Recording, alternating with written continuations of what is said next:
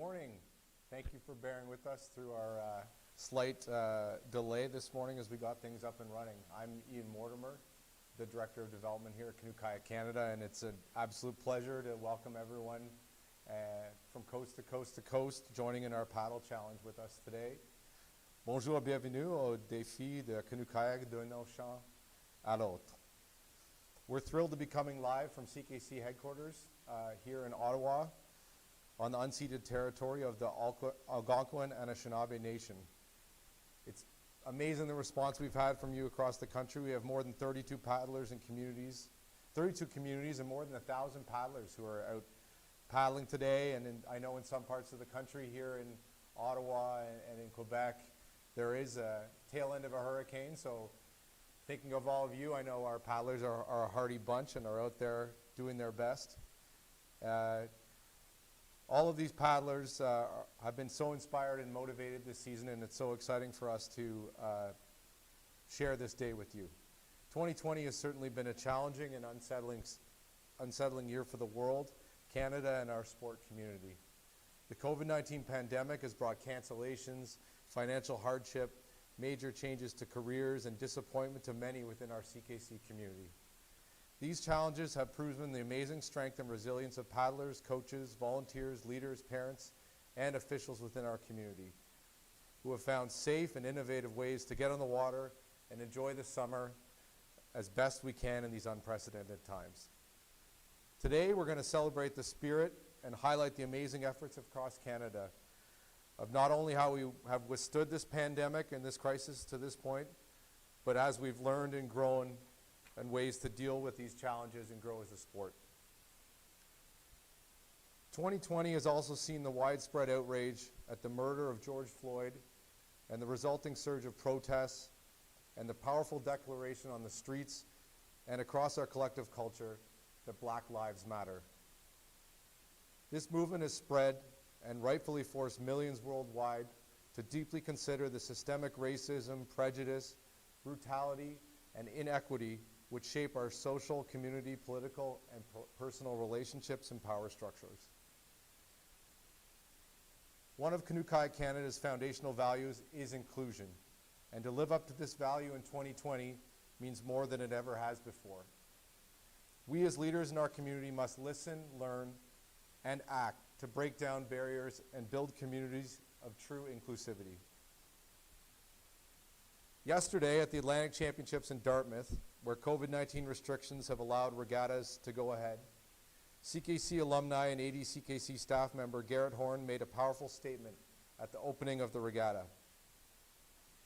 Garrett has been generous to share that message with our entire CKC community, and we will open today with Garrett's message and perspective, as well as joining in a moment of silence, followed with a few follow-up discussion points with Garrett.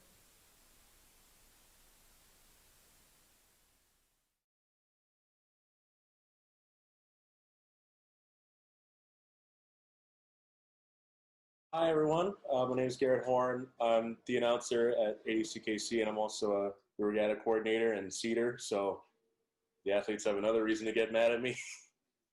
But I'd like to thank everyone for listening, and I'd like to start off by saying that as an African Canadian, I'd like to ask everyone here to join me in a minute of silence to remember all of the lives lost and affected by systemic racism and senseless violence. Thank you very much.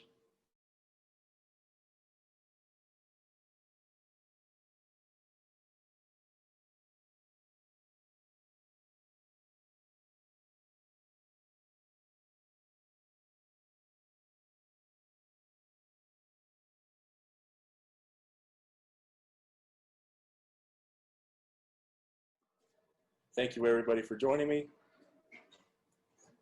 Black Lives Matter.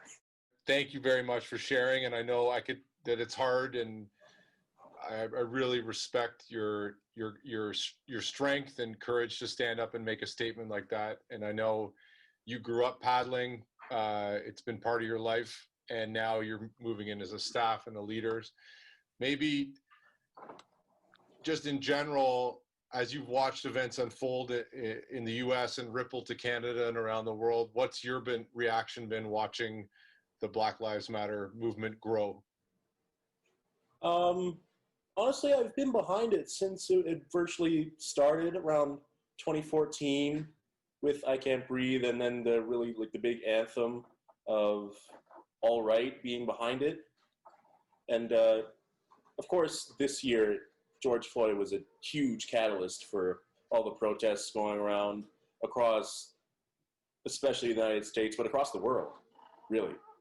And I think that it's created like a huge shift in paradigm, I think. And it's kind of shown that some people who are thinking like, oh, it's saying that they're better than me. Well, I mean, it's kind of shown that that there's a two implicitly at the end of Black Lives Matter. I feel like that's the most important part, to make sure that like no one's better than anyone else. You just want to be a part of everyone that is cared for and everyone that is looked out for in society, in this country, in this continent, and like for the world. And like I said, you grew up paddling, I think at Bannock, is that right, Garrett? Canoe Club? Yeah, that's right. Yeah, and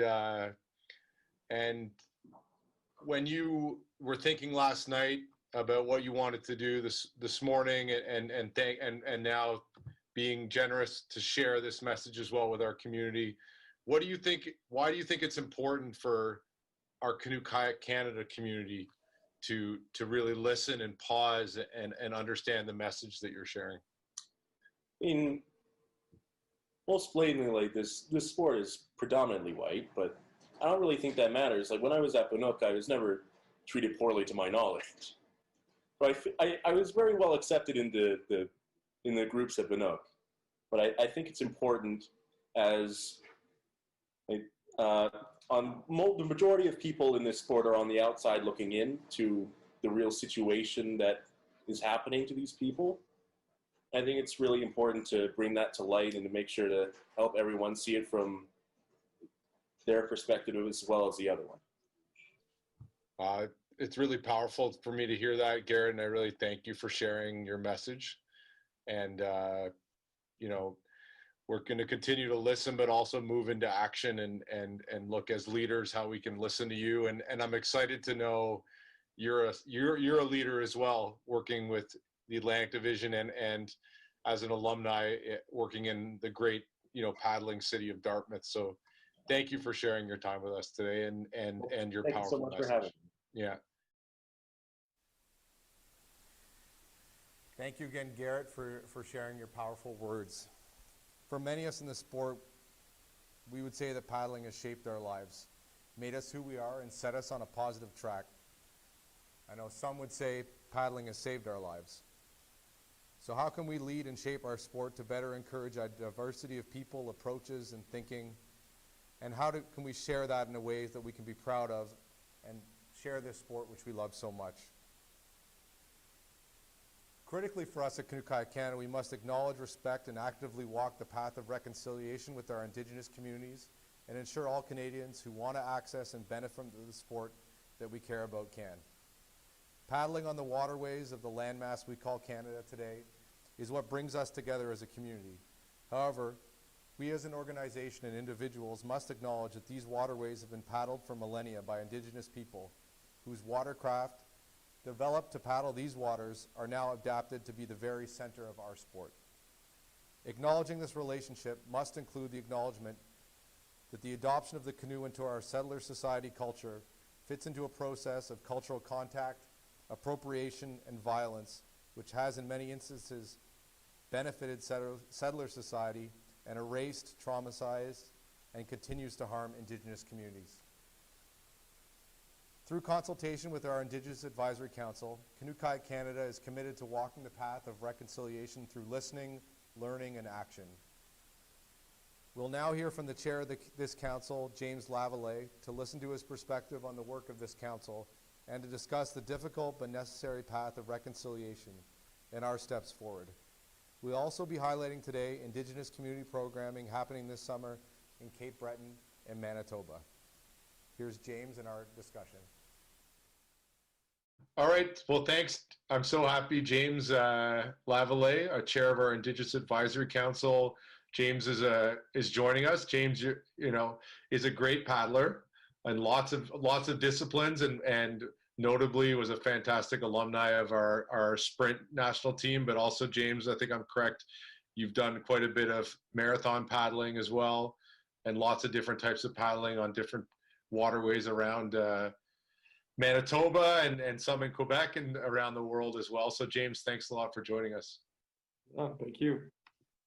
But James, I wanted to start, we were honored first that as Athletes Rep, you agreed to join and contribute to Canoe Kayak Canada as part of our Indigenous Advisory Council, and now serving as chair of that group. I just wanted first your perspective on why, when you saw the call from Canoe Kayak Canada for the formation of this council, you were interested, and what your perspective on why it's important is. Totally. Growing up in Winnipeg, I'm Métis myself. I didn't grow up with my culture, which is the truth or the situation for a lot of Indigenous people. And paddling was how I reconnected with that and found my community again. So it was years that I've been thinking with other teammates and stuff how amazing it would be to actually start integrating the Indigenous component back into paddling, and how powerful that experience has been for us as athletes and as Indigenous peoples. But seeing that CKC was taking these steps to really bring that to a national level and bring it to the attention of all paddlers in mainstream sport, that this is a critical point in our sport, and that we can work together to making again once inclusive and empowering for Indigenous people. When you came up through the sport, and I know you said you were missing some things or things that you think might have enriched the sport for you, but maybe more generally, like when you look at the sport and your sport experience, what are areas that you think maybe were even problematic, or areas that there were gaps that we need to think about, or from your experience, or things that really are important that we address? Yeah. From my sport experience, as a sprint kayaker mainly, it was years in the sport before I even knew that was kayaks and Inuit invention. And it is amazing to me now that that's something that isn't even talked about. And most people, I would say, in our sport don't know that. So just the context wasn't there. And it's clear when we go to national championships or many of our in the sprint world that we don't see a lot of brown faces. I'm not one. I'm Indigenous, but I'm a light-skinned man. I don't add to the optical diversity, but it's no coincidence that we don't see people of color, we don't see Indigenous people in our sport. And we have to start asking ourselves those questions. And I found that when I started asking myself those questions, like, I blend in here, I'm in the sport, but why aren't there more Indigenous people involved? And for me, that kind of started the conversation of like, why isn't it there? How do I help make that happen? And this advisory council is a great opportunity to see that happen. That's great. I agree with you that we need to really look inwards and look at the sport culture that we maybe make assumptions around about a shared knowledge of what our sport is and what its foundations are, and even the foundations of the words and the names of our canoes and kayaks, and where the pronunciations come from, and the history of the European languages taking that word to mean something in the sort of fraught and really difficult and traumatic process of contact, and now we have to, I think it's incumbent on us as an organization to, challenge those assumptions. And I think that's, it's so important to have a voice like yours and to listen to a diversity of voices, and even you and I have talked at the Indigenous Advisory Council that our Inuit presence is close to zero within our organization, and that's not something that's acceptable, and we need to understand and understand how we can develop relationships with Inuit communities and walk that pathway of understanding where, the origins of kayaks and our canoes and all the different craft across the country. What do you think the positive effect can be for Canoe Kayak Canada as a community, for as a whole, to learn and listen and walk the road of understanding and reconciliation with Indigenous communities? Especially in paddling, we are talking about, in a sport grounded in Indigenous traditions and lifestyles that's become this high-speed thing that's happening around the world. Sport and recreation is such a great vehicle to do reconciliation, because it's not you're flipping much smaller systems. So many people have experiences in sport, and we can all relate in some way through that. So it's really important that we're on this path, and CKC is committing to this, because it's not only going to help so many Indigenous communities and people of color get into the sport and heal, and it's going to improve the sport and experience for non-Indigenous paddlers and strengthen the whole community. I agree that, and I think challenging and growing and strengthening together in our understanding of our connection through something that is loved by many people, but on a basis of understanding and proper education and positioning, I'm hopeful that we can, that the entire community can be stronger. And thanks again, James. And James is such a great leader of our Indigenous Advisory Council, and certainly thank him for his time and look forward to working together. Today we'll also highlight a new Canadians pilot program being run this summer in Regina, later on this afternoon, which is part of a CKC effort to look at how we can change how we teach, deliver, and engage participants in our sport to ensure that barriers continue to be removed and to encourage a more diverse group of athletes. Internally, our staff is set to undergo new training in September so that we can ensure inclusion is truly at the center of all our conversations. From coast to coast to coast, we've had a tough, challenging, and deeply thought-provoking summer. As we celebrate our unique 2020 paddling season, we as a CKC leadership team are also committed to challenging ourselves to push our sport community to be safe, welcoming space for all paddlers to enjoy. And thank you everyone watching from coast to coast to coast and tuning in. I know there is weather in some places, as I mentioned. I know racing has started already in Nova Scotia on Lake Bannock, and we'll be going there shortly to check in with what's happening in Dartmouth today. But before we do that, I want to just sort of set up what we'll be doing today. So the live stream will be going throughout the day, and we'll be checking in different regions of the country, going across to our great paddling communities, checking in with what's happening on our Coast to Coast Paddle Day, and seeing a little bit of video and social media posts of everyone of what they've been up to. The way to connect with us and for us to see what you're up to and share your posts is that you can engage with us on social media today by tagging at Canoe Kayak Canada on Instagram, Twitter, and Facebook, and using the hashtag CKC Paddle Challenge.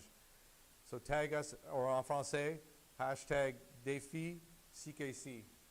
We'll be monitoring those hashtags throughout the day, and we'll be excited to see how you're celebrating.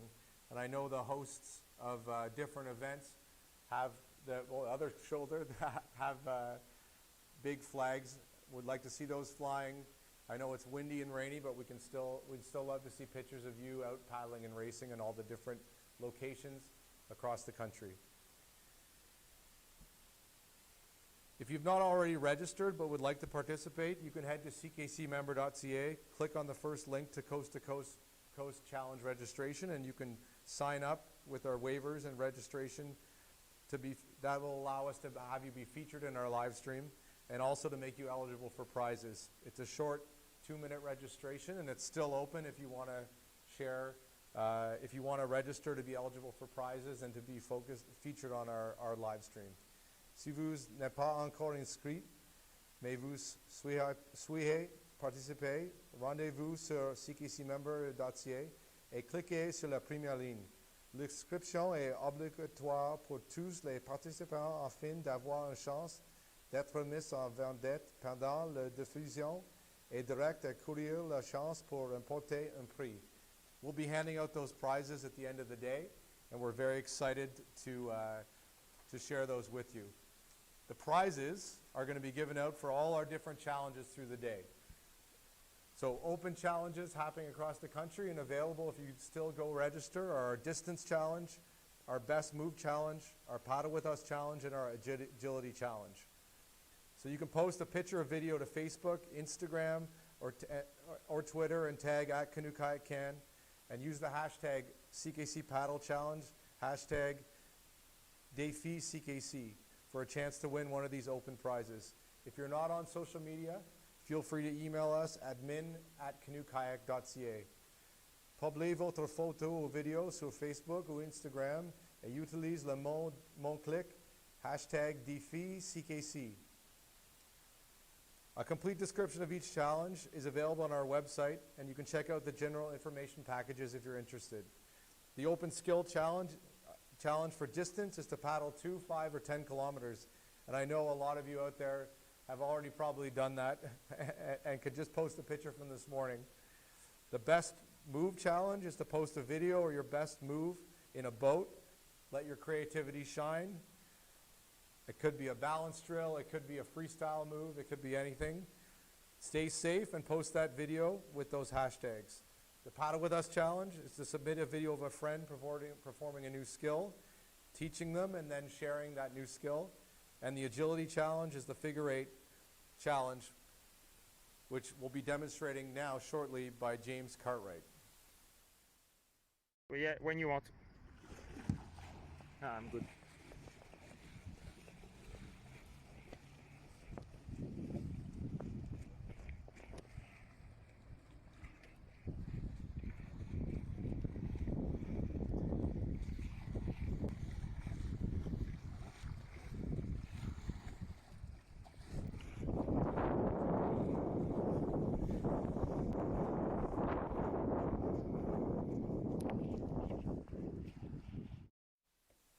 Well, great work, James. That's James demonstrating our figure 8 challenge.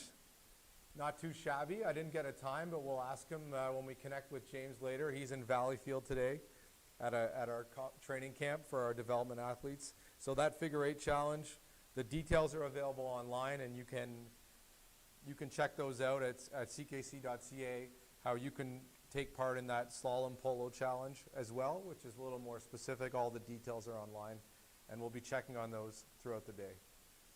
If you participate in a competitive challenge, oh look, and here we go. We got a first post here of a competitive challenge happening. That's from Burl Oak. I believe that's at the Welland International Flatwater Center. So the flag's flying high. I don't know. Sometimes there's a rights wind at Welland. It looks like that may be in place today, but that's great. Thanks for sending it, and we'll keep posting throughout the day. And best of luck to all the athletes who are participating in Welland today. So if you're participating in a competitive challenge, the results will be online at ckcmember.ca/results. You can check those out throughout the day. And if you have questions, you can find online the contact for Scott Best, sbest@canoekayak.ca.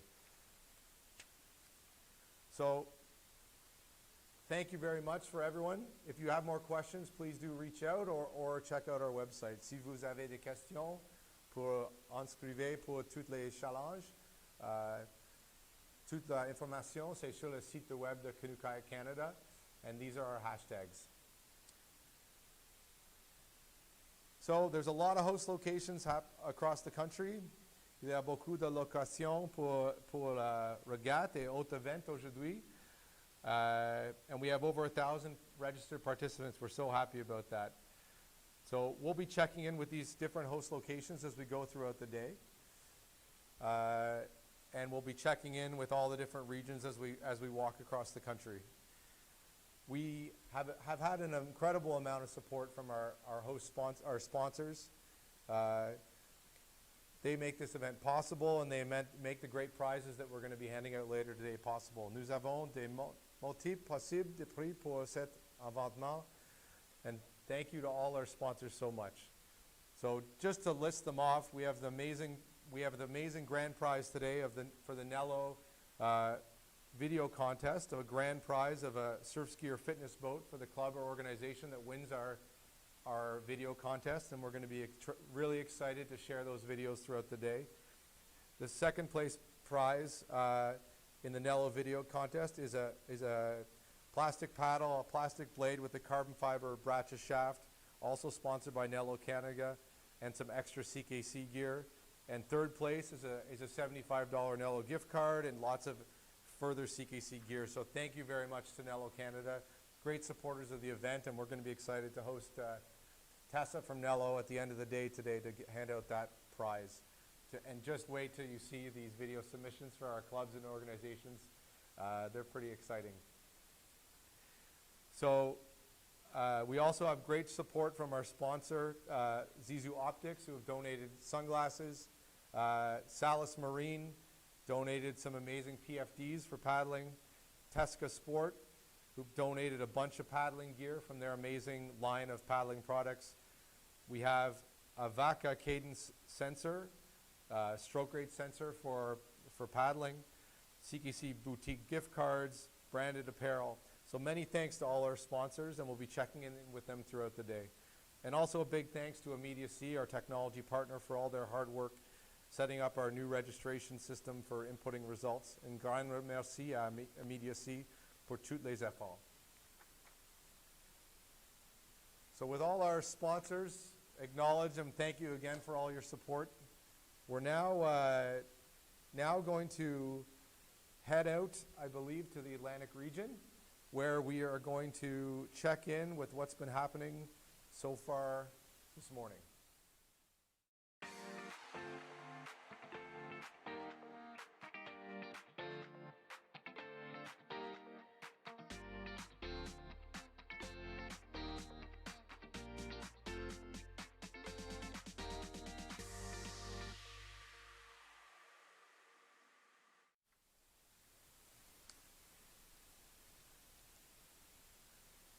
So good morning again, bonjour, and we're going to check in now with the Atlantic region, and with specifically this morning a lot of action happening on Lake Bannock, where, as I mentioned earlier, because of COVID-19 restrictions, they've been fortunate enough to have regattas for their athletes and are out paddling on the water right now on Lake Bannock. And from what I understand, the weather is still beautiful, and they're having a great regatta day following up on one yesterday, and the U14 regatta last weekend.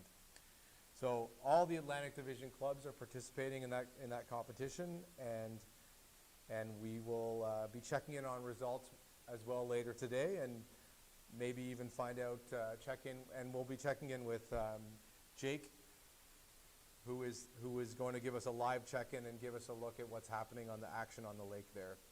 Very much looking forward to that. But to start with our Atlantic region, we're going to be checking in with an athlete Q&A session with one of our stars from the sprint program, bronze medalist from the London Olympics. Here's a Q&A session with Mark DeYoung.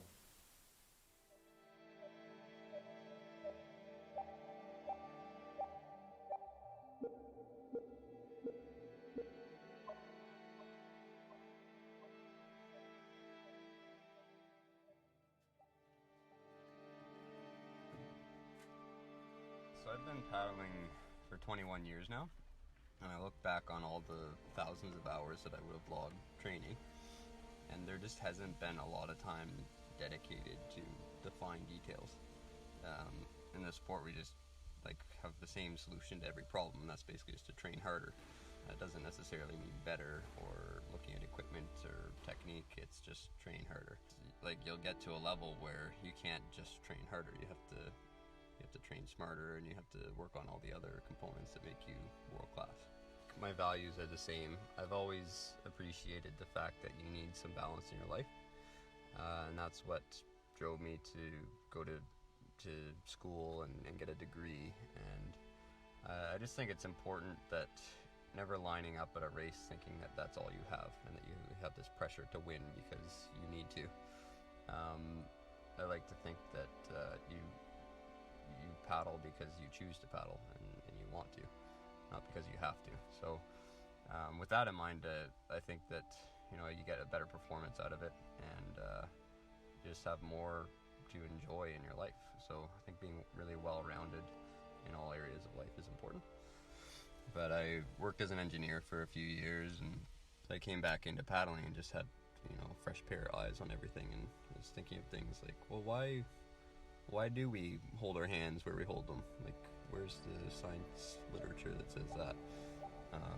Found out that it's just rules of thumb that a lot of people follow because the problems are often way too complex to address properly.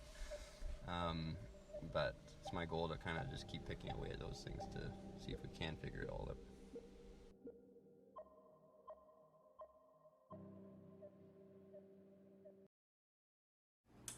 How has training been going?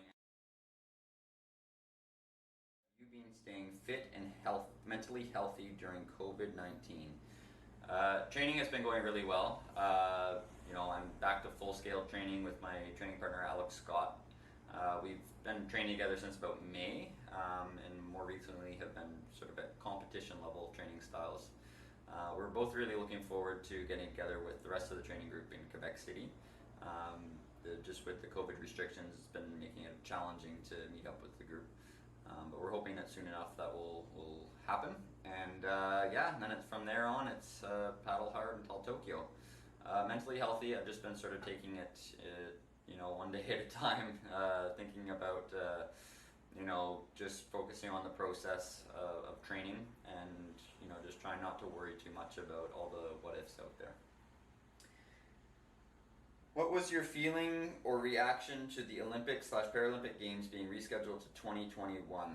My initial feeling about the 2020 Olympics being rescheduled was, what a bummer, another year that I am paddling. I was hoping to retire after Tokyo 2020. But I've sort of reframed that into understanding that it's another year for me to get even better. So, I've been focusing on that and have been just, again, trying to keep things focused on the process and not worrying about, are the Olympics even going to happen? I find that focusing on what you need to do today in the moment is really what makes a difference long term when you look back and see how far that you've come throughout sport. 3, what is your best paddling memory? I've had a lot of good paddling memories, but I'd say that my best paddling memory is probably winning the 2014 World Championships. At that stage I had won a bronze medal in 2012. 2013 I was second at the World Championships by only about that much. So 2014 I was really motivated to go out and win it, and I finally did. After what it would have been, 17 years training in the sport, I finally made that happen, and I was so excited to be the best in the world at something. So when did you start paddling, and who is your sport role model? I started paddling back in 1997 when I was 13. My family moved from Calgary to Halifax, and my parents were looking for something to keep me active and meet new friends in the summer. And I fell in love with paddling pretty quickly. My first goal was just to stay up in a boat, and that sort of snowballed into me going to nationals, World Cups, Pan Am Games, and finally the Olympic Games. My sport role model, I wouldn't say that he was a sport role model so much as an inspiration for me, but back in 1996, watching Donovan Bailey win the men's 100-meter sprint was quite inspiring for me as a 12-year-old. And yeah, I just sort of realized that people from Canada can be the best of the world at things. And that kind of got me thinking about the Olympics from my own perspective. And, you know, I was really happy that that panned out for me. What is your favorite paddling Olympic/Paralympic moment? Aside from my own moment in 2012 where I won a bronze medal, I'd have to say that my favorite Olympic paddling moment was my teammate Adam Van Couverden winning gold in the K1 500 meter event back in Athens in 2004. That was really cool to see. What does the Coast to Coast to Coast paddle challenge mean to me? Yeah, the Coast to Coast to Coast paddle challenge is it's great to see people connecting, finding a way to connect paddling across this big country of ours. We're used to all meeting up and having competitions like nationals to really connect, and we don't have that this year. So we found another way, and it'll be great to tune in this weekend to see everyone having different challenges and races across the country. You know, from more recreational levels all the way up to the really competitive levels. That'll be great to see. And I think ultimately it's great to see how paddling connects us all. So looking forward to that. And that's it. Great, thanks, Mark. Great to check in. And one of my old Junior World teammates there, Mark DeYoung. We prided ourselves on being one of the best Junior World sprint teams for many years from 2001, and then very happily last year our sprint Junior World team came home with 6 medals and firmly have the crown now. So congratulations to them, and great to see Mark sharing some thoughts with our younger generations as the 2001 Junior Worlds gets farther and farther in our rearview mirror.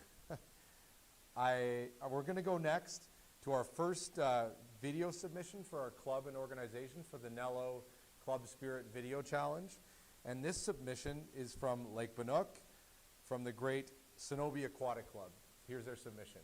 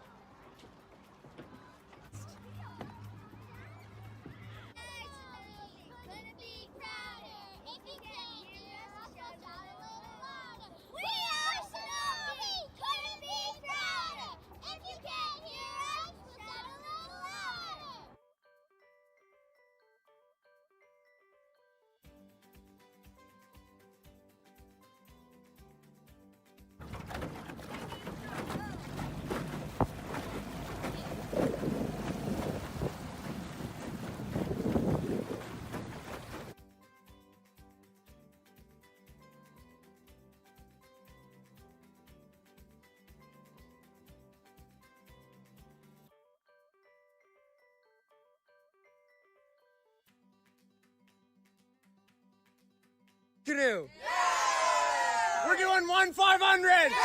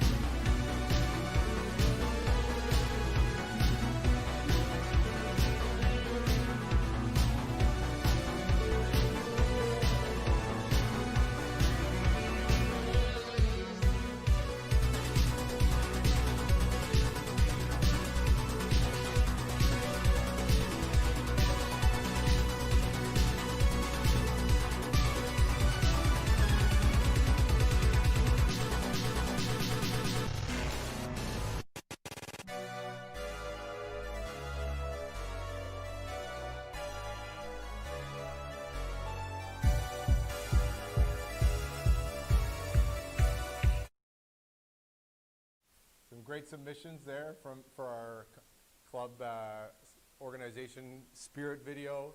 Great to see all the young paddlers at Cenobi, and I know everyone always has a great time paddling all summer on Lake Banook, and Cenobi has lots of great traditions with their belly flop contest, and great to see those incorporated. Congratulations and thank you to Cenobi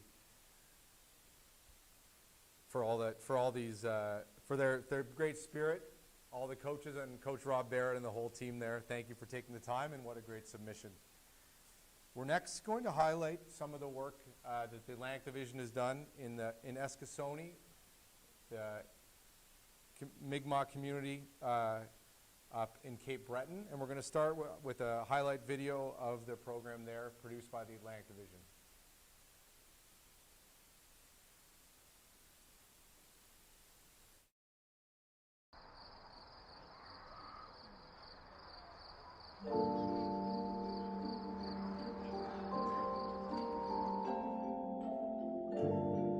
For us, especially in Nova Scotia, canoe, kayak, and paddling is really important because it tells a story of the heritage of where we're from. So we're doing a paddling festival here in Eskasoni, and the event is really designed to just connect people and bring a camaraderie together and get people out on the water. Old, young, competitive, or just starting out, we call it just paddle it, but really this is more about bringing community together, and this event should see lots of fun participation and a few tight races and a few people that hopefully fall in love with the sport for the first time. So Eskasoni is the largest Mi'kmaq community in the world, and it's so important that it's here because Eskasoni is one of the few communities that is still a fluent speaking community. They were able to maintain their culture, their history, and their language, so it's so important that we're bringing back these traditional things like canoeing to the community and having more youth involved in them. It's wonderful that Eskasoni is partnered with so many people to bring this to the community because canoeing is traditionally one of the main modes of transportation for the Mi'kmaq. With this being a festival, there is some races, but there's also people just walking up wanting to try it and learning it, and then learning from some of the best here. There's some Olympians out there, national champions, Pan Am Games, and so it's no better way to learn than from experts, I like to say, and then it's just come out. Everybody's out here trying it, and some are enjoying races, and it's just been fantastic.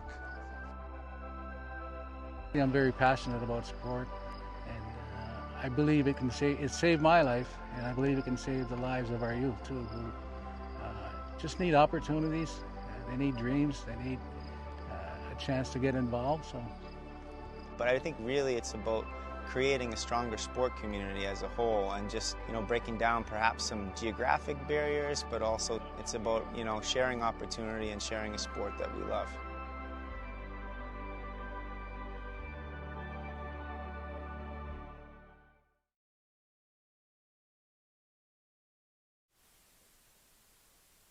Great video and great overview, and great to see Tex Marshall and other leaders from Eskasoni and the Mi'kmaq Nation. We're now going to catch up with some leaders from this programming in Nova Scotia, and I was able to catch up with Josh Nichols and Robin Thompson from the Atlantic Division for this interview earlier this week. So we'll check that out now. Thanks to you both for joining today to have a chat about the programming happening in Eskasoni and the great partnership that's developing and growing between your organization and different communities. So maybe just to start, Josh and Robin, you can introduce yourselves. Josh, maybe you first, your role, who you are, and what you do. Hi, my name is Josh Rivera-Nicholas, and I am the MPAL for Bullet First Nation.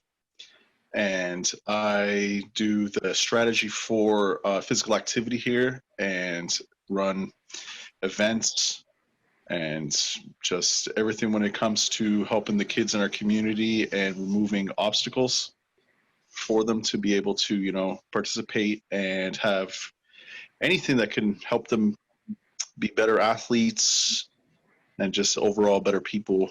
Thanks. And Robin? Yeah, I'm Robin Thompson. I'm the Executive Director of Atlantic Division PewPie Canada. Great.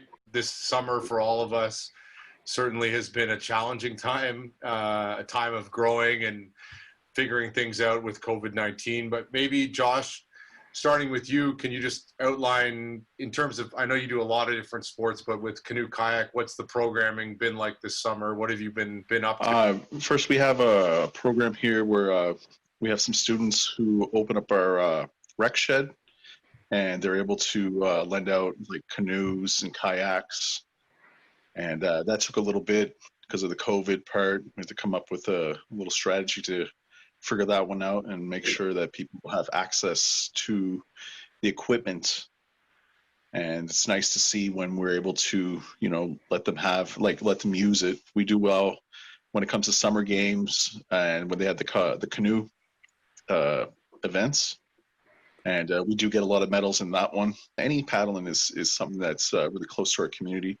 We live right on the water. We have a beautiful little cove, and you know, trying to grow that more and more. And you know, one day I'd like to see one of our kids, you know, be able to go out and you know, make it a sport that they're really, really good at. I think, Robin, we share that goal. So maybe you could highlight how now the Atlantic Division's been partnering and how you help support the different programming.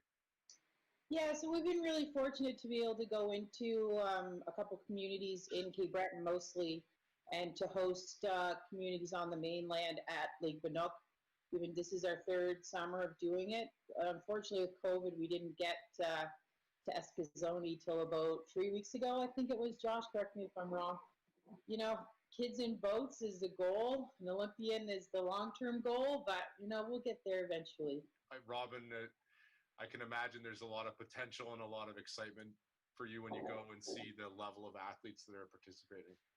Yeah, we were really lucky this year that because of NAG, like a lot of the kids don't have the proper boats that they will be racing at the North American Indigenous Games. So we were able to leave some boats in Eskasoni with a family of like one of the team members' parents' home. They live on the water as well. And ironically, Jake was on vacation and saw the boats in Crane Cove being used. So like that's awesome to us, and that's what we want to see. So we'll get there. I know we'll get there. That's my goal. So, Josh, when you see paddling programming happening in different communities that you work with, and you've observed it growing, what are the different needs you see that can be met by youth getting on the water and growing their skills? Well, the advantage is like with all the water that surrounds us, you know, we have a lot of lands programs, but to get them out there on the water, you know, teaching them about safety and, you know, just, you know, I'm a big fan of like sport for life. You know, even if they don't become racers or nothing like that, it's just be a lifelong love of being on the water. You know, we have a beautiful little lake that I'm looking at right now. You know, just nice to see people, you know, get out there. We do have a fella who does go, and, you know, my stepdad goes out on there. So it's big, you know, like, but right now, like the biggest deficiency is having the proper equipment for them. Hopefully, like Robin said, that NAG is an opportunity to get some equipment, and we can sort of build the momentum around that and get more, because we need boats, right? Robin, you got to start. Yeah, I mean, the big thing with NAG is that all those boats, you know, the legacy for NAG is that those boats go in communities that don't have any boats. So, I mean, that's huge, right? I mean, they're not cheap, unfortunately, but if we can get 40 boats in communities, that's incredible. What has the experience been like for coaches that are learning as they're also teaching paddling in these communities? You know, I don't coach. I'm not a coach. I won't ever say that I have been in canoe kayak, but it's just in talking with coaches, you know, specifically Jake and some other junior coaches that we have taken to Eskasoni, everyone's just really loves that everyone's so enthusiastic, so eager. It's just more of a joy than work. That's great. Josh, I know along with your role and your interest in paddling, we're honored that you're part of our Indigenous Advisory Council for Canoe Kayak Canada. And so just from your perspective first, and then maybe Robin, what can Canoe Kayak Canada, you think, as an organization, how can we enrich ourselves, be better? What can we learn through this kind of programming and dialogue? I think you guys already taken the first steps, by reaching out and, offering these programs and, being there. And you guys have a fantastic crew of people, that come around. They're great with the kids. And, it's a long process, just even having a comment, from one of my Facebook posts about the thing where someone said, like, we're known for canoeing, and we're going to have people come in and, teach us how to do it. And I have to be clear about that and say, like, no, it's not about that. It's about the racing aspects. It's different equipment. It's, you can go on a kayak and then you see somebody go on a racing one, and it's a big learning curve. I think, what we can do is, work together and keep it up, because I see the programs you guys already do are amazing to see it in Eskasoni. And maybe, and now obviously it's been a difficult year with Indigenous Games being delayed. And what sort of plans do you have, and what's sort of the excitement for your community looking ahead for NAIG next summer? Well, it's been a long process because it was supposed to be this summer, right? So it's another year for us to get ready. Before I came on, we'd only get like about 3-4 kids in the summer game or the NAIG games. And the last time in 2017, I was able to send 13 kids to Toronto. And my goal is always to be able to send more and more. And, we're super proud because out of those 12 kids, we came home with 6 medals from the games. And that makes us really proud because Nova Scotia got 16. And for for 6 of them to come to my community, it's huge. That's I'm awesome. really proud of them.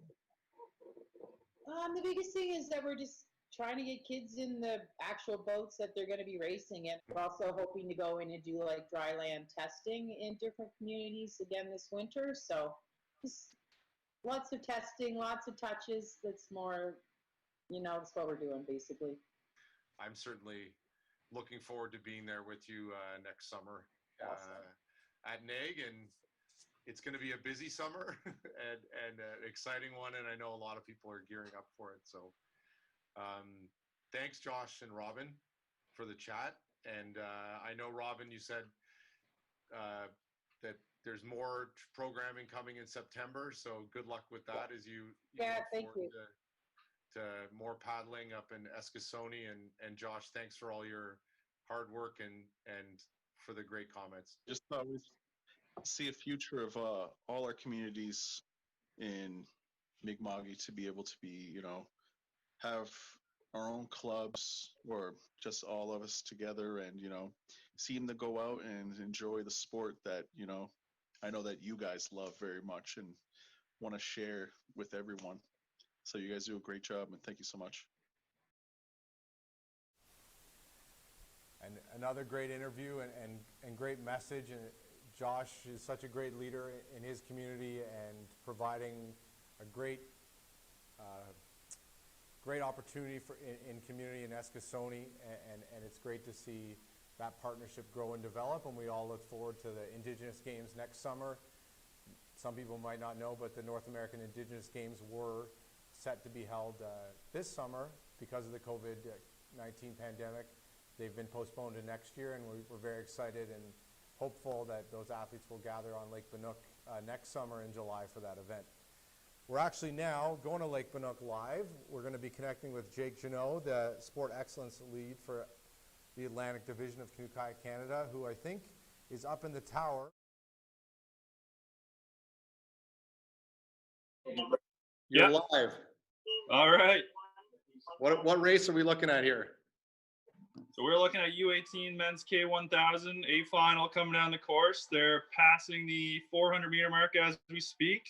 Yeah, we and I got the lanes here. It's Liam Ring in lane 1. It's U16. No, U16. event 113. Event 113. The A final of U16. So we got Oh, U16. My bad. Nathan Ledger, Nate Davis, Benjamin Carew. Lane 4 is Alex Elwood. Lane 5 is Ethan Firth. Lane 6, Eli Nolan. Lane 7, Sam Amaro. Lane 8 is Evan Ring. And lane 9 is David LeBlanc. I'll give it to you, Jake. You tell us what you're seeing. All right, looks like we got a lead coming in lane 4. Strong challenge from Ethan Firth in lane 5. Ethan was our bronze medalist in the 6K last year, so we know he has a strong finish. Looks like it's going to be a battle for first position coming across the about 175 mark. Looks like Eli now making a push for third. And Ben Carew and Eli battling out for the third position. All right, stand by. We're going to switch windows here. Is that all right, Barry? Yeah, we got a little bit of glare.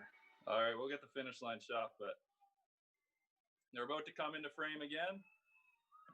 About 50 meters to go. Looks like Alex out in front, Ethan Firth, then Ben Carew.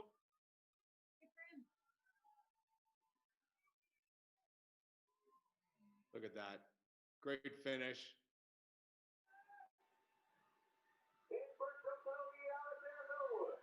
There we go. Wow, that's great. Thanks, Jake. Look at that. Look at that finish. And a beautiful, beautiful day on Lake Banook. I think some of our paddlers in Quebec and Ontario will be a little bit jealous with the sun shining and no waves. So Jake, maybe if you could stay on the line and we can chat, and you could maybe head down and just do a little walk around. We'll stay on Zoom with you. Absolutely. We'll make our way down here. We're in the 4th floor of the tower, so give me a minute.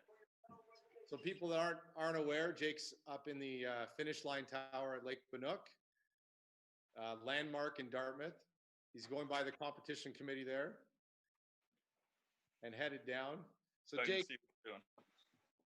I think you'd agree you've been fairly fortunate during this crisis to be able to have regattas this summer. How have the competition season been going for you at the Atlantic Division? It's been going very well. You know, it's been definitely a big team effort with, you know, our amazing volunteers, our amazing clubs and coaches and athletes. You know, it's been a busy one. We threw it together pretty quick, but we can honestly say, you know, we're pretty happy and confident to deliver safe competition, and our athletes are, you know, more than excited. But luckily, we have our little COVID podium, which I can give you a shot of over here. Yeah, we'd love to. Yeah. How does the COVID podium work? So if I can zoom here. I'm going to walk right over for you guys. Oh, great. Yeah, do it. The way the COVID podium works is you got to stay in your boat. We got lane numbers drilled into the dock here. So rather than get out of your boats and get close, we can stay 6 feet apart in our boats. So kind of making the best of the situation that we can. We all know it's been a really tough year for everybody with striving for something to go for and nothing on the horizon. So making our way down the podium dock now. And who's this coming in here? This is Mr. Ben Carew coming in for his bronze medal. Wow. We got our facilities and operations lead, Mikey Balcom, handing out some medals today. Great to have him. Yeah.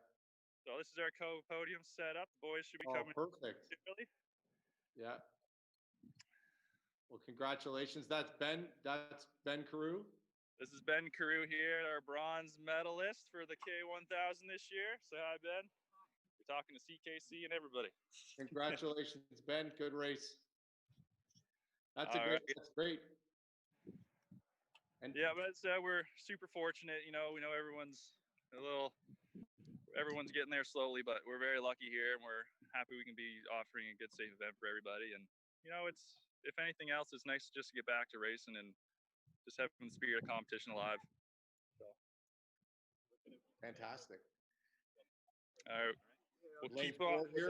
Is that our event winner in U16 K1? Yep, we're gonna get a little shot of him here. We got Mr. Alex Elwood coming in for his Atlantic champion gold medal this year. Alex, give us a little wave and give CKC a wave. Thanks, buddy. Congratulations. All right. Yeah. Silver medalist Ethan Firth from Arenda. Awesome race, buddy. Good job, guys. Congratulations, guys. Great work. And here's the COVID podium in action. This is the COVID podium in action. Sanitized and maxed up for extra safety.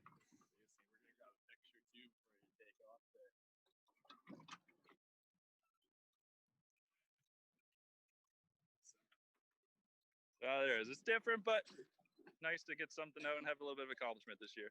Yeah, it's great.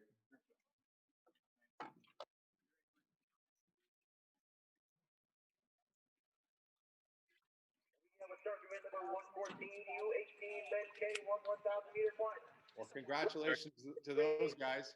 That's awesome. Yep. Yeah. And as we speak here, U18 men's A final is about to come down the course. It'll be a good battle between Ian Gadet, Craig Johnson, Cole Parsons, and a few other names.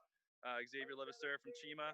Got a pretty strong group here. There were a lot of our Junior World hopefuls that have been working really hard this year, and we had a lot of luck with them this year in Germany and running some training camps all together. So Yeah. should be a great race and a really good finish on this one. They've kind of been battling back and forth all summer in our training group, so it's kind of anybody's race at this point. We don't really have a prediction.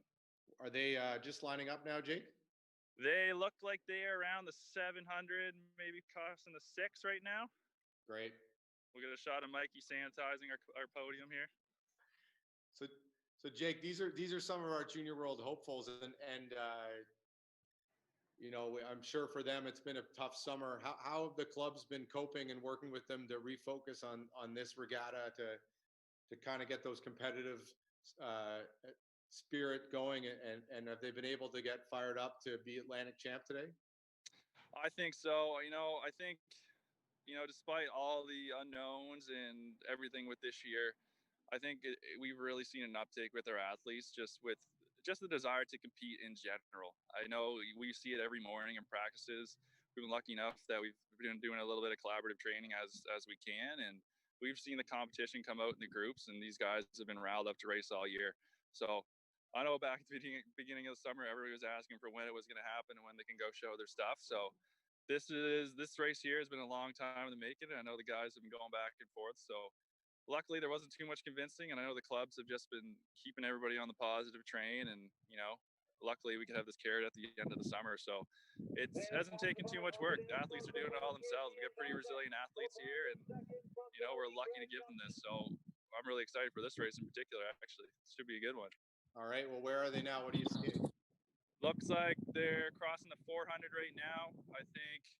Looks like Ian Gadet maybe by a deck, and Cole Parsons and Craig Johnson fighting for third. Looks like Xavier is coming up as well. He always has a good late finish. He's got a really strong second half. Hopefully we can get a little bit of push here at the end. Looks like Ian's out by about a boat crossing the 300 right now.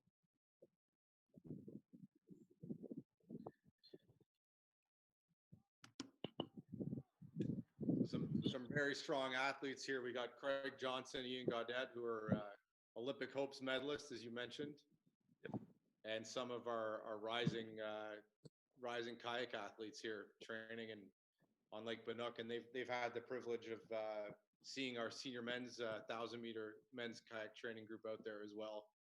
So I know some of these guys have even been able to work with them and do some workouts together. Yeah, it's been excellent. It's been great to have Jan Kruk, their coach here, as a resource for them. And I know it's been a really big eye-opener for them to get on the water with those guys and chase them around the lake. Go from being the fastest kid in your group to the slowest one in Jan. So it's been an eye-opener, and it's helped them greatly, I think. Yeah, who's winning now, Jake? Who's out there? Looks like Ian's out by about 2 boats. I think he has open water on. Craig and Xavier fighting for second. They're coming into the last about 25 meters here. There we go. Ian Gadet, as you see, crossing the frame first. 12 meters to go. He's got open water. And we got Craig making a push for second here. He's got about half a boat on Xavier. There we go. Craig Johnson 2, Xavier 3, right behind Cole Parsons 4. And we got a heap finish for the rest of the positions here. Lots of good athletes up and comers from Sonobe and Chima there to finish off the field. Well, that's great. Thanks, Jake. Absolutely. And it looks, as I look through the results, Jake, if we could see you, there's been a lot of great performances already today. I'm looking through U16 men's K1 who just came down, but we had, I think, some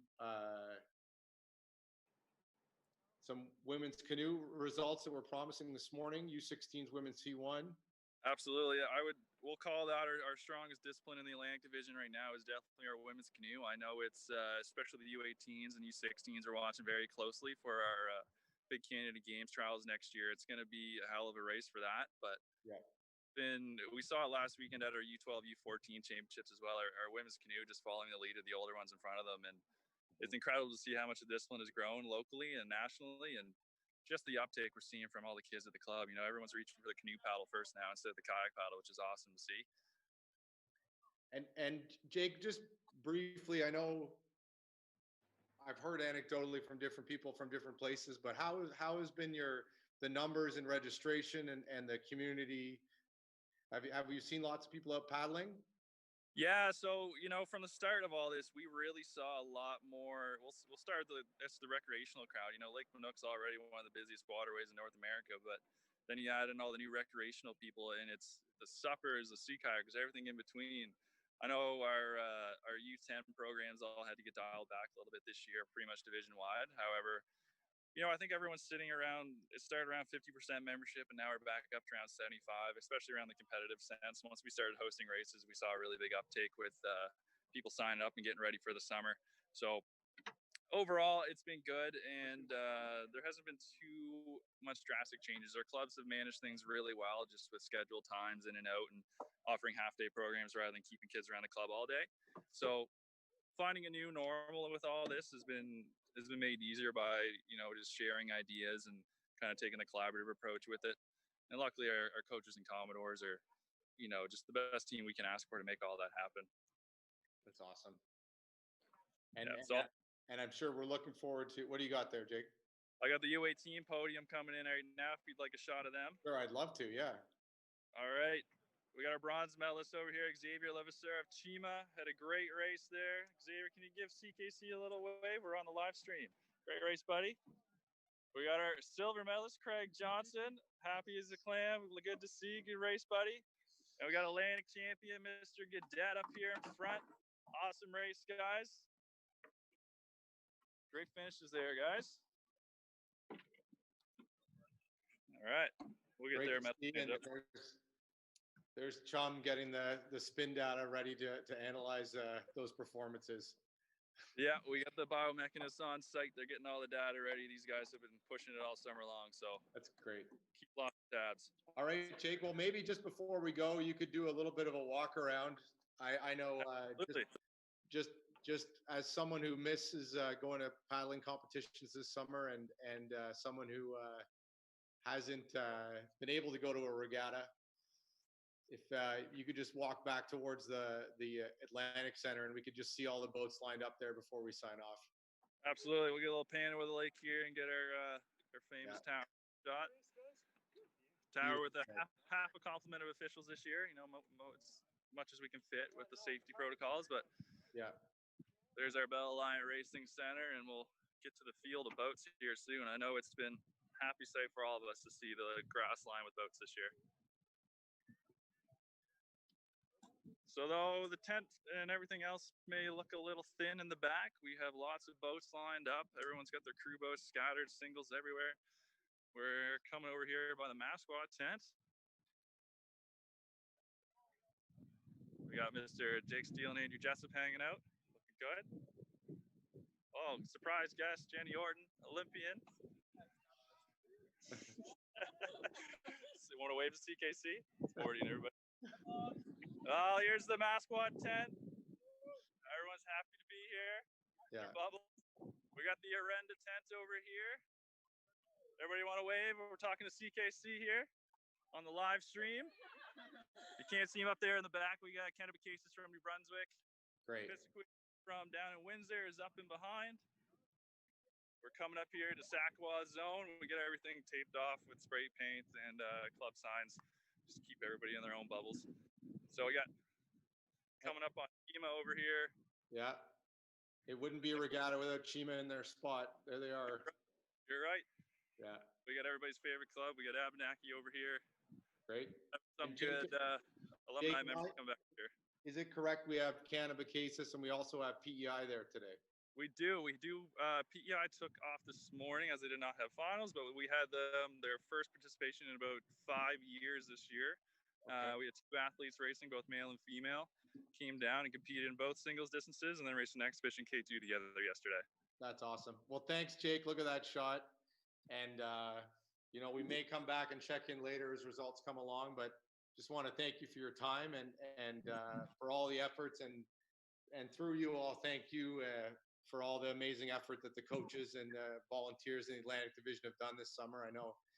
I know it's been tough, and I know we have challenges, and we've highlighted the inclusivity projects we're working on and the Indigenous program we're working on. But along with that, it's amazing to see the spirit of surviving this COVID crisis and thriving in some ways. So congratulations to you and great work. And we look forward to being out in Dartmouth next summer for NAG and head to Worlds. Absolutely. I'll pass along the team, and thanks for all the support, guys. It's great to have a chat. Thank you. All right. Talk soon. We'll talk soon. See you later. Bye.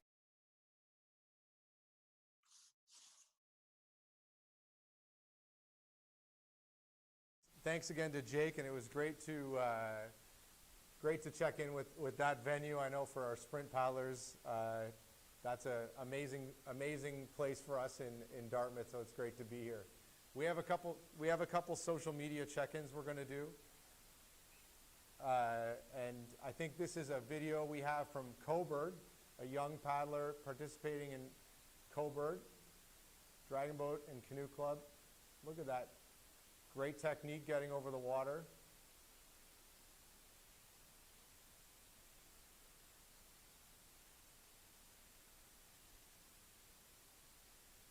Coburg is a beautiful club, beautiful place to paddle, and Emily here, who's part of our technical crew, actually grew up paddling there, so we've got a strong Coburg connection in the house today. Great shot. Thanks for sharing that, and keep sharing your posts throughout the day. Hashtag is CKC Paddle Challenge, Défi CKC, and share those through the day. I think we have another social media check-in, if I'm right with my social media desk here. So this is one of our figure 8 challenges. So this is one of the athletes in Valleyfield, Quebec, where there is a CKC development camp going on right now, and they're all taking part in the figure 8 challenge. So it's start at one end, once around the single pole gate, back the other way, up, up, up, up, up, right to the finish line. Great run. I think James just got beat there. I don't know. We'll have to go to Scott at the results desk to get the times on that, but James Cartwright might be in trouble for the top spot at this point. And we got another check-in. Do we have audio here?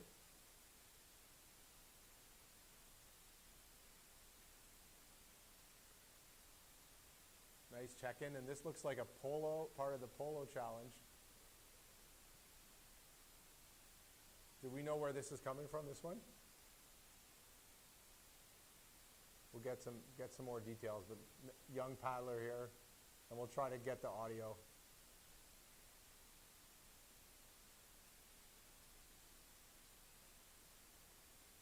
Great to see everyone out. We see a little more rain in Valleyfield here than we did in Dartmouth. So. Alors Florence, comment ça s'est passé au Canada Challenge en le figure 8 de slalom? La performance, est-ce que tu es content avec ta performance aujourd'hui?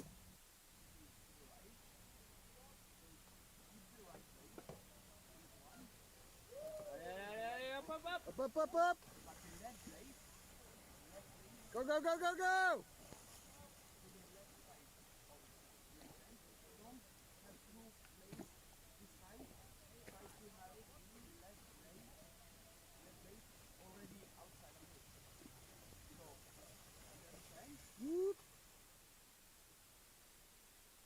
Well, thanks, and that's all. Those are all videos of our amazing young paddlers in Valleyfield, Quebec, and at our training camp. And so those are paddlers from all across the country who have traveled to Valleyfield to be part of that training camp. And now it looks like we have a check-in with more social media, And I think I know that place. That's where I spent most of my youth. The Rideau Canoe Club, sharing some pictures. It's a bit of a cold, wet day today, but oh man, this is the spirit we love. We don't need sunshine to have a great race day. So here's the Rideau Canoe Club participating in their challenge. And Scott will be compiling some results and we'll be able to check in. Our results require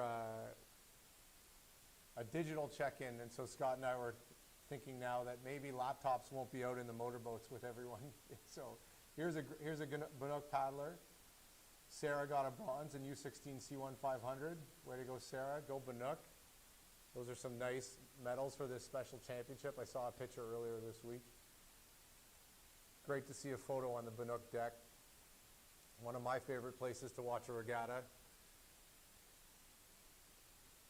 That's awesome. Congratulations. Congratulations to all our paddlers out there. Culmination of the season. Yeah. So thank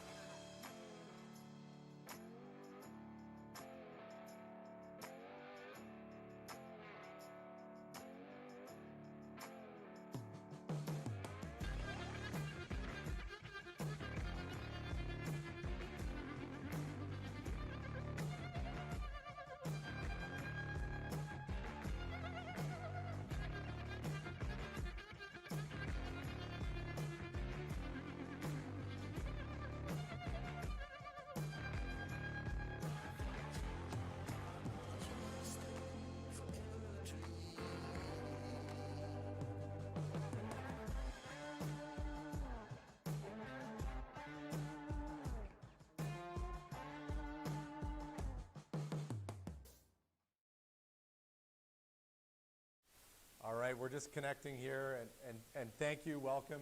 Bienvenue à tout le monde.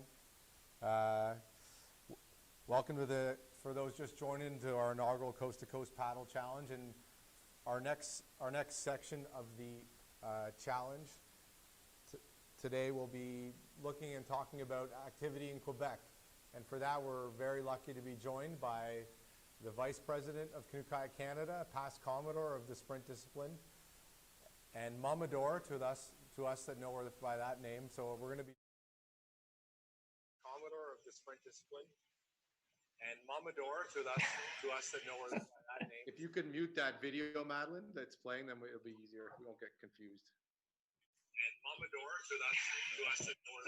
Is that good? Mute that video, Madeline, that's playing. Then it'll be easier. Yeah, 1 second.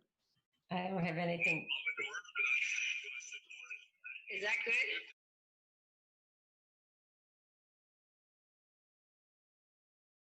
Open in another window. Okay, I'm closing everything.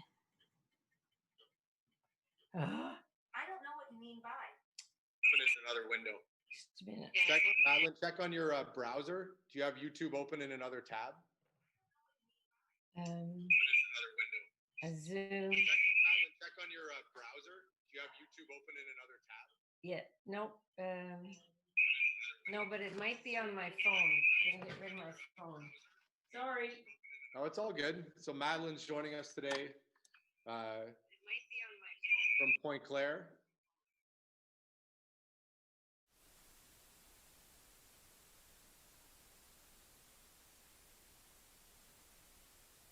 Yeah.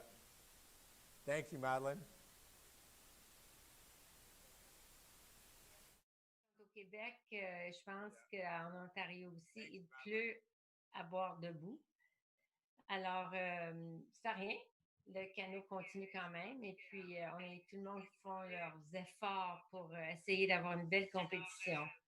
C'est rien. Le canot continue quand même. Et puis, tout le monde font leurs efforts pour essayer d'avoir une belle compétition. It's all good. Maybe we'll try to figure out that echo quickly. I don't know. We're just going to throw to a little hype video and figure out the echo, and then we'll come back. Okay. Maybe Yeah, we all will good. figure out that echo quickly. We're just going to throw to a little hype video and figure out the echo, and then we'll come back. Okay. Maybe Yeah, we all will good. figure out that echo quickly.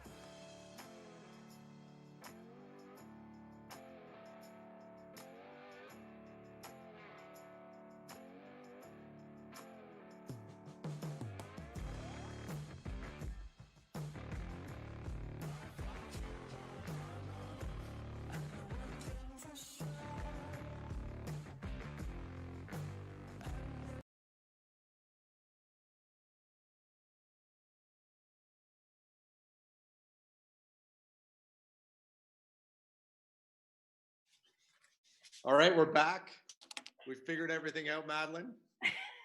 Technology. So thank you and welcome. Madeline will be joining us for our time talking and focusing on Quebec and all the great paddling that happens in Quebec. Of course, Quebec is one of the historic places for paddling in Canada, and we have great partners in CKQ, Eau Vive Quebec, and the Marathon Canoe Association, which has the great Le Classique de Canoë, which is actually coming up next weekend, and we're very excited that they were able to host their championship. Oui, à Shawinigan, je crois, on a la grande course, la classique. C'est une course marathon. Et puis, ils ont réussi à pouvoir l'avoir cette année parce que la plupart des compétitions ont été annulées à cause de notre cher virus.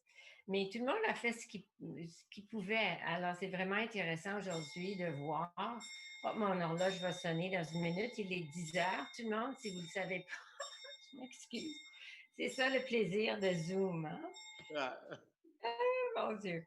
Alors, ouais, alors c'est intéressant de voir tout ce que les différents clubs ont fait, les différentes divisions à travers le pays. Il y a eu beaucoup de créativité. Puis, alors aujourd'hui, on a Shawinigan, je crois, Valleyfield, Pointe-Claire, Cascade et Otterburn. Ce sont des clubs qui ont réussi à faire une compétition quelconque aujourd'hui. Yeah, and we talked with them, a couple of them this morning, and there's a lot of weather and a lot of rain and a lot of wind. So I know some of them may be delaying to tomorrow, and of course that's great and fine. We got to stay safe, and Oui. a lot of people will be figuring out how they can go paddling.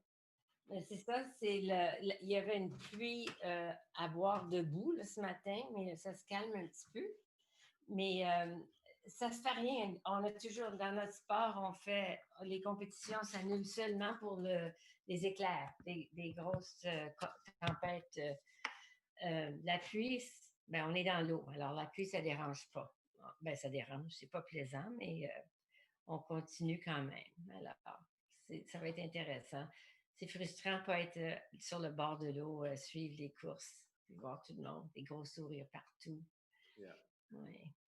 And there's lots, as you said, Madeline, there's lots of great places in paddling today. And I know I was speaking with Hélène Gervais and with her great group in Shawinigan, and they have para athletes participating, young and old, out on that great piece of water on the Mauricie, and like you said, Pointe Claire, Cascades on the Gatineau River, Otterburn participated earlier this week, and beyond that, I know it's been a tough summer for all of us, and Montreal's certainly been affected in all of Quebec. But again, across all disciplines, the amazing spirit of everyone to get out on the water, have safe programming, and thrive and flourish even through this crisis. And I'm sure you may have seen that as well when you've been going by Pointe Claire. I did, and I was there. Sorry again. Now it's really 10 o'clock. Je peux pas fermer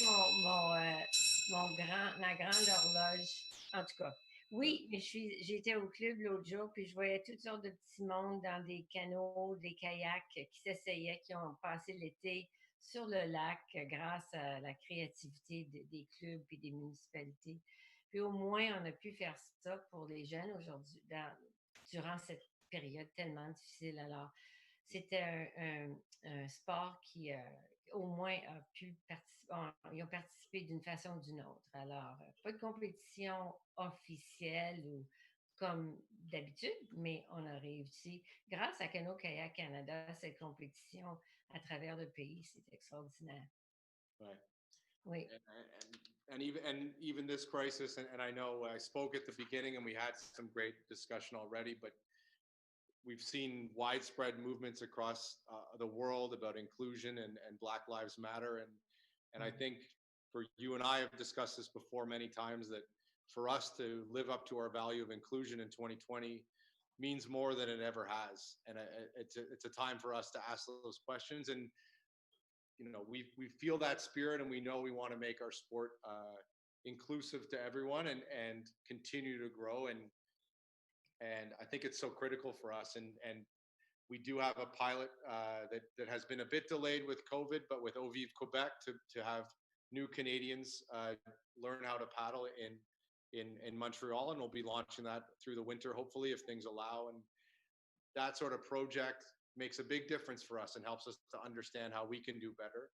Right. And critically, our relationship with our Indigenous community. And we're so lucky and fortunate that in Quebec, we have a connection through CKC with Onage and Ganawage and the amazing club. And I'm sure, Madeline, you've been keeping up with pictures as well of through the pandemic, the young paddlers with Sharon Bryce and their whole team there. So reminders this summer of COVID, but also for inclusion and how we can continue to push ourselves to be better and inclusive and share our love of the sport.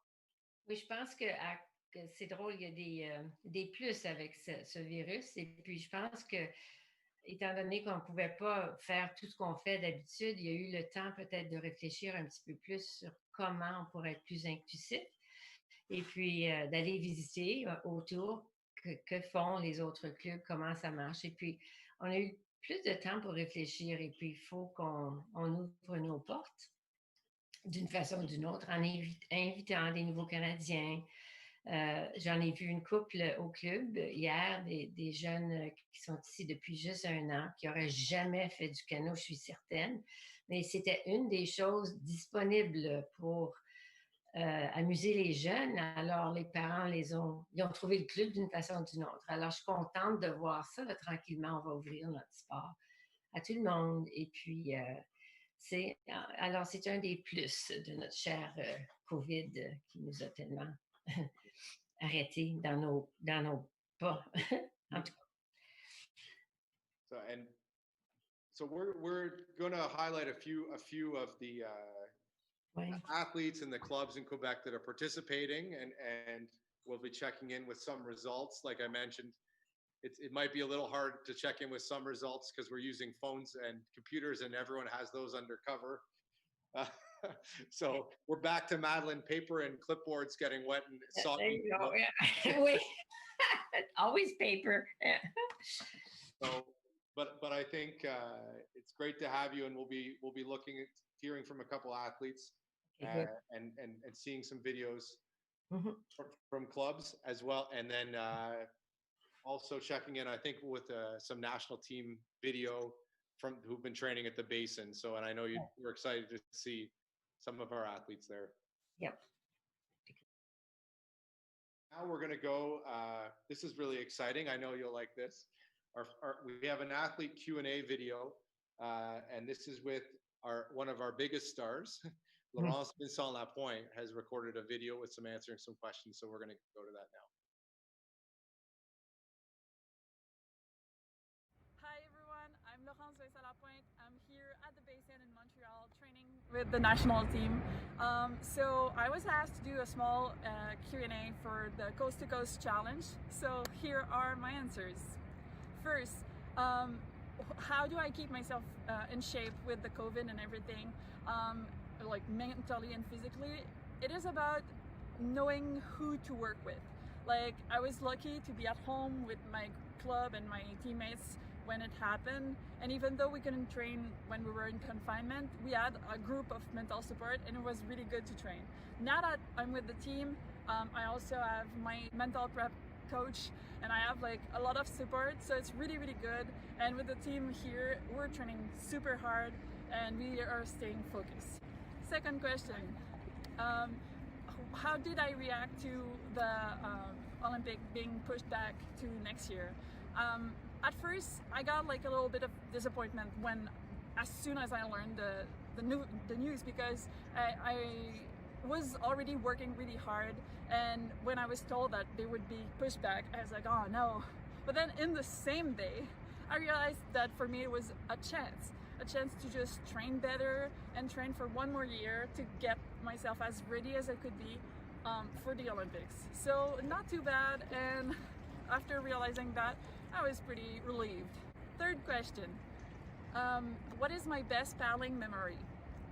So for that question, I have actually 2 answers, because as everybody knows, the pleasure of paddling is, after all, training with your teammates. So my best younger self memory about paddling is just, having fun with my teammates. I remember we would sometimes even skip when the coach didn't see us. We would go play in the mud and just have fun. It was pretty ridiculous, but it was really fun. Then in my career, my best memory, I'd say, is the first time I came back after my defeat in 2015, when I came back in 2017 with Katie, and we just blew everyone's mind and we won in C1 and C2, and it was just amazing. So for me, coming back from a defeat, or what I felt like was a defeat in 2015, and coming back and winning in 2017 was just the best memory. For my fourth question, I was asked when did I start paddling and who was my role model. So I actually started paddling when I was about 12 in 2004, and my role model was actually ex-paddler Dave Frost, who took the time as a retired athlete to just come in the water beside me and just be patient with my very, very angry self, just falling always in the water, being unable to steer. And he was there just staying beside me, waiting for me to be able to steer and giving me tips and tricks. And that really gave me the motivation that I needed to like keep pushing in my sport. Fifth question, I was asked, what is my best Olympic memory? For that question, I think we'll have to wait for next year. I'll tell you then. Sixth question, what do I think about Coast to Coast Challenge? So for me, I think the Coast to Coast Challenge is a very, very good opportunity for everyone around Canada who does their sport, canoe kayak. It's a fun sport, and it gives us a chance to really do a race in a condition that we normally couldn't, and connect with each other all throughout Canada, even though we cannot all be in the same spot at the same time. So I think to motivate everyone, even though there's no real competition for us, it is awesome that we can have that chance and just, you know, exchange with everyone all around Canada. Thank you very much for listening to my answers, and have a great Coast to Coast Challenge.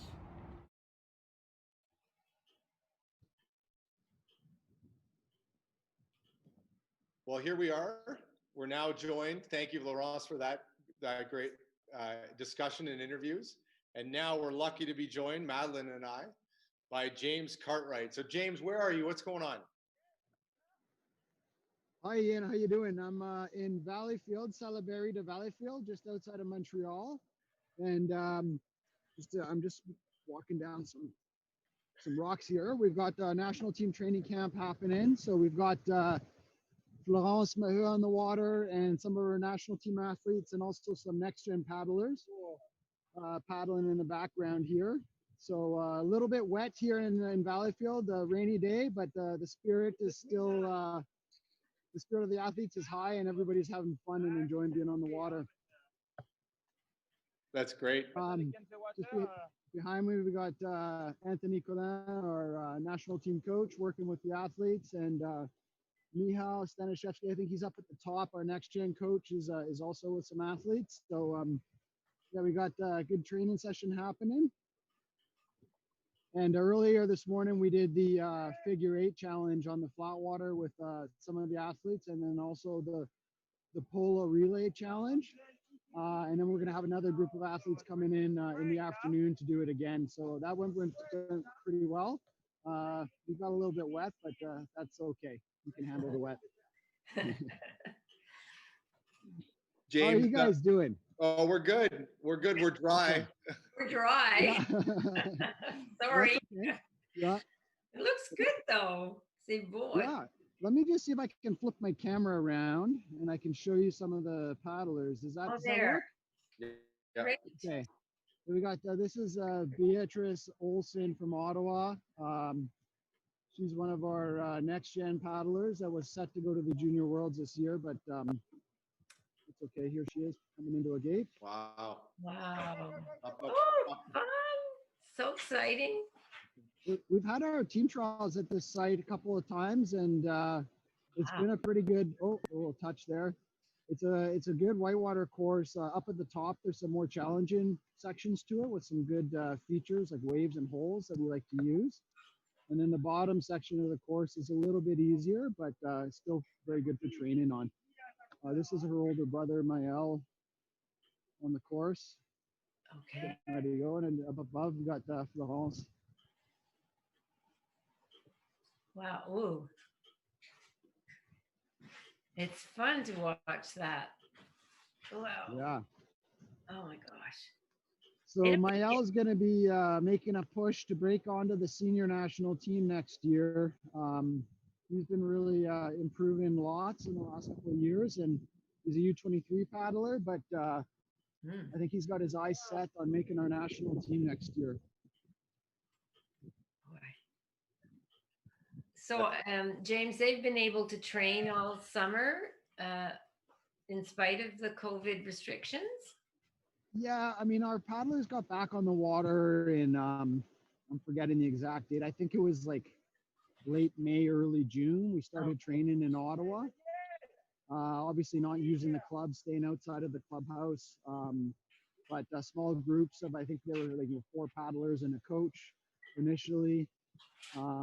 Keeping that physical distance always in the training. And once things started to open back up, it's been pretty good. And we have been able to do lots of good development,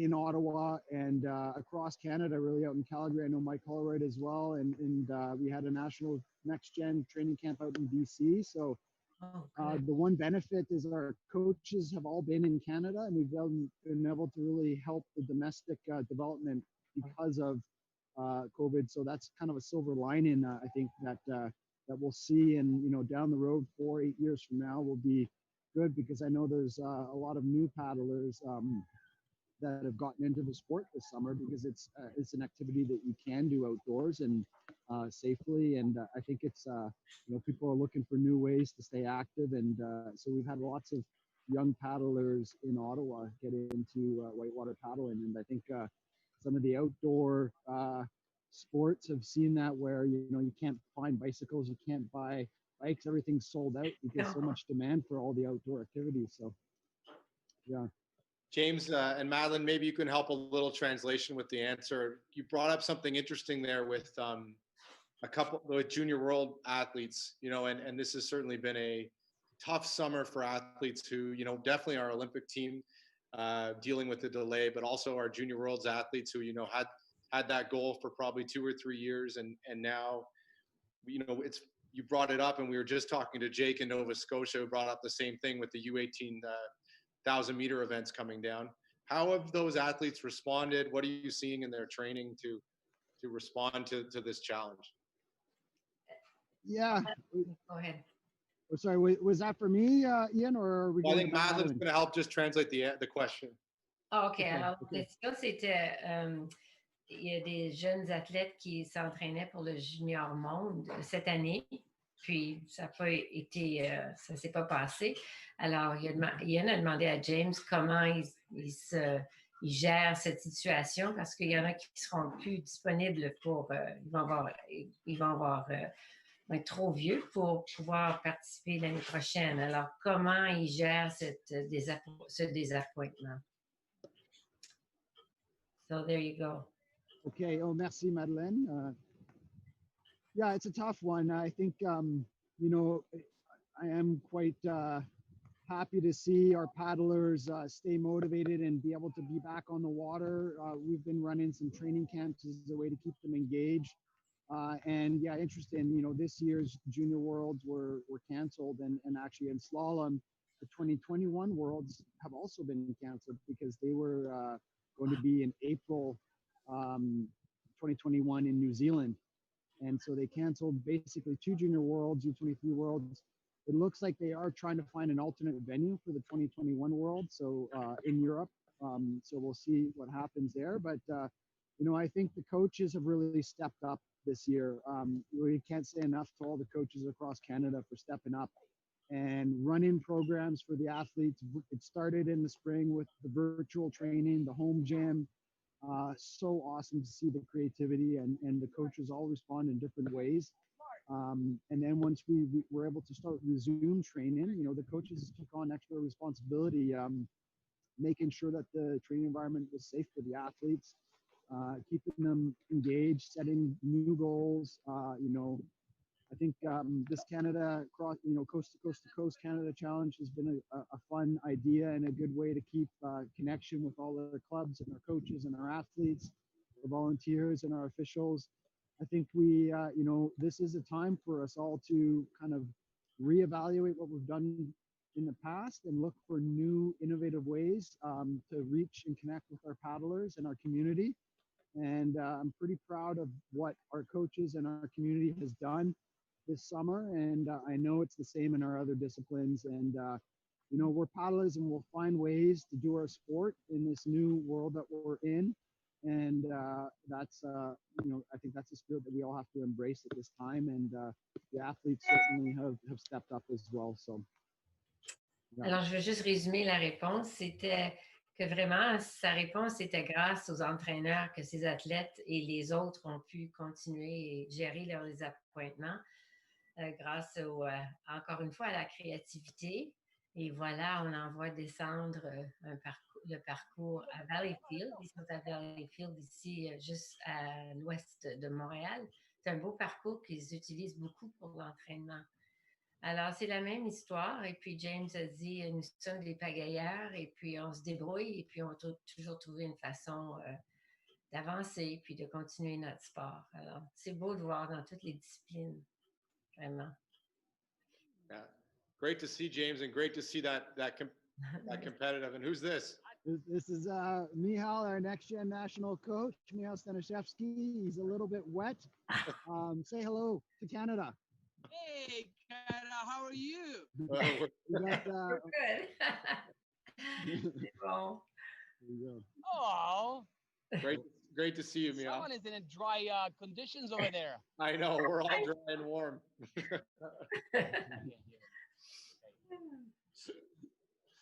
All right. That's great. Good. Well, I don't know how much time you guys want to keep me on. I'm happy to stay on, but if I know that you got a busy schedule, so if you wanted to check in elsewhere, just let me know. Yeah. Otherwise, I can move up and show you some more of the training up at the top. But I think you should move up. I haven't been to that venue. I don't know if Madeline has, and I'm sure people would like to see what's going on there for sure. All right. And can you explain as you're walking, James, who's at this camp? Are they from Quebec or from across the country? Where are they from? Yeah, we've got mainly paddlers from Quebec and Ontario that are with us. We have one paddler, Finn Wakeland, that came out from BC that's been out here for a little bit. Actually, I'll just show you Finn. Finn is one of the C1 paddlers that trains in Chilliwack. Say hello. And this is Zachary Gaudreau from Quebec. So he's a local here in Valleyfield training. We've got Florence Maheu. She's from Valleyfield, but kind of splits her time between Ottawa and Valleyfield. She's our Olympic women's kayak, and so she's here on the water. We have Beatrice Olsen from Ottawa. She's one of our next-gen junior K1 paddlers, very promising women's kayak paddler who's really improved a lot this summer, and she's really benefited, I think, from having a good training group here in Ottawa the whole summer and having, Michal, our next-gen coach, and Anthony, their leadership, setting up a good training environment this year. So she's super motivated and has really benefited. And just moving up here halfway up the course. We got go ahead, Madeline. Just a sec. I just wanted to explain que James est en train de monter au début pour se rendre au début du parcours slalom et puis nous parle un petit peu des athlètes. Bon, alors on peut voir, c'est long un parcours de slalom. Alors. Okay, so who's this, James? So say hello, Daniel. This is Daniel Perry, one of our cadet paddlers from Muskoka, from the Muskoka Paddling School. Daniel Perry is super talented. He actually paddles in kayak and in C1. Today he's wearing his cloud and sun peak paddling top. He showed it off for us. Yeah. Oh, cute. Yeah. Daniel's father, Andy Perry, runs an awesome paddling school in Muskoka. He's done such a good job getting some young paddlers into slalom the last 3-4 years. And, the fruits of all that work are starting to pay off. We've got Daniel here and a few other paddlers from Muskoka up at the top of the course. And, give them a few more years once they become eligible to race junior, and they will definitely be moving up onto our junior national team in the years to come. So really excited with what's happened in Muskoka, and it's nice to see that happening. And behind me, we've got Keenan Simpson. He trains out of Ottawa and Montreal as well. He was with us this morning doing the paddle challenge. And Keenan's also one of those young kayak men looking to make his way onto the senior national team next year. It was while he was making plans to go study in New Zealand this winter before everything kind of seized up on us with COVID. and he's certainly very keen and motivated and eager to join our national team and certainly in that pursuit of excellence. I'm just going to flip back here and So James, move up. Yeah, go ahead, Madeline. I just wanted to ask you, so they're all gathering in a little eddy there. Like, could you explain to us, do we have time, Ian? Explain to us what they're doing? Oh yeah, please. Yeah, so they're doing broken courses. So they're doing a full race course, but it's broken down into 4 sections. So I think maybe it's actually 3 sections. So they have a top section, top third, and they stop in that eddy. And they're just waiting for the coaches to give them the signal to go ahead and do their next run. And then they do the middle section, and then the bottom of the course was the last third section. So that's a common way that we run our training sessions on these types of water and these types of rivers, because you can't necessarily paddle back up to the start and repeat the section. So you start at the top and you work your way down the course in sections. And yeah, so it makes the training into like a little shorter segments than it would be in a race run. So a race run's usually around 190 seconds to 100 seconds. And these third sections would be 20 to 30 seconds per section. And so they can push themselves, paddle a slightly higher race pace. They can practice more challenging moves and then take a short break and then do the next section. So okay. Can you show us them again? I'm enjoying watching them. Are they still in that little eddy? Yeah, we got, looks like Daniel Perry's getting out of his boat. I'm just going to move so he can get by. Oh. Put your helmet on, James. He's coming for me. Yeah, so he's just carrying back up to start where I was showing you before. Okay. And then on the other side of the river, we have some recreational paddlers, I guess probably from Montreal and Valleyfield, that are out here just having fun on the river. So we got a group of 3 paddlers over there. They're not with us, but that's the nice thing about this sport is, and you know, same for all paddling, is you guys see it in sprint as well, where you have, you know, entry-level paddlers, beginner paddlers, sharing the water and getting on, you know, alongside a world champion or an Olympic paddler. And that's always quite fun to see. Florence here is this is her new boat, red and white. I think this was probably meant to be her boat she was going to paddle in the Olympics. She ordered it this spring, and she told me yesterday that yesterday was the first time she had it on the water. So it looks like she's happy to be in a new boat. And it's always a nice feeling when you're paddling a new slalom boat. It's a little bit stiffer and reacts really nicely in the water. You can, whereas the older boats tend to get a little bit softer, and it reacts a bit differently for the paddler. So who's going there, James? Yeah, so that's this is Daniel Perry.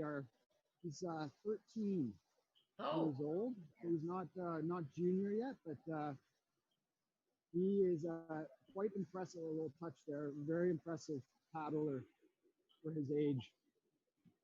So much fun. I was up on the Ottawa River last weekend.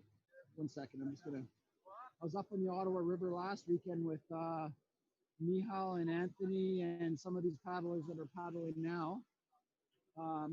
And Daniel Perry was with us on the water, and some of the younger paddlers from the Muskoka group, a 9-year-old and 10-year-old. And I was running some of these rapids, and I was, you know, I haven't paddled as much whitewater in recent years since I've been, you know, looking after my family and working in the office. And let's just say I felt challenged on this water, and it was humbling because these little kids were showing me how to do it, and so comfortable and so confident on the whitewater. And it just goes to show what we thought, you know, 20 years ago, that, you know, paddling was a sport where, you know, maybe the whitewater side, you wouldn't get into it until a little later. Well, that's just not the case anymore. They make specialized gear for the kids, smaller paddles, smaller boats, small spray decks, and it really allows for an earlier entry point than we're seeing paddlers, under 10 being able to paddle on whitewater and paddle on gates and have lots of fun.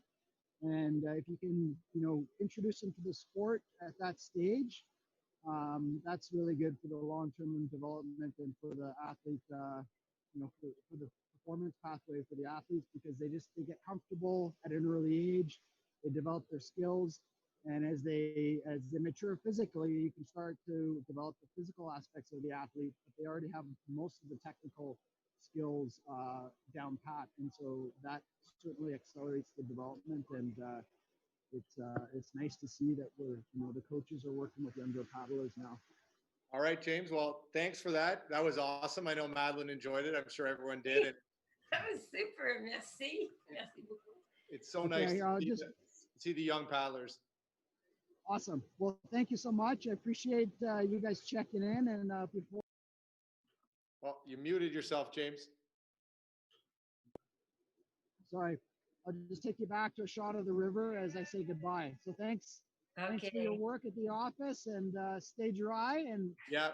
good luck to everybody across Canada with their challenges. Yeah. Thank you. Merci, merci. Bye, James. Bye. Bye, James. All right, that's great.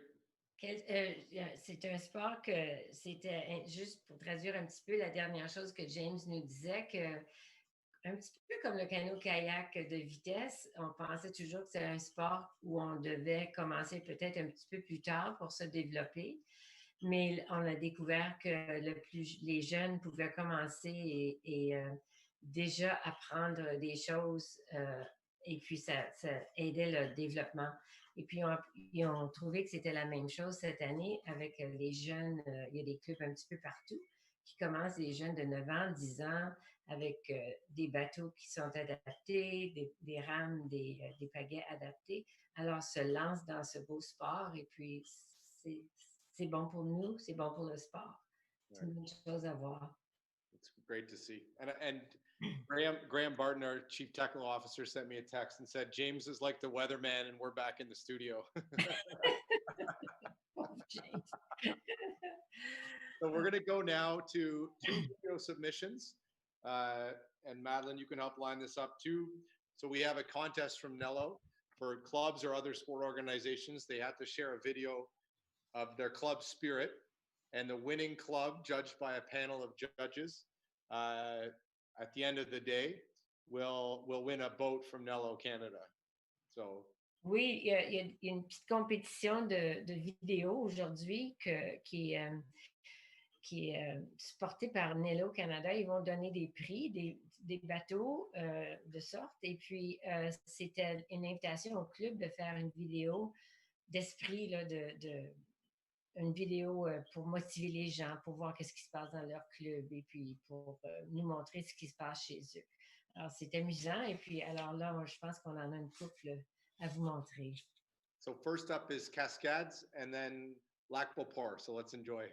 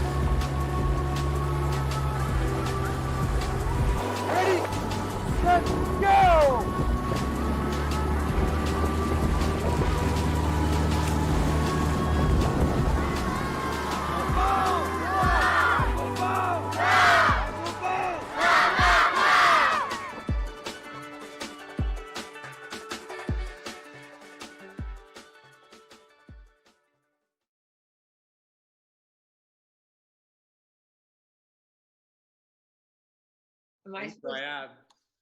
Both those videos were so great. Can they Incredible. Yeah. be live? Yeah. Oh mon Dieu, le lac Beauport. C'est super de vous voir. I love both of them, and both Cascade and Lac Beauport are in such beautiful places. The Gatineau River and Lac Beauport up near Quebec City. It's just great to see them and to see all those kids. I can't believe, Madeline, where we were in March and April, to imagine now that we've been able to get them on the water safely and have a summer like that. It's pretty actually touching. C'est vraiment, c'est émotif de les voir parce qu'on ne pensait jamais qu'on serait ici. On ne savait pas qu'est-ce qui se passerait, mais on voit que les jeunes s'amusent, ont du plaisir, se sont adaptés. C'est beau de voir ces vidéos. Alors, on voit l'esprit de Cascade, de Lac Beauport, ils ont pris le trouble de le faire. Et puis, en tout cas, on s'ennuie. Ça nous manque, nous. On est dans notre bureau, mais ça nous manque. On aimerait ça être là sur le bord de l'eau avec eux. Mais c'est beau de voir. So, and I can't, Madeline, you have to mention, when you see Lac Beauport, there's one person we have to mention, I think, and that's Georges Delisle, that beautiful club and his so many years of dedication to make that. When I see that scene, I just think of Georges and all his helpers and volunteers along the way. What a great representative, not just of what they do, but of all the clubs across the country and how hard everyone works. It's great. Mais Georges Delisle, qui est, je ne sais pas s'il est le fondateur du club du Lac Beauport, mais dans notre esprit, il l'est. Il a toujours été là. C'est lui qui a tout ce club a développé vraiment grâce à lui et tous les gens qui l'ont aidé, comme de raison. Il était président de Canoë-Kayak Canada pendant des années. Son implication était et continue de servir le sport. Il a été un vrai... il m'a encouragé beaucoup, moi aussi, de continuer de m'impliquer au niveau national. Et puis, je pense qu'il a fait beaucoup de choses. Mais quand on voit le club Lac Beauport, pour nous qui ont travaillé avec lui tellement longtemps, on voit Georges Delisle. Alors, on le félicite pour ce qu'il a fait et pour le club. Yeah. Oui. And beyond that, there's so many clubs and our slalom clubs in Quebec and marathon that have worked so hard. Anyway, it just makes you think of all the hard work. It's great. Notre grande famille. Okay. I think I'm just looking at Scott at our results desk. We're still not getting many results. We have some results coming in. Okay. So just give me a second. I'm getting my cues here, Madeline. Okay. But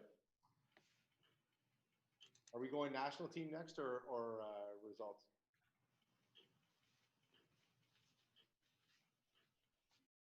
Okay, so Madeline, now we have some results coming in online on CKC members. So we're gonna take a look at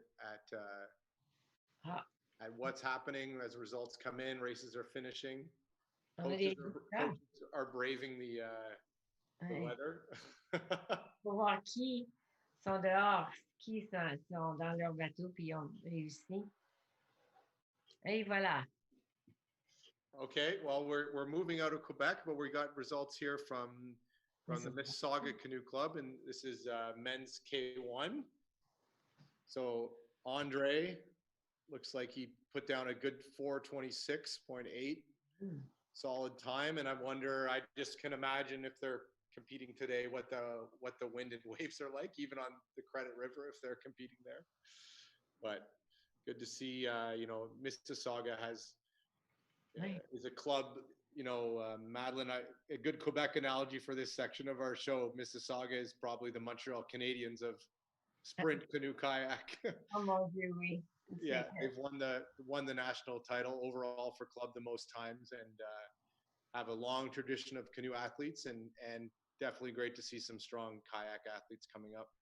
Oui, c'est un club qui est, comme Ian dit, c'est comme le club, c'est comme les Canadiens. C'est un club qui a gagné et qui continue à gagner plusieurs championnats canadiens. Puis ça fait des années qu'ils sont là et puis c'est beau de les voir. On voit que les temps sont très distancés. Et puis, probablement le vent, la pluie, les conditions ne sont pas les meilleures, mais félicitations. Haley Tutty. Haley Tutty, yeah, part of a family we know in our Right. sport well. Bravo. Oui. Doug's daughter, and earlier I saw Lucas Stringer, who won C1 last year at nationals, and I remember Madeline, you probably remember that moment when he won U16 men's C1, and actually he won his grandfather's trophy last year Right. in Regina. So good to see he's It still going hard. Oui. Oh mon Dieu, look at all these guys. Yeah. Well, here we have Mississauga and their strength with canoers. Oui. Yeah, 8 under 16 men's canoe athletes, a 158, which is incredibly fast time. So congrats to Zachary and your whole group there, Oui. pushing you to that performance. On voit que le canot est toujours et encore très fort à Mississauga. Un grand nombre de pagayeurs et puis des beaux temps. Yeah. Alors, on voit que ça progresse toujours. Yeah, here we have Adriana, Mississauga Canoe Club women's canoe athlete.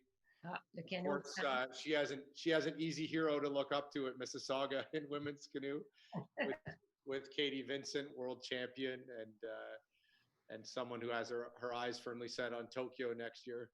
Oui. That's great. Thanks to Scott from the results desk. We'll give him a wave for checking in, and great to see those results coming in. So merci, and we know.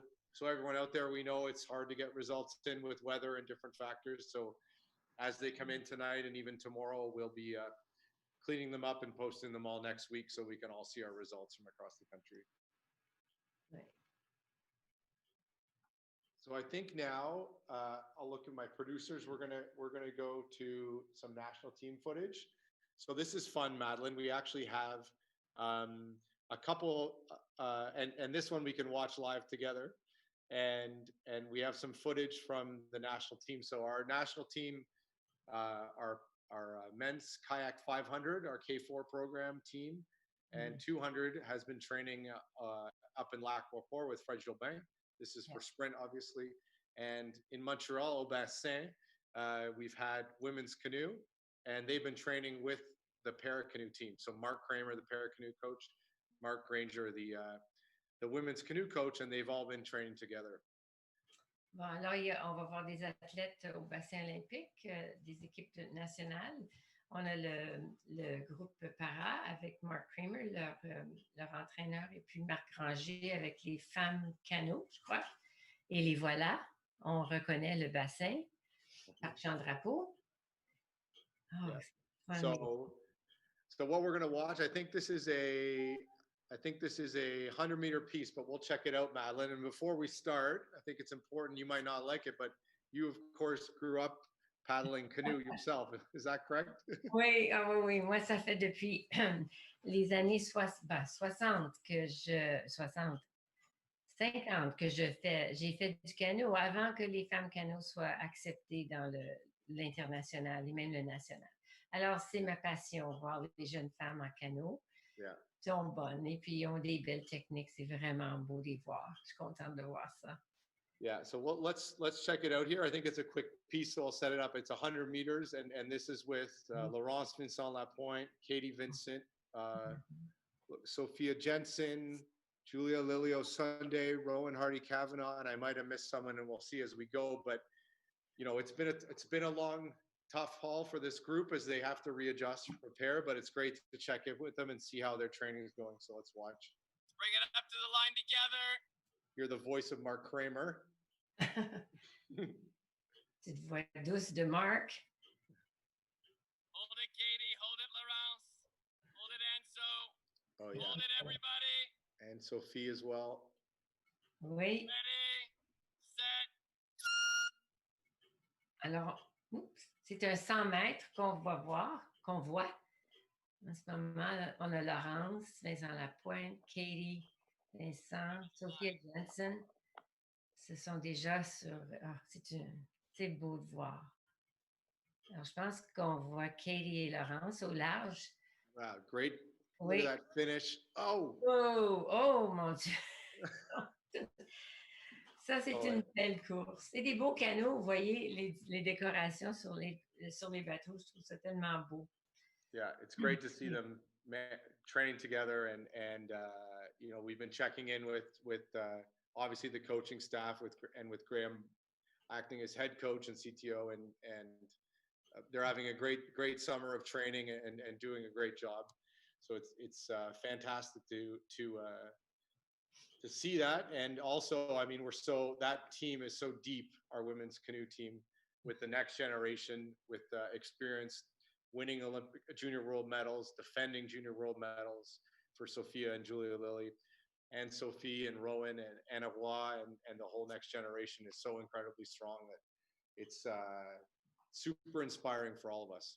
So, like I mentioned, Madeline, training with them is the para team, and so we were able earlier this week to record an interview with Mark Kramer and Mike Troner. Don't want to say Mike Kramer. I already got in trouble once. That's his brother, an old paddling friend of mine.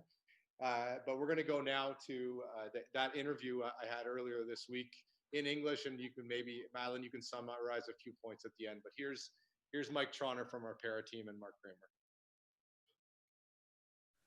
Hey everyone, I'm joined here by Mark Kramer, our para head coach for CKC on the national team, and Mike Troner from Ottawa River Canoe Club. And I understand the training camp, this training block's just wrapping up in Montreal.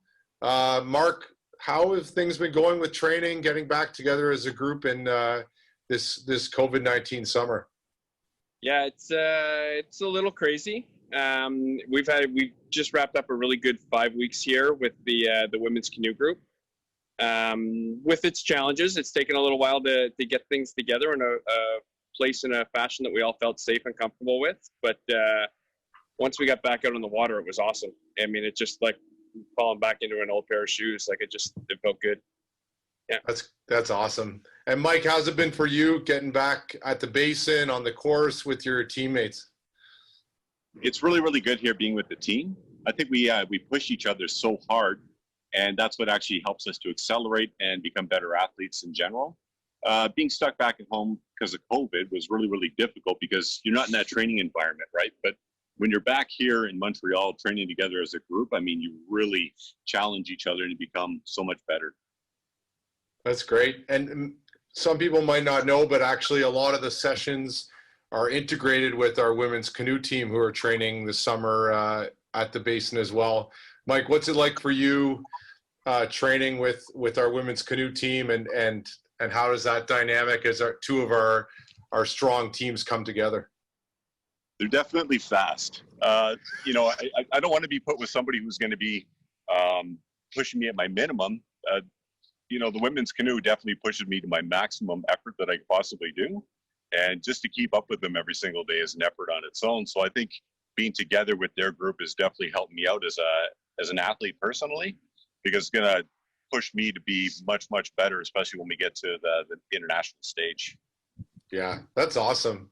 And Mike, you know, it's been a difficult year, and when the Paralympics were postponed a year, I'm sure, you know, that was tough news for you to get and process. How has your process been resetting and working with Mark on how to now move forward with another year of training, working towards that goal of Tokyo in 2021? First of all, I think we just kind of, we pushed past the COVID and all the negative things that kind of surrounded that and said, you know what, it is what it is. And here's the battle plan now, and we're going to move forward from this point forward. So, you know, we've been training really, really hard, trying not to focus on the bad stuff from the past, but trying to focus on, you know, the main goal, which is Tokyo and the Paralympics. So that's the goal right now, and that's all I see in my path. That's great. And Mark, for you, how has it been, and what are you looking forward to this fall with maybe an opportunity with our para team now with another year, you know, silver lining of an opportunity to grow? What are sort of your goals for training for our para team? Yeah, I mean, I think backwards sometimes, and we all went through that range of emotions and whatever, but it's just about moving forward and taking the opportunity that we have just to keep keep our process going and improving some of those things. It's been a lot of fun right now with Mike. We're back on the water and all of a sudden feeling like we really see a significant improvement in GA1, GA2 type speed, not just the speed things or the high intensity, but we're really able to go out and navigate good stroke distance change or good power change at the lower speeds. So I'm really looking forward to how that accumulates into real performance down the road. And then, it's a set of new challenges and we're looking forward / nervous about what the fall is going to bring and the winter and some new training locations and things like that. But we do what we do. We just put the paddle in the water and we keep on going. I love it. Well, thanks. And we'll definitely be following the whole para team and you, Mike, through the fall and as we keep pushing towards Tokyo. So thanks a lot, guys. Thanks for joining.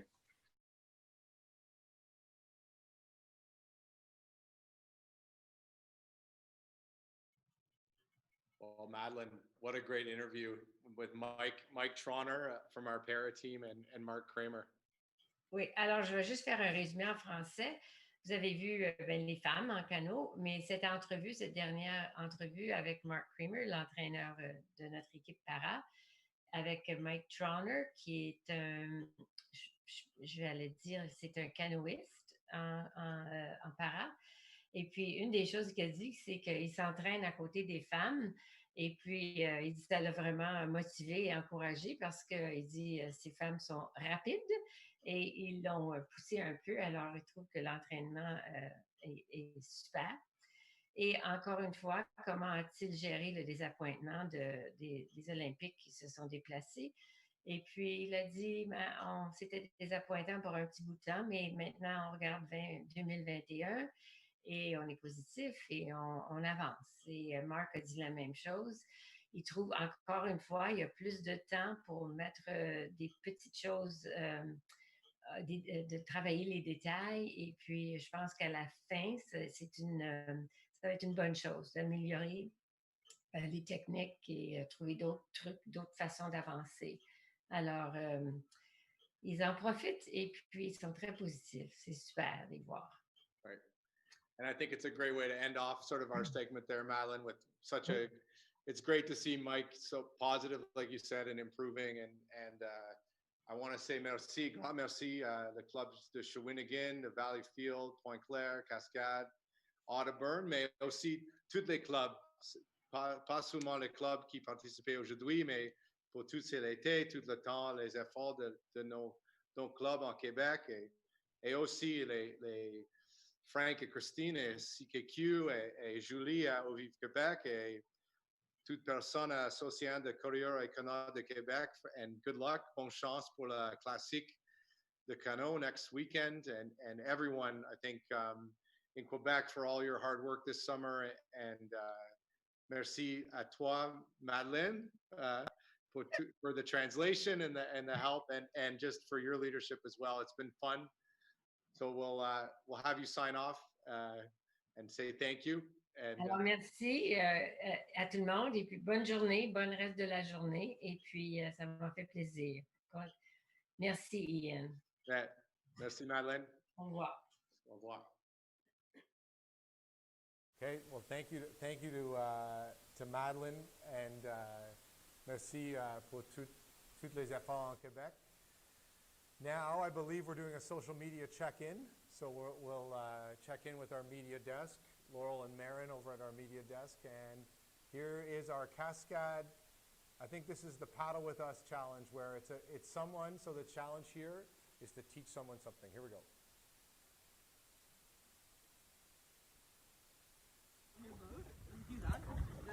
One hand like this in the water, out of there. Okay. Then either you have one hand holding the front, or you can just get up. Leo how to stand up in his boat. Kind of like you're getting up from sitting with down. With their PFDs on safely on the Gatineau River. So let's take a look at one another. Good job! Well, that's great. And what a great club. So like you have one foot there, one foot like that kind of. If you haven't paddled the Gatineau River, that's one on your paddling bucket list for sure. One of the most beautiful places to paddle. not far from us here at CKC headquarters. So we're going to get a few more social media updates, I believe.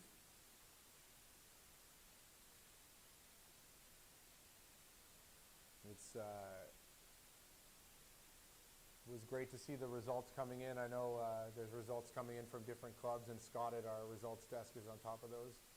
So here we have another Cascade clip, I believe.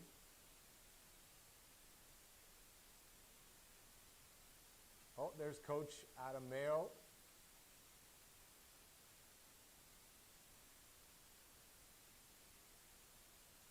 World champ, Sophia Jensen, with some of her club mates. Little windy and wavy, we see that. What a great shot with Mark DeYoung cheering them on. Mark DeYoung, the emoji. What a beautiful view, even in those waves. Look at that. Oh, great to see everyone. Oh, Adam looking a little wet. He's from Nova Scotia originally. He's used to it. He's got his raincoat. Look at that beautiful, the beautiful boathouse at Cascade. Thanks for those updates. Merci beaucoup pour toute la submission.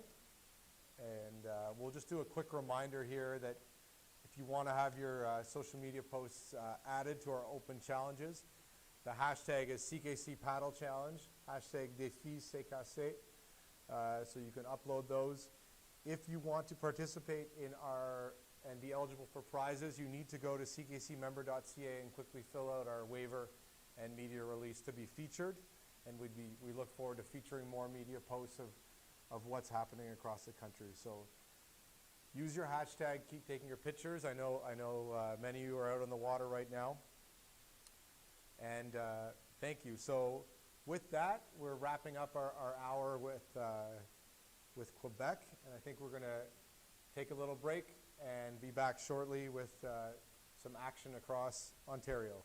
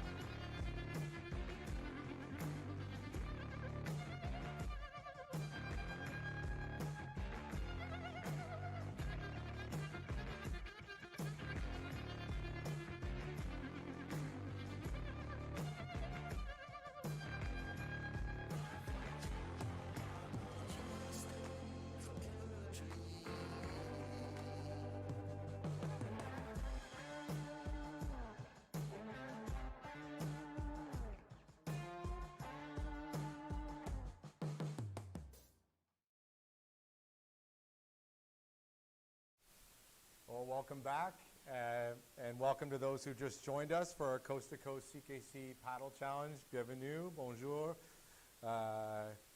Défi de canoe kayak d'un ocean à l'autre. We're thrilled, and I'm thrilled to be joined now by L.A. Schmidt, the chair of the Sprint Racing Council, but known in Sprint as the Commodore of Canoe Kayak Canada Sprint. L.A., thanks for joining us here in the studio. Thanks, Ian. It's awesome to be here.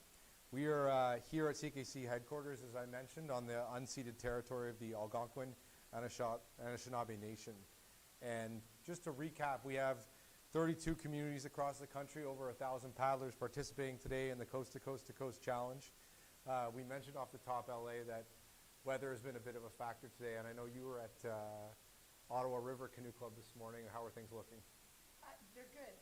It's a day when, you know, there's no bad day on the river. You just change boats and make it work. So the waves are big. It's a bit rainy, but everybody's out there and loving it. Doing a mic adjustment? Mic adjustment. All good. We Yeah. good on the mic? Yeah, so that's great, and we certainly saw some waves from different places with the tail end of this hurricane, but I know there's a resilient bunch there at Ottawa River Canoe Club, so that's great. Just briefly, the purpose of today and is for us to come together and celebrate our great leaders, our athletes who have been through quite a tough year. You know, we've been through a tough year with COVID. We've been through a tough year with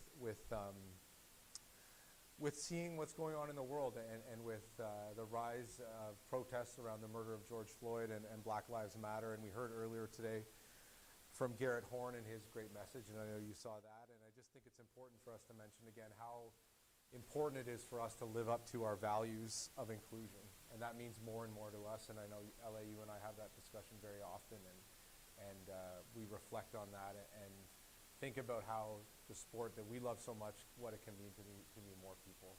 Absolutely, Ian, and I know, and that's so true. You and I do discuss it a lot, and canoe kayak is amazing at being inclusive. And you know, we weren't always that way, but we've come a long way. But as I said to you the other day, we still have so much further to go. But I think we can look at many examples in our sport with our special row and our para and our women's canoe. And you know, we've had Alwyn Morris, who is an absolutely outstanding role model for Indigenous communities across the country. We have so far to go, but we've come a long way, and I look at us as a leading sport, you know, in all aspects. And, you know, we're not perfect, and I've thought a lot about that lately, but we do have places to go, and I'm excited to be part of that, working both with the staff and the volunteers across Canada to make changes and changes that are for the best for humanity. I think it's an awesome time, and I think we're going to do great things. I totally agree, and that discussion will continue, and not just discussion, but action. And for example, the New Canadians project we talked about earlier, it's an initial start, and we'll hear from the project that's being run in Regina. We have a pilot partnership with Ottawa River Canoe Club that COVID is slowing down but not stopping. And I think it's not one action, it's many actions, and it's putting that lens up in front. And I think also what's important is we get the spirit of what we've seen this year, right? So how we've come through this crisis. And I know that you, LA, took a trip across the country, a safe COVID-19 trip across the country this year, and you were able to, at a distance, stop in at different canoe clubs and different paddling venues across the country to look at things that have happened across the country in different spirit. We're going to pick up on that. We got a little mic issue that we're going to fix. So first, and this is someone you and I both know well from growing up, and now she's gone on to great things on the national team, but we're going to go to a video submission and an interview with Katie Vincent, Sophia Jensen, Julia Lilio Sunday. So we'll tune into that, have the mic fixed up, but let's check out that video submission. Hi everybody, it's the women's canoe team here. We're about to do the Coast to Coast to Coast Challenge. I'm here with, this is Sophia Jensen. She's an up-and-coming star on the team, and it's been awesome to get to know her the last year and a bit. Hello, I'm Sophia. This is Julia, one of the coolest people I know, and crazy sick paddler. I'm Julia, and this is It didn't work Katie. at She's all? been on the team for quite some time now. An elder to us, and she's a star. And yeah. So, Julia, how has training been going, and how have you been staying fit and mentally healthy during COVID-19? Well, I was training a lot at home in my basement, and yeah. But then we got to come here and train with all the girls, and that was really nice to, be in the group and have a good mindset again towards training. It's been really fun and positive. So, what are your feelings / reactions to the Olympic and Paralympic Games being rescheduled? Well, obviously I was pretty upset because we just trained like very hard in Florida and for a very long time. So it was kind of rough being like, that doesn't matter anymore. But there was a good week of being a little down, but there's nothing we can do about it. Everybody's going through the same thing. No need to be like too upset. Just got to train harder.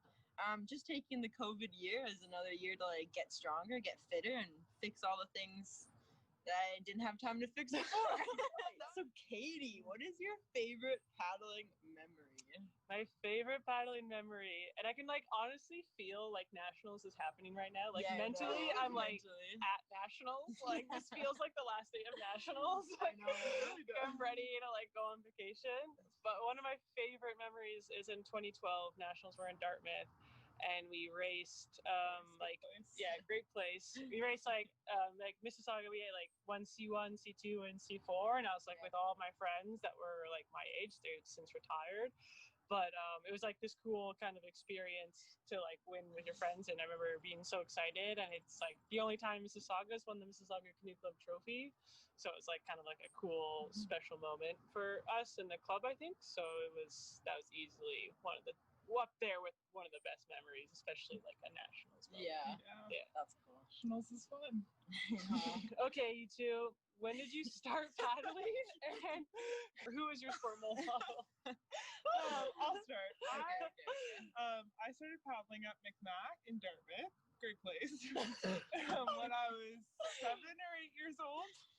And growing up, I'd say one of my first role models was definitely Mark Oldershaw. Watching him in the 2012 Olympics was pretty cool, And and other than that, obviously Katie and Laurence, because women's canoe. Glad to see other, people doing what I wanted to do. Yeah.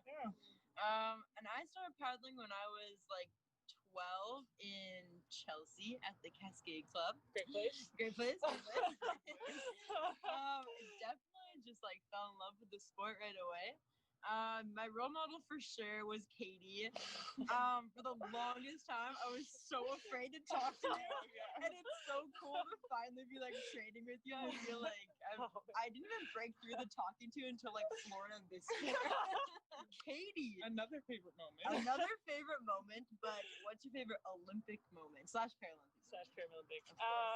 So like I think it kind of goes back to like that summer of 2012 when we were all like just really into the sport and like hanging around the club a bunch. And the day before Mark Oldershaw and Banks final, we had a sleepover at the canoe club.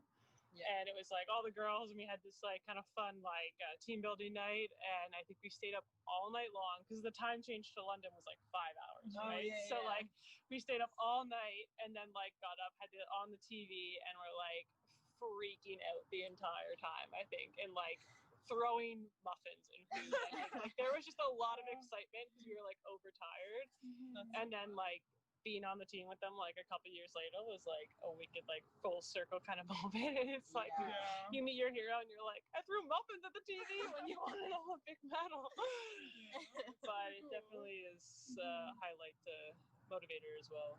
To hope that like when we go, clubs will do that as also like, a memory for me, right? Like That was really cool. Okay, what does the Coast to Coast to Coast paddle challenge mean To you. To me. Yeah. Okay.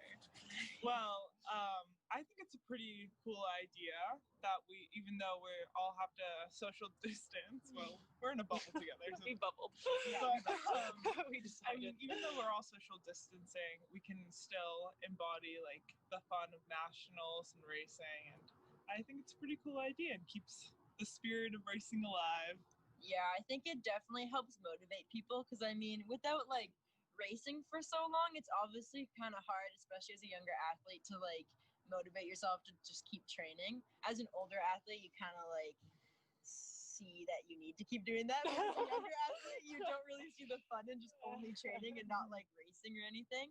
But I think the Coast to Coast Challenge will be really fun to like keep everyone motivated, keep everyone in the sport, and just to remind everyone that we're all in this together. Yeah. And I think it's just a really great thing. And it's like cool because we can still connect the entire country, like the whole way, and in a way that we might not even be able to completely do during nationals, like if it's too far or something. So it's like it's a cool way to create a space where anyone from any part of the corner of Canada can participate and enjoy like the sport. And Just kind of, enjoy like, the what we community do. of it. Yeah. I think it'll be a good like reminder of how much we all like love the sport. And Yeah.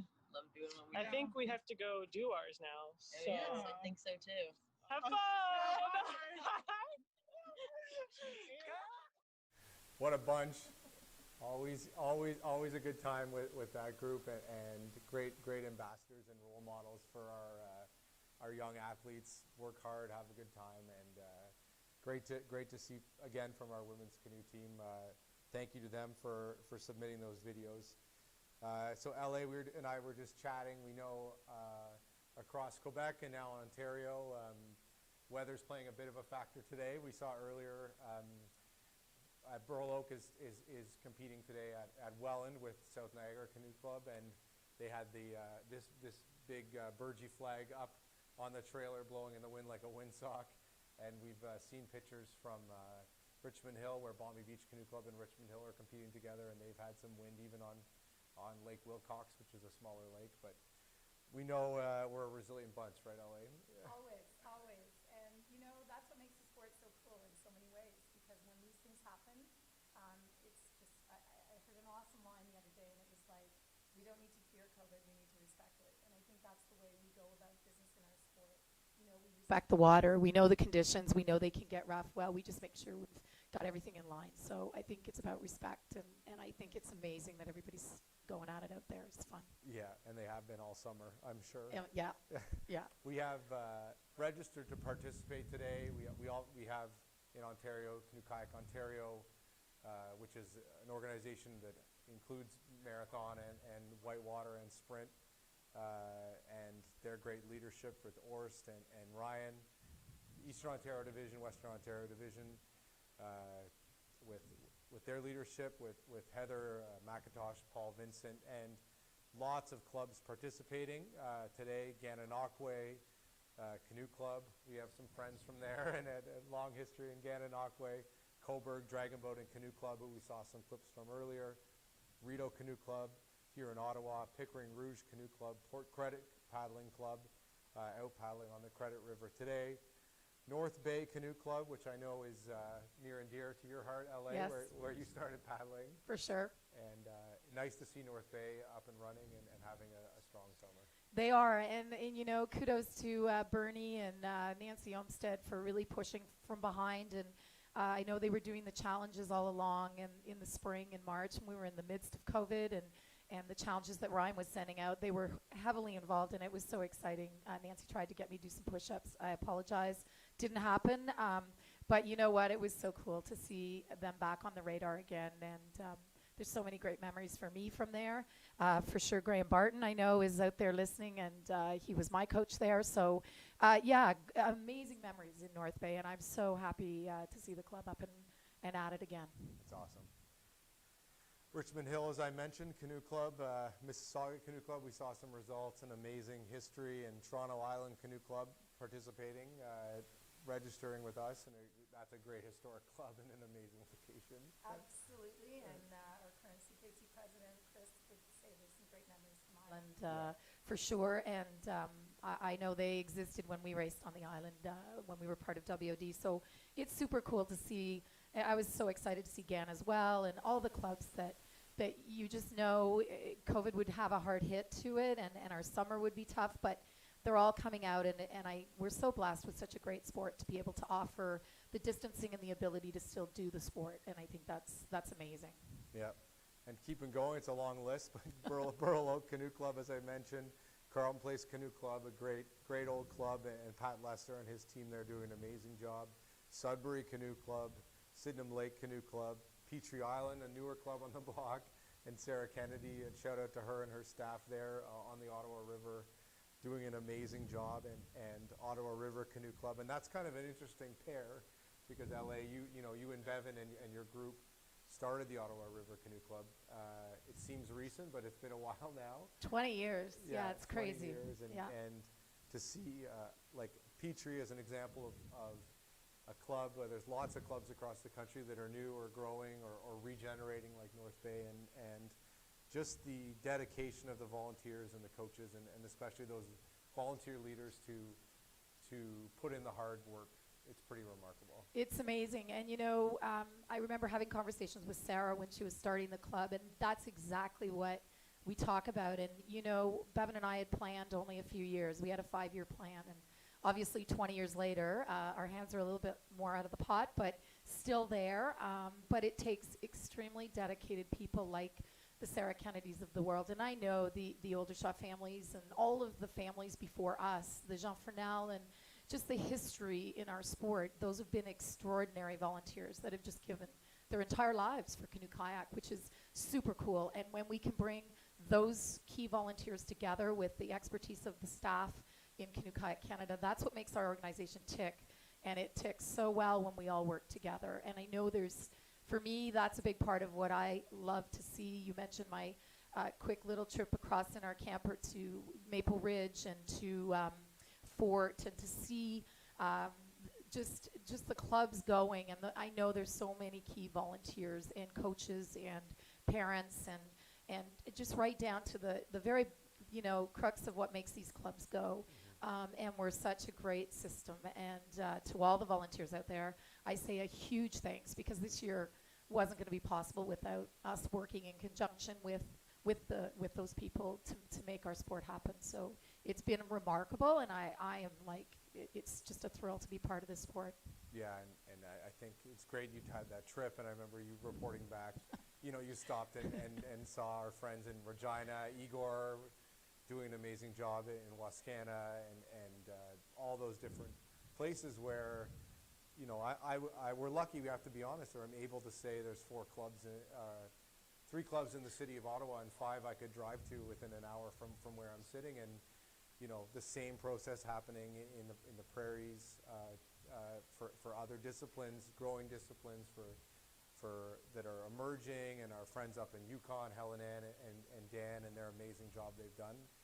We're always talking, how can we continue that process? Because when we've been lucky, I grew up at the Rideau Canoe Club, and not many people maybe know that LA was actually my coach for a couple of years at the Rideau Canoe Club. But how can we continue to spread that knowledge and work with clubs in BC and work with the clubs in the north and Indigenous communities, and how we can share that knowledge? It's so important, but also so inspiring and for me exciting to think about. Absolutely, and I think the opportunity for me to go was there, and I love the fact that I could go and see what was going on. And yes, Bevan was delivering boats, but it was so cool to see just there's so much diversity out there, and I think that's again something we really want to work more on. But some of those young people on those docks, and it was just so exciting, and then a bunch of marathoners went by in Wascana in a canoe, and they were training, and I'm like, how many circles will they do around the lake? And Igor's like, oh, many, many, many. And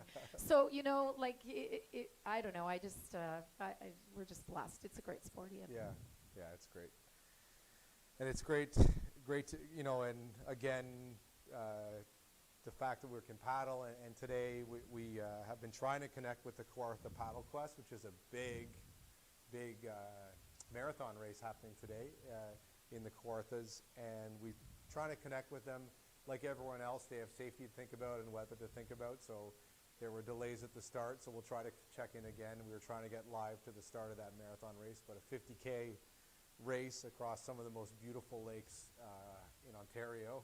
And so, you know, very excited for them that with COVID, they're now 19 restrictions, they're allowed to compete, and we'll try to check in with them for sure. So now I think we're going to go to some more sprint video contest submissions. We've seen a couple LA. Awesome. They're amazing. And as I was mentioning to Madeline, you know, not everyone was able to submit a video for their club or their organization, but it's great to see that sort of representative spirit of each club, each organization, that what we just talked about, that excitement to be on the water, that spirit of the summer. So I think we're going to now see submissions from Collingwood, which is an amazing growing club, and Laura Clemenhagen and her team. Shout out to them. Yay, Clem. Yeah. Ottawa River Canoe Club, another submission, and something that, you know, LA you're fond of and close to your heart, and the Rideau Canoe Club as well. So let's, we're going to go to that now. Awesome.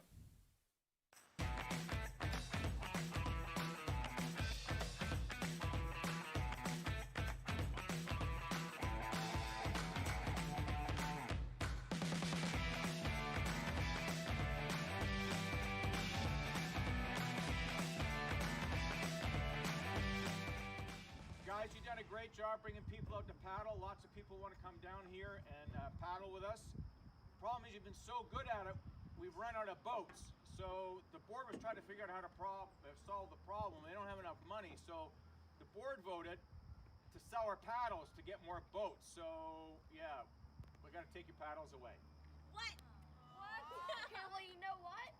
We don't need no stinking paddles, right, guys? Yeah! On your marks. Set, go!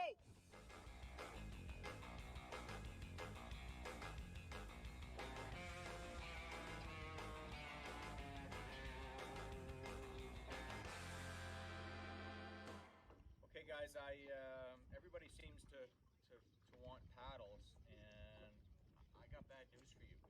We don't have enough boats. So You know what? We don't need those boats. We're gonna build our own boat. Yeah. This boat's gonna be awesome. Do you think we'll be fast enough? Of course it will. We're from Collingwood Paddle Club.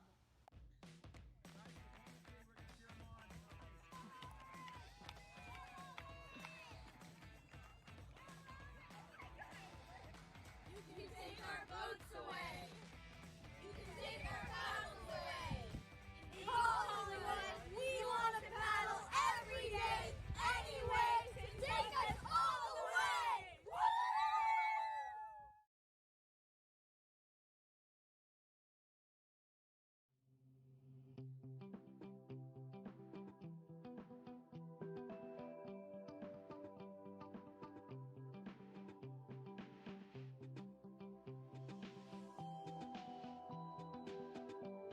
Hi, I'm here with Eric today. Eric, you want to introduce yourself? Hi, I'm Eric, and I'm a U12 paddler at ORCC. And what would you say was your favorite part of training this summer? I think my favorite part of training this summer was being with my friends and doing a sport I love. That's great. Thank you.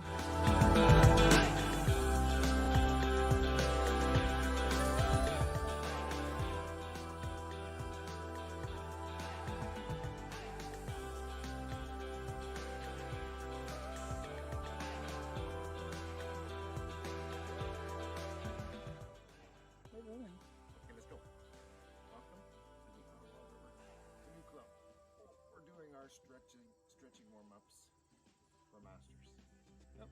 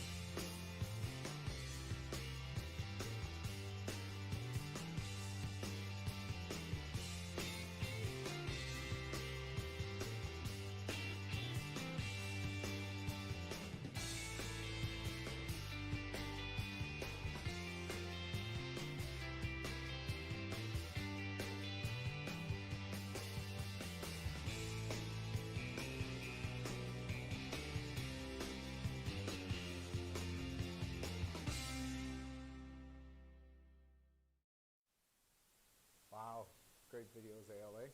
Oh, they're awesome. I can't help but recognize and look at the smiles on everyone's faces, the beautiful scenery.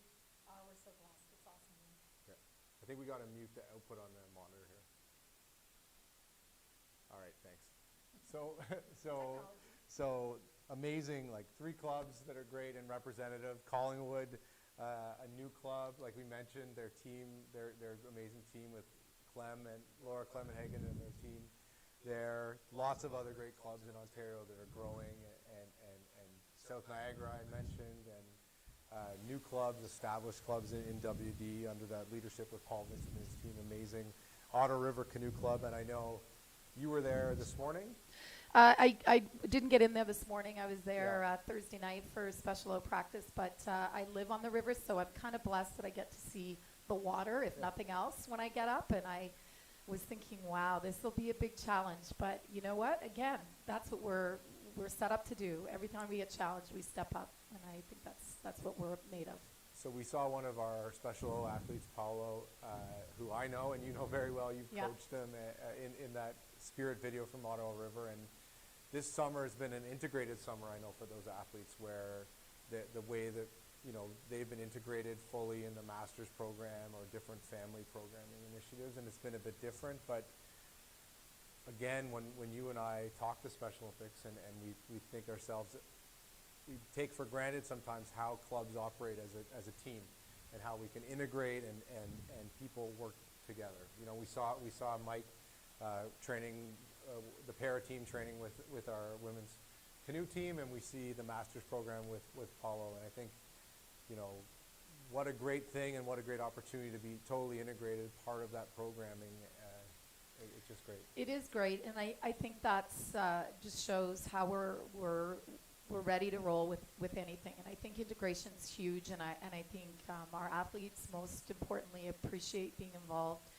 Paulo's 30 years old, and he just loves training with the adult population at our club, and so he should, and that's really important. And this is about abilities, and we have so many abilities in our sport, and I think it's beyond what you cannot do, it's what you can do, and I think we have to think that way about everything we do.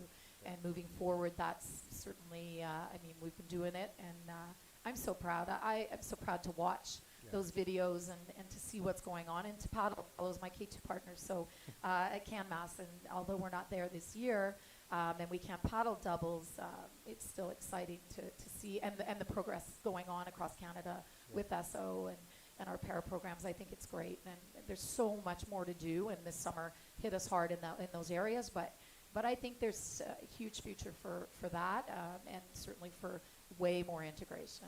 And we're not the first to do it. I remember the young man in Nova Scotia years ago, out in K2 and junior men's K2 at nationals, and I was in awe, and I apologize, I don't remember his name, but I just know that it was amazing, and I looked at that and thought, you know what, that's where we need to be on a regular basis. It was pretty cool. Yeah, Sam Starr. Sam. Sam Starr. You got it, Yeah. Sam.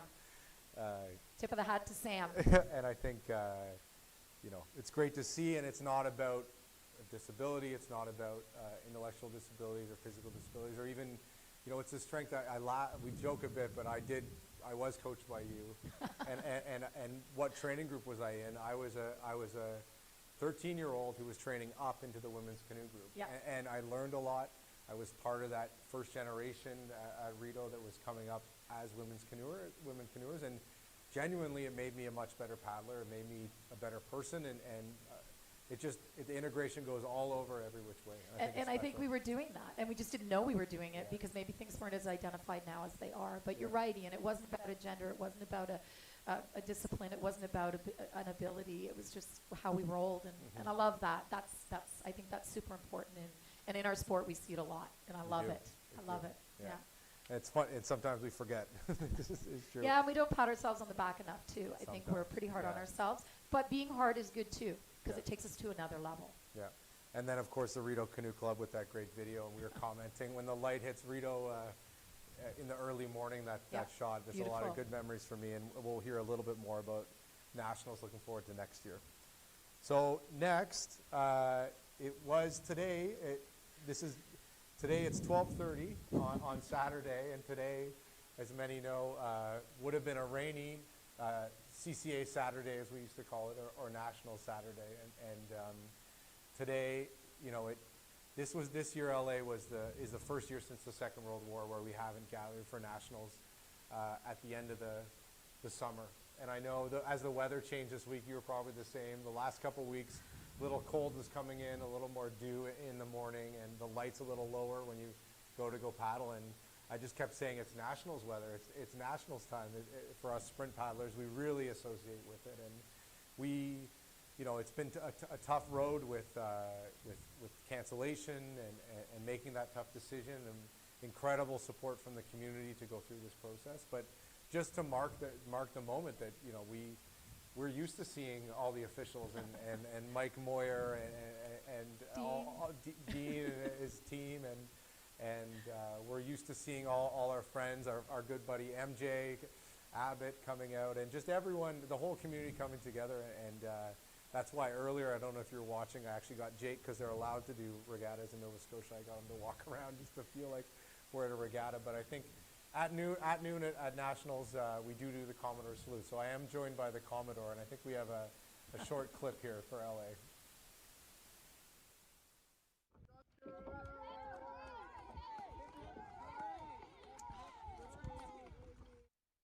So 3 cheers for the Commodore. Oh. Hip, hip, hooray. And after the Commodore salute, usually this is presented by the athletes rep, so I'll take the liberty here today with our COVID restrictions to present the Commodore's Cup to ULA. This is presented every year at Sprint Nationals, and the recognition, what we talked about, is the recognition of all the volunteers across the sport, all the hard-working parent volunteers, all sorts of volunteers who put so much into our sport to make it possible, and a celebration of our national championships and those our friends that are gone, and those that loved Nationals all those years, and those Nationals to come. So though we can't have it this year, here's the Commodore's Cup, and here's our Commodore salute to a great season that's been different, but I think in some ways even more special. I think so, and I think you're right. Thank you for this, and thanks to all the volunteers. This is who I represent. It's a bit emotional. I'm the COVID Commodore, as I've said. You know, I've called myself that since COVID hit.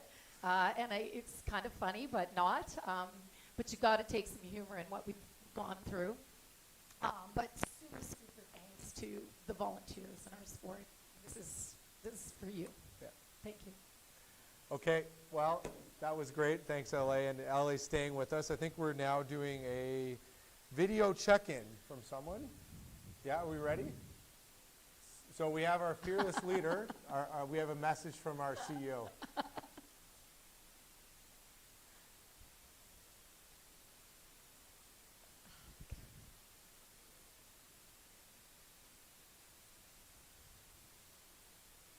We're just loading that up. He's looking pretty sporty, though. I'm going to give him that. He might want to put some pants on. It seems a little cool out there, but you go. I'm Casey Wade, CEO from Canoe Kayak Canada. I'm delighted to be part of the Coast to Coast to Coast Paddling Challenge, the first ever of its kind. We're here in beautiful Algonquin Park, a little bit rainy, but nonetheless it's going to be beautiful. Just across from Camp Lake, and we're on Smoke Lake, and I'm about to go. My challenge is we're going to go camping and, of course, canoeing to get there. We have all our canoes here, and over here we have all our gear ready to go. It's going to be fun and looking forward to it. You know, it's been a really, really interesting 2020 with the pandemic. It's been a challenge for all of us. We've all come together very well, and we've been safe and smart. It's been a new world for us, and we're such a strong community. It's not lost on me that this was today would be the day in which we have our national championships in sprint.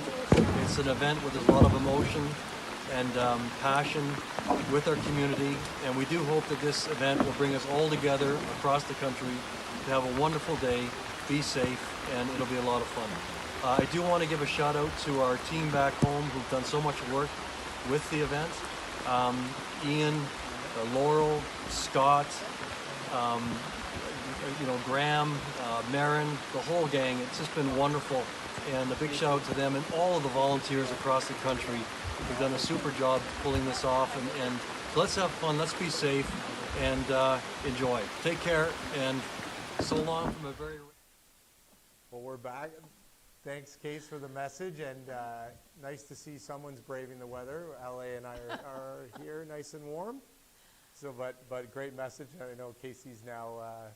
He was at Canoe Lake, and now I think he's braving the waters to paddle down Smoke Lake, close by where our friend Adam Van Couverden's cottage is, actually, and he's going to have a nice paddle. So I think he'll have some tales to tell after the tail end of this hurricane comes through. So that was great, and thank you to Casey, and thanks for all the leadership and a great video. So I think his paddling status just got boosted a little bit. Yeah, hopefully. We'll give him a couple for that, but I really think nice warm shower in a hotel room would be in my next steps, Casey. But off you go, and you go. Way to go. So I think we now have a video from Burl Oak. Okay, so we have a ton of Instagram submissions from across Ontario. So these are pics we're going to look at together, LA. These are our friends, Haley Plana and Ryan Blair at CKO Sprint, loving the coast-to-coast flags and crests. We are too. Look at Balmy Beach, some of our para-athletes. Awesome. Yeah, Love it. national team athletes there, having fun. Look at that, beautiful. Beautiful view. Yeah, Shoreline's gorgeous. yeah. It'd be really bad if I didn't recognize all of them. Awesome. And who's this? Oh, looks like Joel Hazan. Joel. Yeah, he's got his Burgee flag.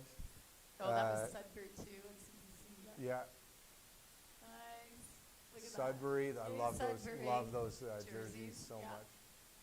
We got a clip. Carlton Place Masters. You go. Look at those waves in Carlton Place. What's going on out there, Pat? I think that's, who is that? Is that, It's Masters. yeah. Oh no, that's is that Ottawa River? I don't know. Oh, that's Carlton Place. That is Carlton Place, Yeah. isn't it? Yeah. Look at the waves. That's crazy. They're warming up. Oof. Yeah. Good for them. I think they got the right boats there. That looks like a surf ski to me. Yeah. Yeah. That's Awesome great. photos. Those Yeah. are great. We got more social media coming. Yeah, I'm not going to lie, Ian, I am enjoying the dryness of all this. I had thought the remote thing would be really cool, but when I got up, I said, yeah, no, I'll just come in. Well, yeah, it's not too bad. I wouldn't mind being paddling, but this is all right too. Yeah. We got some social media, more posts coming, and thanks to Haley Plant, who recently retired paddler from our national team, and she's been doing great work with Ontario and great work bringing stuff along, promoting the sport in Ontario. So we got some, this is one of our sponsors for our prizes later today, Zizou Optics. And these are our snowball crests. That, I believe, that must be Carlton Place Canoe Club, if I recognize that, LA. It is, It you're right. is, yep. You're With on a it. beautiful, look at that, looking beautiful. Banner. Yeah, more of our crests, looking great. They're amazing. The crests and the hats are awesome.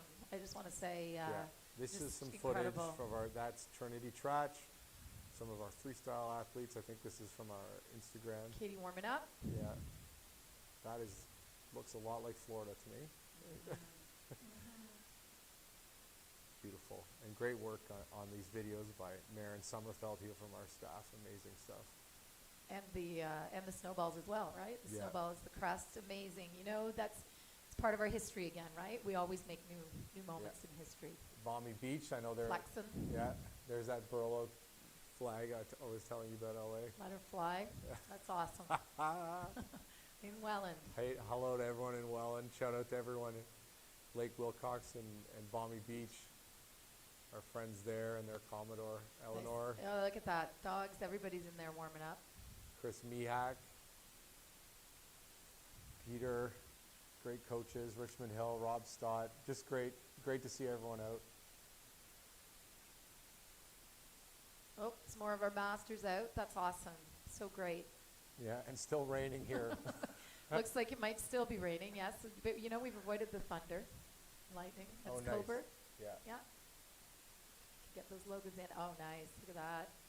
It's a rainy day in Valleyfield.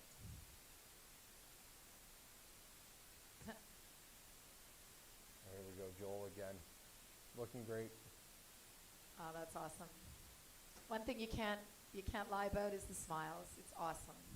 Yeah, and here we have the, this is a great shout out, and the CKC boutique is open, and you're seeing lots of clothing on different people.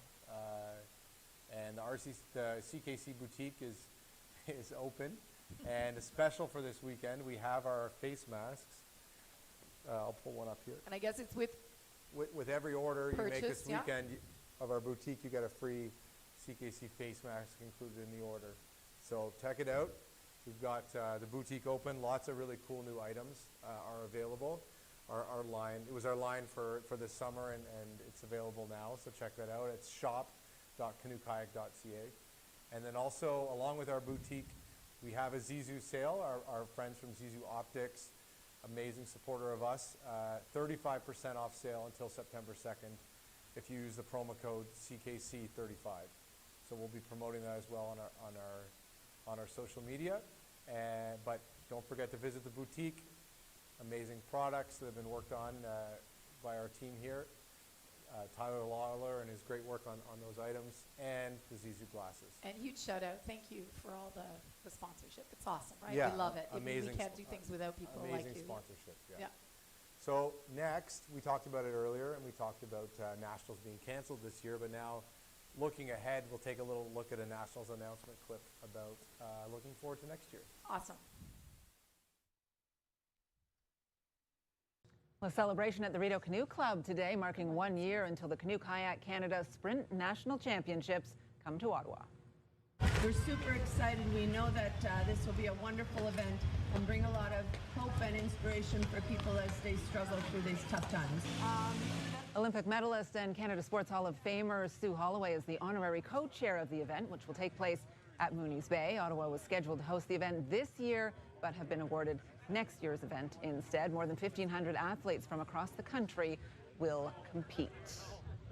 And I would love to see that. It'd be great to get bigger outdoor events back on in 2021. Lisa MacLeod, the minister responsible for a lot of the tourism files, has been talking up about 2021 being a sort of recovery year. And those outdoor events should be the easier ones to start doing first, as opposed to cramming everyone inside, right? And we'll come to appreciate them more, I think. Absolutely. Yeah. It's great clip, great to see, and I know it's great to turn the page and get excited about next year. Absolutely, and Ian, we were both at that announcement this week, and it was so exciting. It was like, you know, I think Casey and you both said, we're not in a Zoom meeting. We're actually face to face with real live people and talking about next year at Nationals 2021 at Rideau, and you know, that was a team effort as well, and I think we're all super excited that yes, it was canceled, but you know what, we pulled together once again as a sport, which I think we do again very well. And it was a lot of work, but you know what? All worthwhile, because we will be in at the Rideau Canoe Club next summer, and certainly the organizing committee deserves that for all the effort, and the city and everybody else who's pulled together, and the Canoe Club as well. So that's super. It's going to be great, and I keep saying, you know, how appreciative the community will be next summer to be together, and they have the three co-chairs structure that they've come up with is pretty amazing. Scott Bradley, a new parent and super enthusiastic leader you'd know from being on the microphone last year in Regina, and co-chair along with Sue Holloway, who we know, and a great leader, a great ambassador, and former Commodore of Rideau, and now in that role. And then Paul Pajot, originally from Mississauga, now a Rideau parent, and I see him out there on his sup board, but Paul Pajot, an Olympian as well. So the three of them make a great dynamic team with Hector and James Price, and the Commodore of Rideau. It's going to be a great place, and what better place to pick up and resume than Mooney's Bay, and I think it'll be a great regatta next summer. So we're certainly looking forward to it and gearing up for it, and thank you to Rideau for being available and pushing through and already putting great plans in place for 2021. Absolutely, and I know as coaches and athletes and volunteers, we always look at who's lined up on the line in a K4 or C4, and that is one stack crew. In terms of an organizing committee, you know, I just look at that group, and they're a pretty pretty stellar lot, and I don't know how any of them find spare time with Paul in the ER and Sue doing 8,000 things, and you know, but you know what? If you want a job done, give it to someone who's busy, and they'll get it done. So great crew. That's great. It's exciting. So now we're going to go to some video check-ins I'm excited about.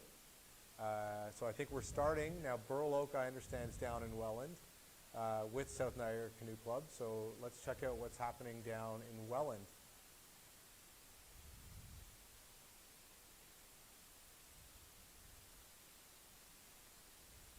Looks like some great racers coming down.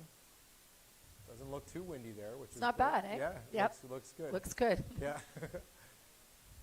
Yeah, so next I think is it Moore Welland, or are we going to Richmond Hill? Moore Welland, like we know that course well. Oh. There we go. Yeah. Great coaching, Adam Oldershaw, Hunter George, Miles. Great team there at Burl Oak. And for those watching who may not be familiar with that canoe, that is one giant feat in any kind of weather, you know, wind, everything. And this looks like a relay race, eh? Yeah, it looks like they're going back up. That's great. And that venue, of course, is going to host Canada Games next year. I know, that's next exciting. Next year is going to be a busy summer. Yeah, when you start looking at the calendar, whew, I Now think. this is up in Richmond Hill. This is Balmy Beach and Richmond Hill racing. And I just know how happy they are to race. I can feel it, and I'm sure it's just like the marathon people out, and just like James's crew doing full runs in Valleyfield, just to be out after this long break, to be able to race. I know Peter Martinick cheering them on, and Rob Stott are having fun watching races too. Here we go. Gorgeous boat. Look at the colors in that boat.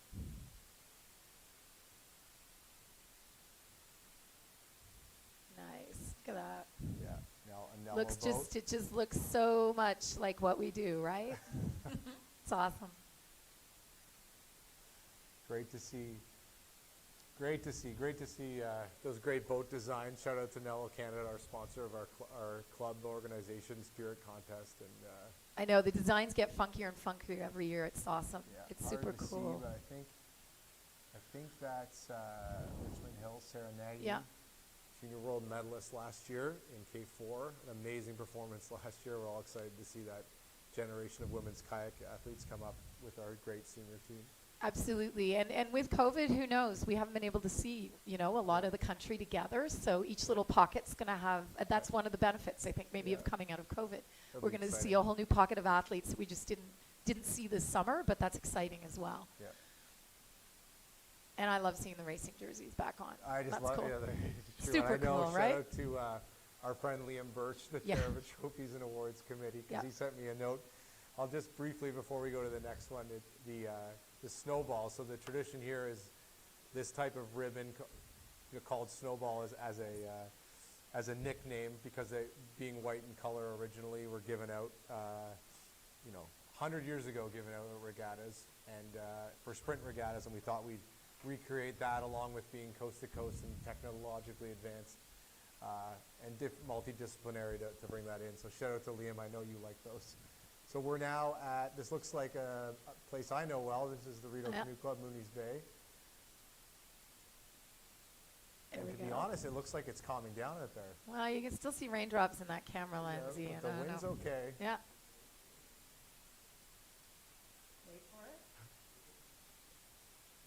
Now someone is just way out in front. We'll go to the results desk after with Scott and try to figure out who's winning what. Oh, there we go. But a great results. Amazing to see. And how fortunate to have that course and for them to be able to race on that course. What a great job. Fantastic. Shout out to Parks Canada for their efforts and their support, helping us all the time to allow us to leave it there sometimes, which is great. Look at that. Wow. So there they are racing where nationals would have been today for sprint. It's cool to see. I'm glad they're out there. There's Conrad and Reed, and looks like Ron Sibthorpe, one of our officials, and out Nice. there. Yeah. There's a little bit of rain there, Ian. Yeah, I came not back. Gonna lie, yeah. That was the wait for it. Right. It was definitely pouring. And And we have officials across the country helping at all our different sites and venues. So shout out to them and our officials committee, Mike Moyer and all that they're due and they do every year. Yeah. Look at Aaron, this. Chaz, thank you. I know you're active out in Nova Scotia right now, and you guys are busy. And we can't do this sport without our officials, without our key volunteers. Look at this. Look at this race. Oh, great to Buzz. see. I Awesome. mean, I'm excited just watching. Yep. Super cool. So I think right on cue, we're going to go to the results desk. Am I doing it or Scott's going to do it? Okay. So go to my Zoom screen.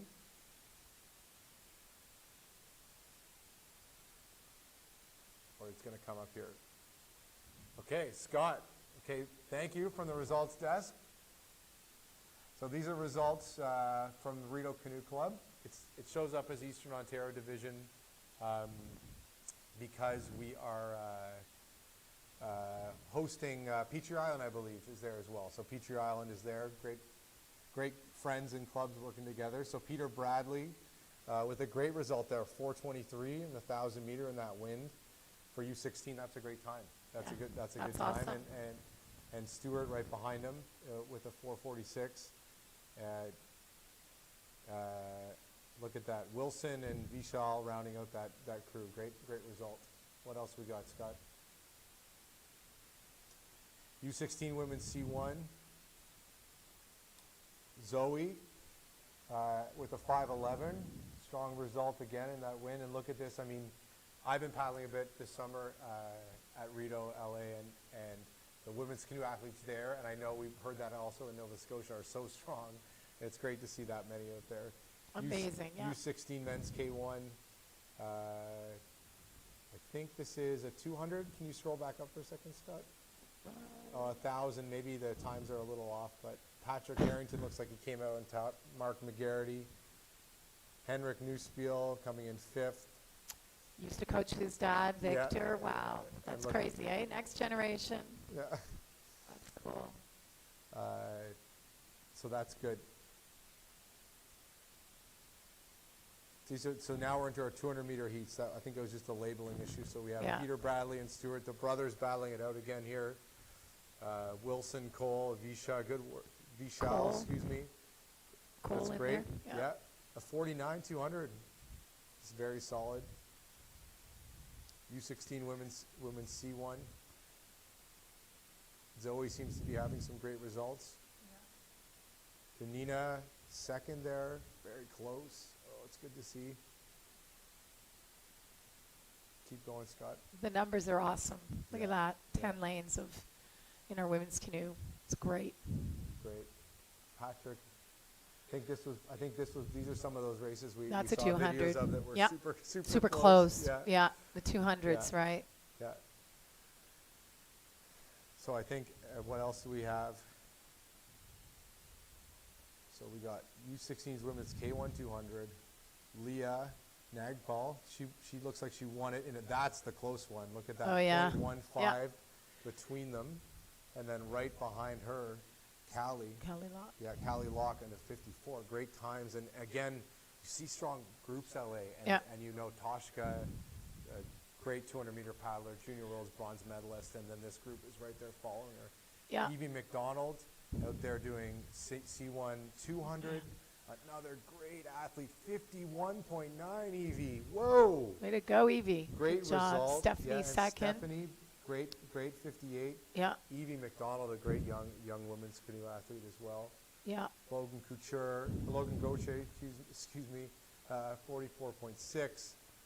Kieran Good Graham, times. another great race. I mean, so fortunate to have this competition within the club there.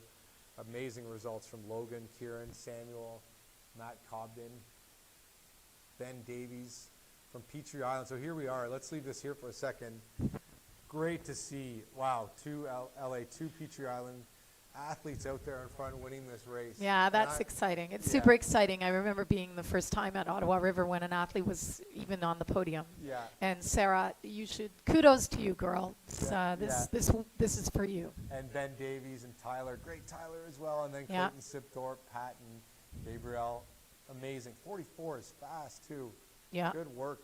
And I know it's not super calm, LA. I know, it's awesome. It's amazing. And kudos to the athletes and coaches for having this as sort of season ending for them, because you know that all your effort all summer, when you look at some of these times, has not gone for naught. It's huge. And I know, and training, I mean, I just think LA, motivating yourself with no nationals, no team to try to make, it's tough. But And no team boats. Remember, Yeah. these kids were in singles all summer know. outside of the Nova Scotia athletes who've been blessed to be able to be in those crew boats. So And the last one there, Toshka, with a win, and congrats to her. And I know Toshka had dreams of Junior Worlds this year, and she's training hard. So great to see the 45, a good time in rough conditions. So it's great to see. No, it's cool. Lots of results, and they're still coming in. And thanks to Scott at the results desk who's pulling those in. We're going to go now to the Burloak Masters. I think we're back on the creek with the Masters taking part in the challenge. is it sunny there? It looks like it might be sunny. Maybe this was from this week. This Oh, it was morning. this morning. Nice. Beautiful. Look at that. The sun is shining. And I mean, LA, I'm a master now. You're a master. And You finally joined the club, Ian. I love seeing our masters paddlers out there, and what an amazing group at Burloak. I mean, all the from Glenn Edison and all the crew there that are such a big part of the club, and Mike Kerwin, who for so long was a leader of CanMass, and I know Mike's been paddling there, and then getting up to Lac Saint-Jean with the kids this summer. But just who's there when you need volunteers? Who are there to bring the passion to the club, and to just enjoy paddling, to be out on the water. Yeah, and the masters do that for the clubs, right? And the experience, and they're a huge part of our sport, and hence, again, the CanMass movement.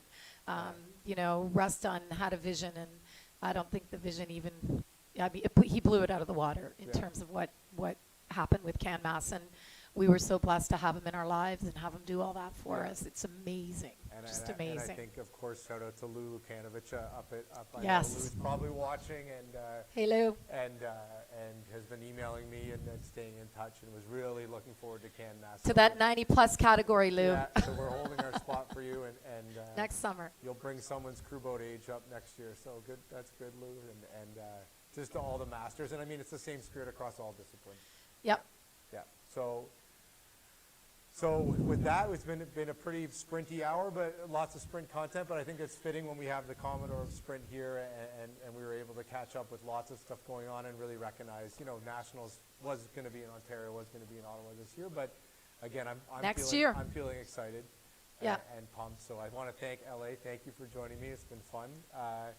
And thank you to everyone in Ontario for all the great work you're doing. We're going to keep our eye on results, keeping up with things. And now we're going to pause for a break. Thank you.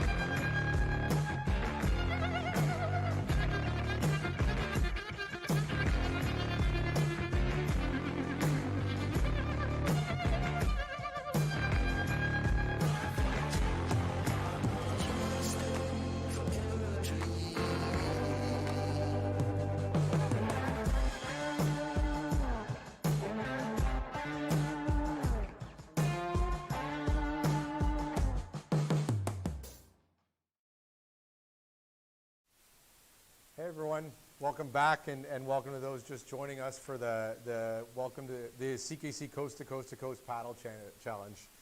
Bienvenue au défi de canoe kayak d'un champ à l'autre. We're coming to you from the CKC headquarters in Ottawa on the unceded territory of the Algonquin Anishinaabe Nation. Grateful to be here and grateful to be sharing this day with all of you. It's been a great morning so far, or day so far, checking in with the Atlantic provinces and with regatta going on today on Lake Bannock. Caught up with Madeline Hall and a lot of action going on in the Montreal Basin and in Valleyfield with a slalom training camp. Checked in with our Commodore LA Schmidt in Ontario and talked about what's been going on in Ontario. And missed the connection, and there's some delays at the Kawartha Marathon race, the big challenge. We're still going to try to connect with them and get some pictures, but we know those marathon paddlers are going strong. And if they're not able to get out, I'm sure they want to get out there. We're turning now to the prairie provinces and the north and looking at different paddling activities and celebrating our community that are participating today and those that aren't but are part of our community and have got through this COVID-19 summer strong and safely and have done a great job. So we'll be catching up with a few different groups today, and I just want to start by recognizing all the great organizations and supporters across the prairies that we work closely with. The Manitoba Paddling Association and Jerome and his team and all our friends there paddling across all disciplines, and I know they had a great series of Manitoba Cups this summer. I saw pictures and video from, and they've been doing great online challenges. Shout out to them and the whole team in Canoe Kayak Saskatchewan, Greg and the whole team there that have done an amazing job, and multidisciplinary again, and all the different organizations working with them. All the coaches in Saskatchewan have done a great job. I caught up with Rob Sleeth recently, and he said programming has gone very well, and they've had great numbers up in Saskatoon. And we'll be hearing a bit shortly, I think, from Yorkton and seeing what's going on there. And I know Igor's and his team at Wascana have done an amazing job with numbers, their record numbers, which is incredible. Alberta Whitewater Association, we'll check in with one of their members and one of their stars shortly.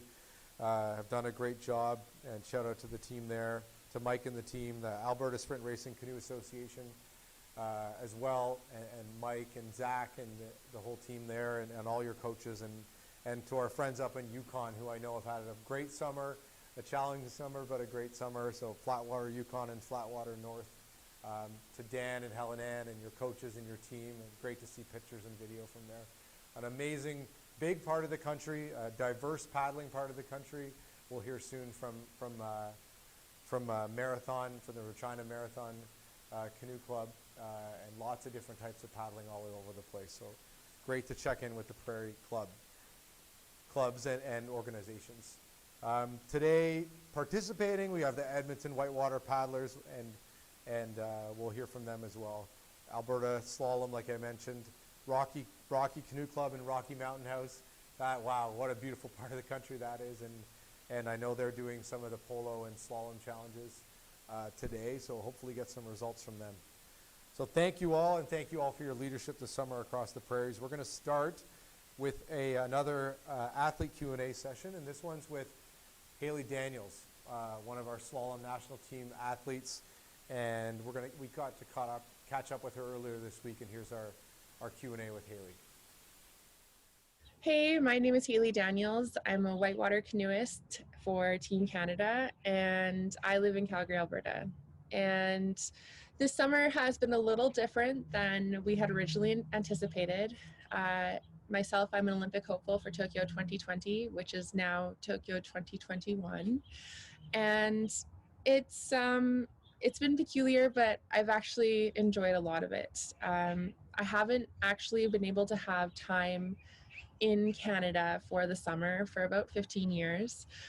So for myself, it's been kind of amazing that I've been able to explore our backyard and still be able to paddle and really start to get back to the enjoyment side of training versus the side where when you're trying to qualify for an Olympics, it's not that your enjoyment gets sucked out of training, but it definitely becomes a lot more focused and you become a lot more diligent, and that big hairy audacious goal is kind of looming always. So I kind of just was able to relax a little bit and remember why I started paddling, and I think that's been kind of the amazing part about this summer.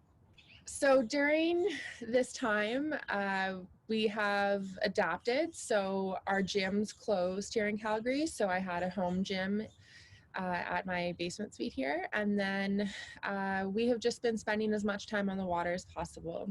I've also been using mountain biking as cross training to keep my aerobic fitness up. And social distancing has become the new buzzword. So spending time with friends, but at a distance.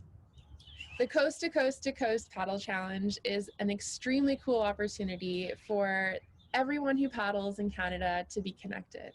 Whether we're in different locations or in different boats or different types of water, we all get to enjoy the thing we love, which is paddling on water. So to me, it's really special because all levels, from the grassroots all the way to Olympic hopefuls, get to share this amazing experience together and see how they stack up. Great. So great to hear from Haley. Thanks for that. Thanks for your time.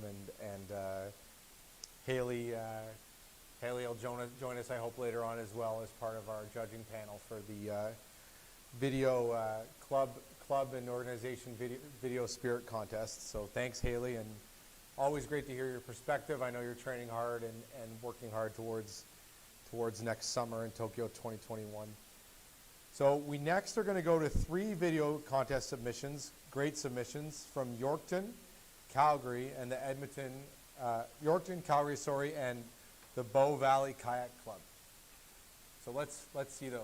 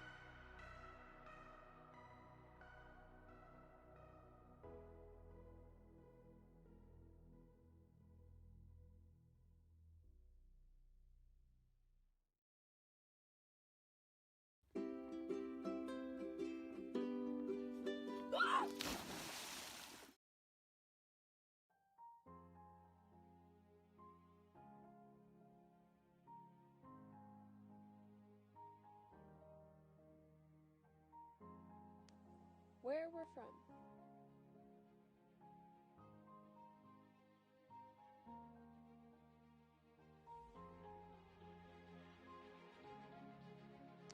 We're the community that always welcomes everyone, whether it's for a bike ride for yoga or paddling to Weaselhead.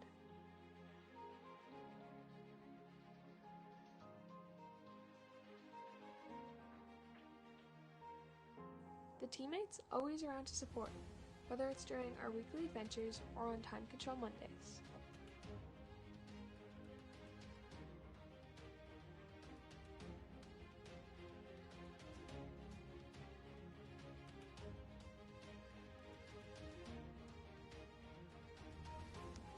Where we are from, work ethic is prioritized over outcomes. We take joy in the process.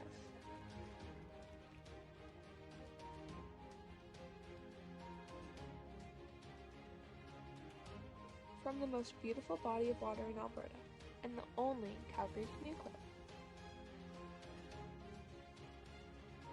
A place where we always know our coaches will evolve to push and pursue us, no matter the goal.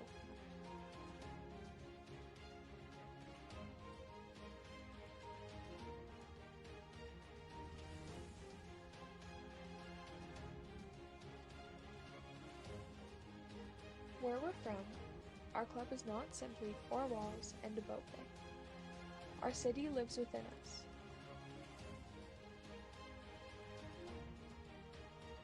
We are the heartbeat.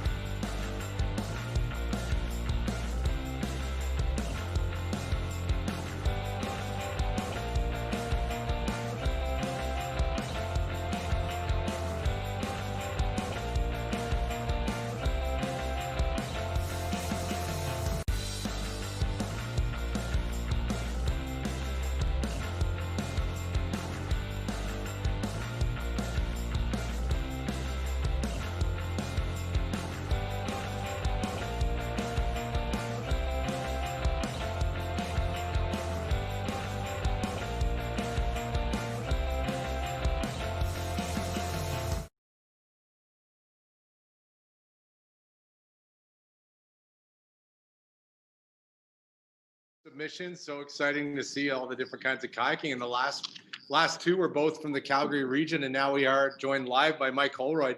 Hey, Mike. How's it going? Oh, super great. Tell me where you are. What's happening? So I'm down at the clubhouse at Bow Waters and Waterworks here in Calgary. And if I turn my screen around here, should be able to see downtown Calgary under the bridge over there. And we've got a bunch of kids. So we've got, oops. Sorry, here we go. So we've got one of our little paddlers. She's 7 years old from Calgary, Anna. And she's headed out to do the slalom gate test here. I don't know if you can actually see her. Oh, we can see. Yeah, that's great. 7 years old. Wow. Yeah. And then we've got some other kids here. We've got Haley Daniels, national team member. Yeah. We've got a 5-year-old as well over there in a slalom boat. And yeah, they're having fun. It's sweet. It's That's awesome. I think it's the first official day of autumn here for us because it went from 25 down to about 10 today. But it's still blue skies, so we're loving life. That's awesome. That's great to see, Mike. And tell me, how's the summer been? I know it's been a weird summer and with restrictions and changes, but how have you and your clubs and paddlers been able to manage?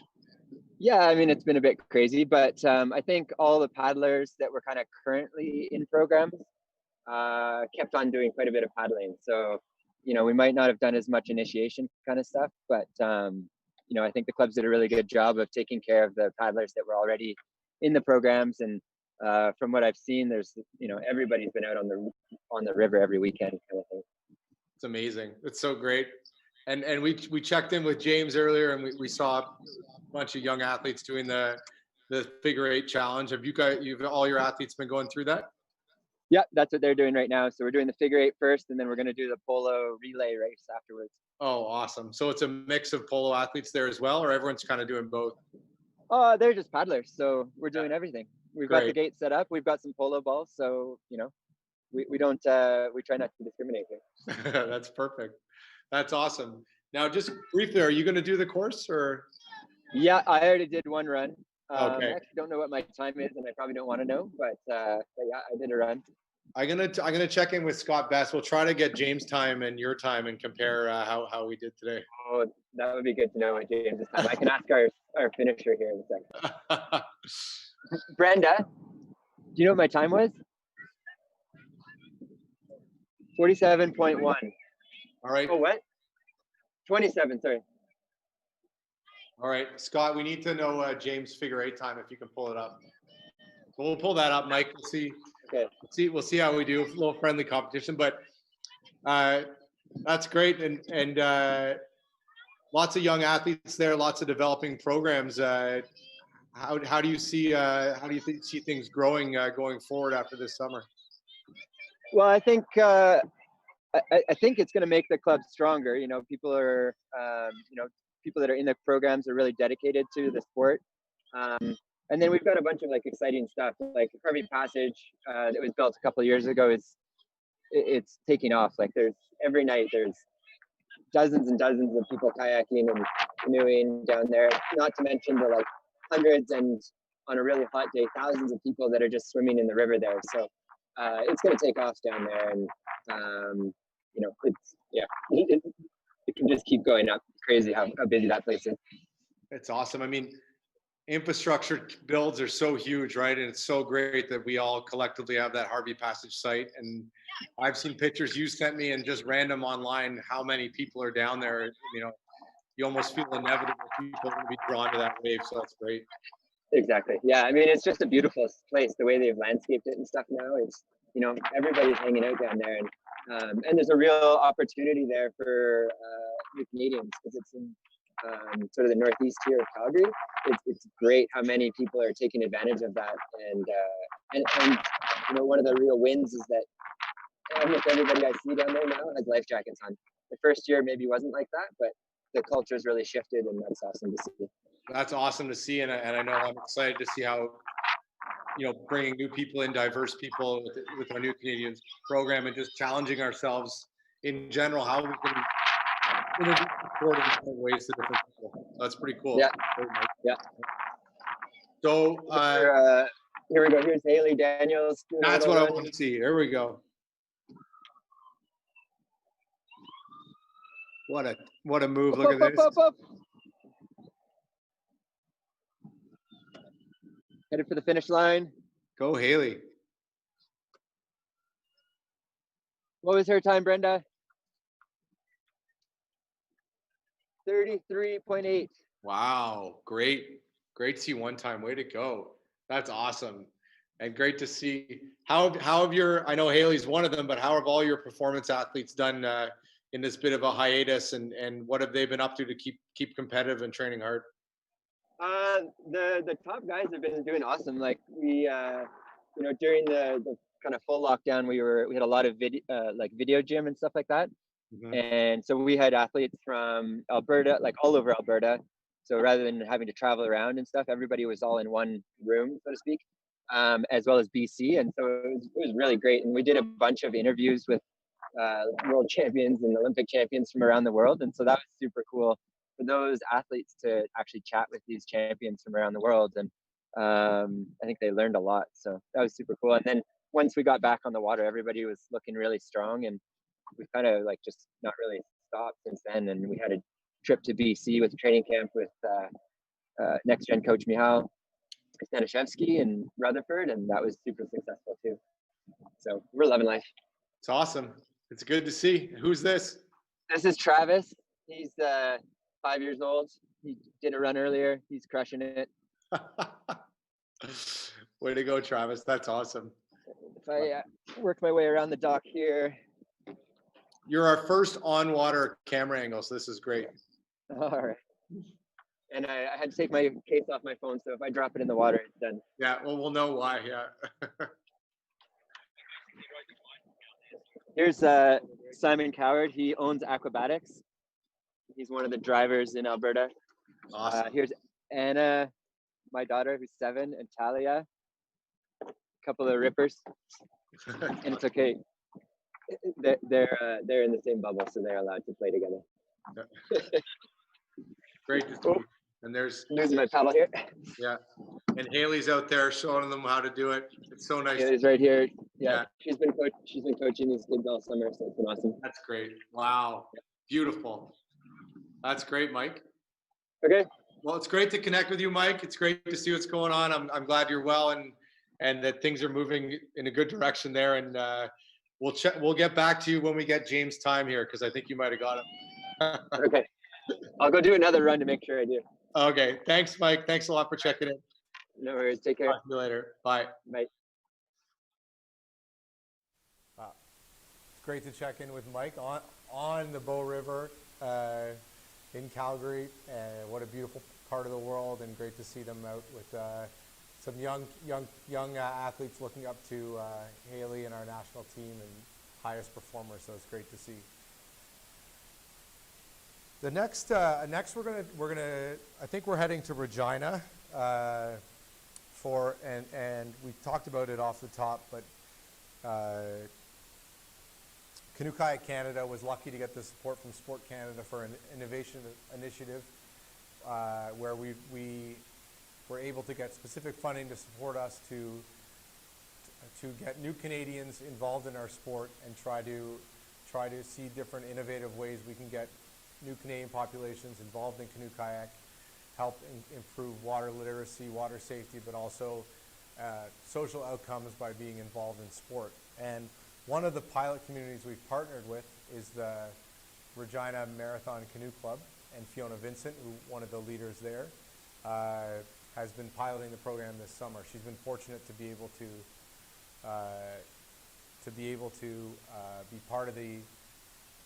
to run the program this summer when others have not. And I think we're going to start now with take a look at the interview I did earlier this week and caught up with Fiona before we catch up with her live in Regina. Here's that video.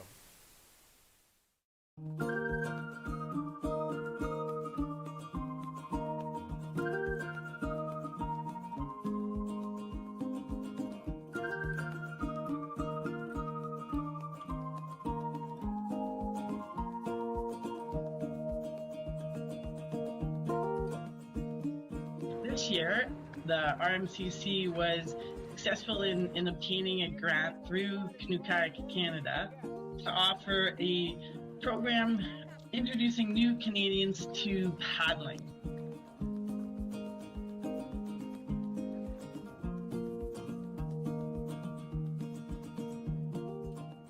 We were trying to provide a fun, safe, and enjoyable learning environment where new Canadians could build some water sense, some comfort level, and just some safety awareness being out in a canoe.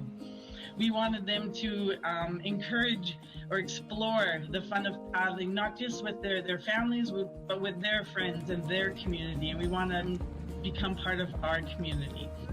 You know, during our sessions, what we heard time and time again was, can I bring a friend? Can I bring, another family member? Can somebody else in my community come and participate? And unfortunately, we weren't able to manage that at this time, but, they wanted to share within their community. So I think that's a testament to, what was being delivered for them. People understood that we were talking about the Canadian culture and the canoe and history. And, one of the things that we were extremely fortunate to be able to provide is the very first day we talked about the Voyageurs, and then the next class we actually had a Voyageur boat that I was able to borrow from work, and they were actually got to paddle the Voyageur boat. So again, to reinforce that historical component, I thought that was important.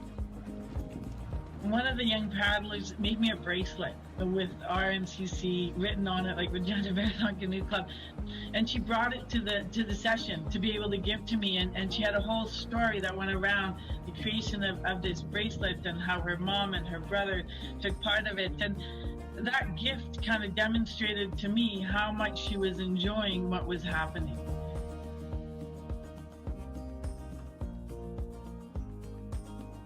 Thanks, Fiona, for joining us. It's great to chat. Fiona Vincent here, a legend of marathon paddling in Canada, alumni of Sprint, and overall just a leader in paddle sports. And Fiona's from the Regina Marathon Canoe Club. Fiona, thanks for joining us.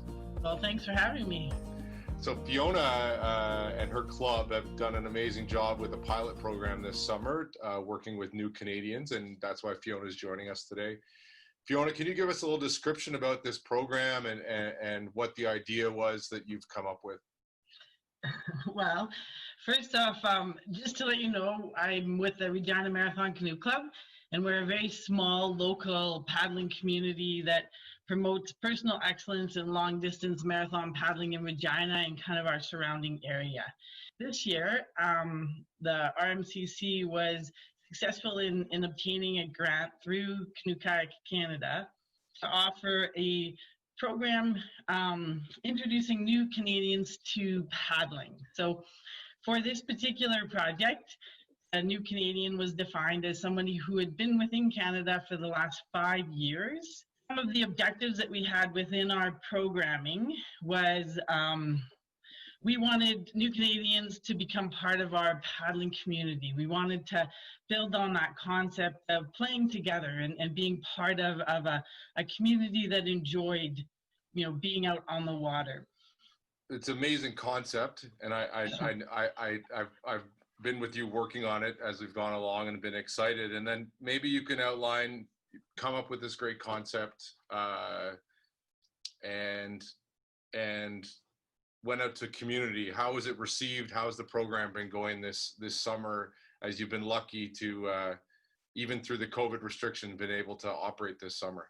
Right, and I would say that at the beginning of the summer, there was certainly a lot of uncertainty, and my thanks to Canoe Kayak Canada and their being able to provide us with a grant and having the confidence in our club to be able to actually action the grant and be able to make it happen. So, as restrictions were lifted and information began to percolate both from Canoe Kayak Canada, from SAS Sport, from our own provincial Canoe Kayak Saskatchewan body, and our health authorities, we were able to adapt and open our doors to our members, and people were certainly ready and willing and wanting to come out and paddle. So I just want to say a shout out to our RMCC coordinator, Scott Brunskill. He is a local business owner here in the city, and he did an absolutely amazing job at ensuring that our club was as safe as it possibly could be. So I think what we were able to do is capitalize on just that need that everybody wanted to be out and do something. I think that's something, Fiona, we've heard across the country that there's people out, there's lots of people on the water this summer. Lots of people want to paddle, and like you mentioned, our coaches and our leaders have been amazing, and this is another example of getting on the water safely and providing leadership to be part of the sort of initial recovery and getting through the crisis. I think what's cool about this program is it focusing as well on safety and water literacy, because anytime lots of new people coming from anywhere, any people, they need to be safe, and this is an example of how we can make a difference, is getting people safely on the water as they do that. So it's really cool. As you've watched those participants go through the program, what has the experience been like from your observation for them being part of it? Well, as an organizer and a coach, it is humbling to understand what we have available to us in our country. They were we asked kind of, what drew you to paddling, right? Because like I said, I think 5 people out of the 40 that we had ever been in a canoe. Not only was it humbling, but it was inspirational and it was motivational that here are these people knowing absolutely nothing about paddling, and most of them were non-swimmers too, and they chose us to come and be a part of our of our program. How cool is that?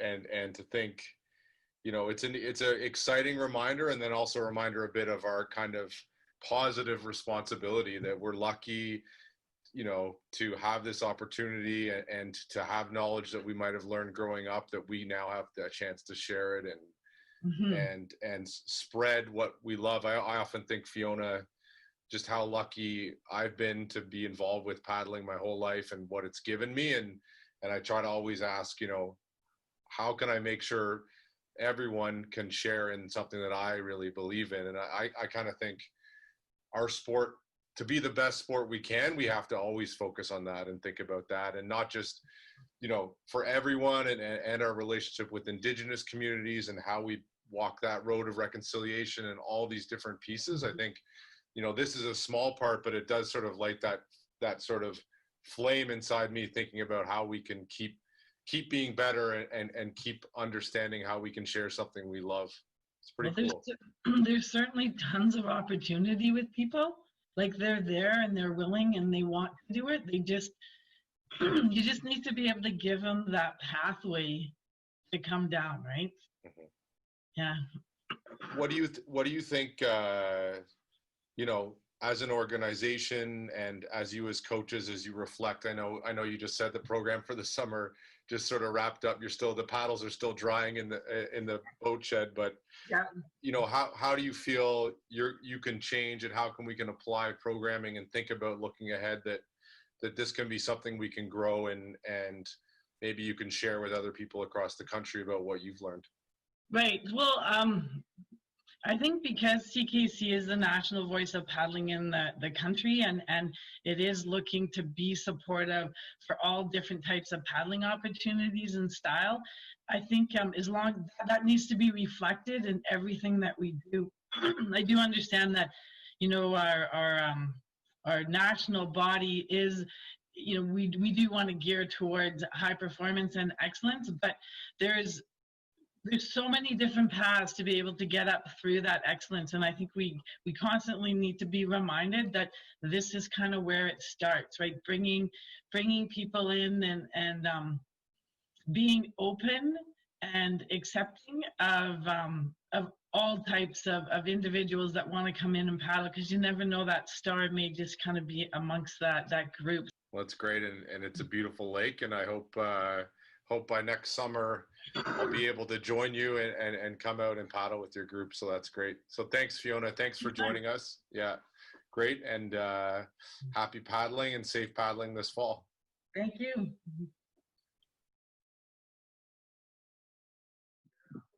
Hey, looking now after that great interview, we're connecting now live with Fiona Vincent. And Fiona, who's out there?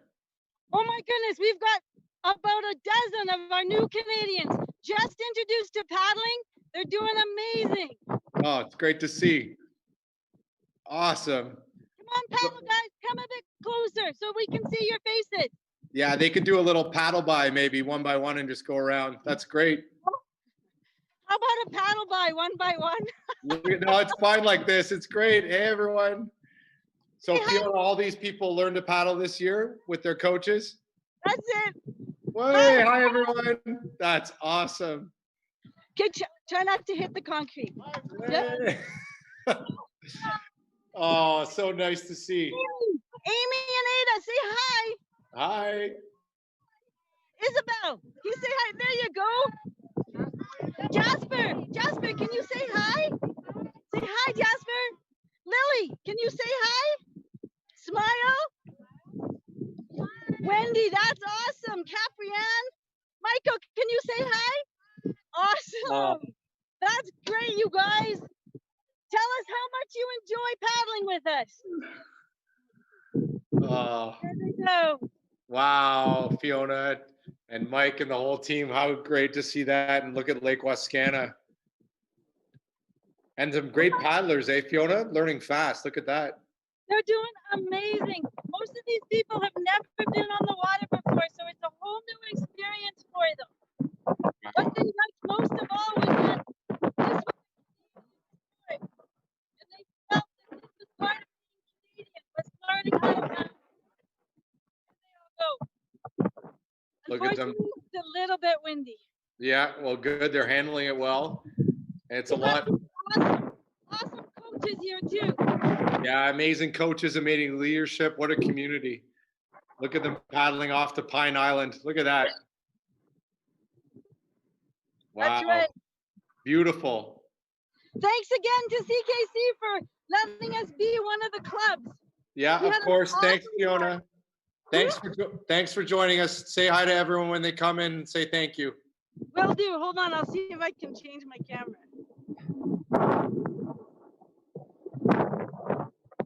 Nope, you just get the paddlers. Thanks, Ian. Have a good day. Okay. Bye, Fiona. Bye. Thank you. Have a great day.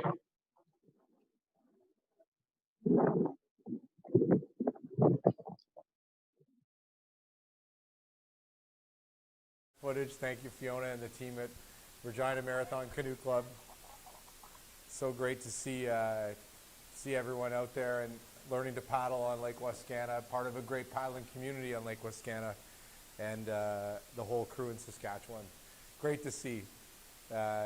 Incredible.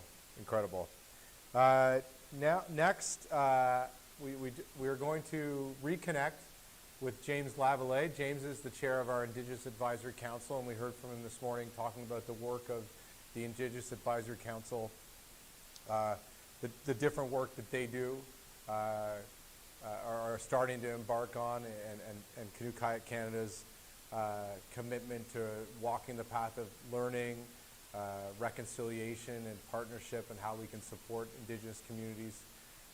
And outside of James's role as an alumni paddler from our Sprint National team and an active paddler now in lots of different disciplines, James and his group have started a new effort called Waterways, and that works with Indigenous youth and Indigenous communities in Manitoba. So here's my video where I caught up with James to talk about that initiative. You've transitioned from training with the national team, and now you're working on a new project, which we're going to talk about shortly. Is that it provides you with this amazing perspective, like you said, of where you've come from, what you've experienced, and now asking that question of how you can give back and what that can look like in action. And I think a lot of people would be interested to hear about your project. So I know it's been a weird summer and a challenging time with COVID-19, but what have you been up to, and what have you and your team been up to this summer? Sure. So over the winter, I decided that I wasn't coming back to training camp, and it was time to take the next step. I had been talking with other paddlers in Manitoba, namely Mohammed Crossman-Serb and Tristan Schneider. And we'd all kind of thought how amazing, bringing that context back and creating those opportunities for Indigenous youth to reconnect with paddling and promote health and wellness along the way. We were contacted by Southeast Child and Family Services to do programs for their youth in care and the other kids within their communities. So we set out, we hired 8 people during a pandemic, trained them in Canoe Kids, and deployed them to these communities in southern Manitoba, mostly within Treaty 5 territory, which is in the Canadian Boreal Forest. And we ran canoe programs. With the kids, I was there in 3 communities. We had about 20 kids showing up every day. And you see the transformation from day one into the final days, especially going into the second week of these kids, most of them who are in care, have, really troubling lives, family situations. And they just to come canoeing and be a kid again, but also get that cultural component, which even though many people would expect living on reserve, that cultural piece is there, but that's very much not the case in many reserves, in Manitoba at least. kids just simply don't know their language, they don't know their culture. A really powerful moment for me this summer was we had an elder come in to talk to the kids about some sacred rock that was in a community. And there was about 20 kids that came on this hike. And when he was all done talking, he said, "So how many of you know who you are? And no one lifts their hands. And he's like, okay, but how many of you know you're Anishinaabe, which is the people they were? 3 or 4 kids put up their hands. You could just see in that moment that was like kind of the first piece of them being able to put together the puzzle of being an Indigenous person and trying to figure out your identity and work through all these different systems that are against you. And we just so strongly believe that paddling, as funny as it seems, is just like kind of that support system, that it's physical activity and it's all culture, it can be language and all these things intertwined. And that just makes a supportive net, especially for youth. So in every community we're in this year, we ran a Canoe Kids workshop and taught community members how to coach canoeing. So next time we're there, we can hire community members instead of sending people up, and build that capacity in the community and support the youth and make it a holistic health picture. And it just so happens that canoeing is just an amazing vehicle to do that.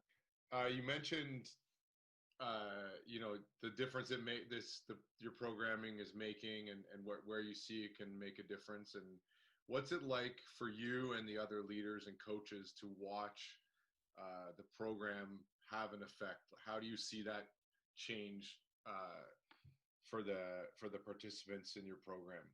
It's really awesome to see the change, and it's kind of different for each kid. So a lot of that is when we're coming in on a Monday and we're starting a program in the afternoon. A lot of the kids are coming in shy, and a lot of these communities we're in, most of the teachers are like flown in from Newfoundland, so they're like not from the community. Same thing with like all the other people in positions of power, so the police and like the principal, etc. So when they see people like me, they kind of assume, that I'm there in a position of power, or I'm, there to punish them or whatnot. So I was very fortunate to do my programming with Lauren Evans, who is from Cross Lake, Manitoba. She's Cree and visibly Indigenous. And she could really get on a different level with the kids that maybe were initially intimidated or scared by my tall, blue-eyed presence. So from our last program I did 2 weeks in Little Grand Rapid, and we went from people that wouldn't even come close or talk to us to at the end wanting to give us hugs, and obviously because of COVID that wasn't happening, but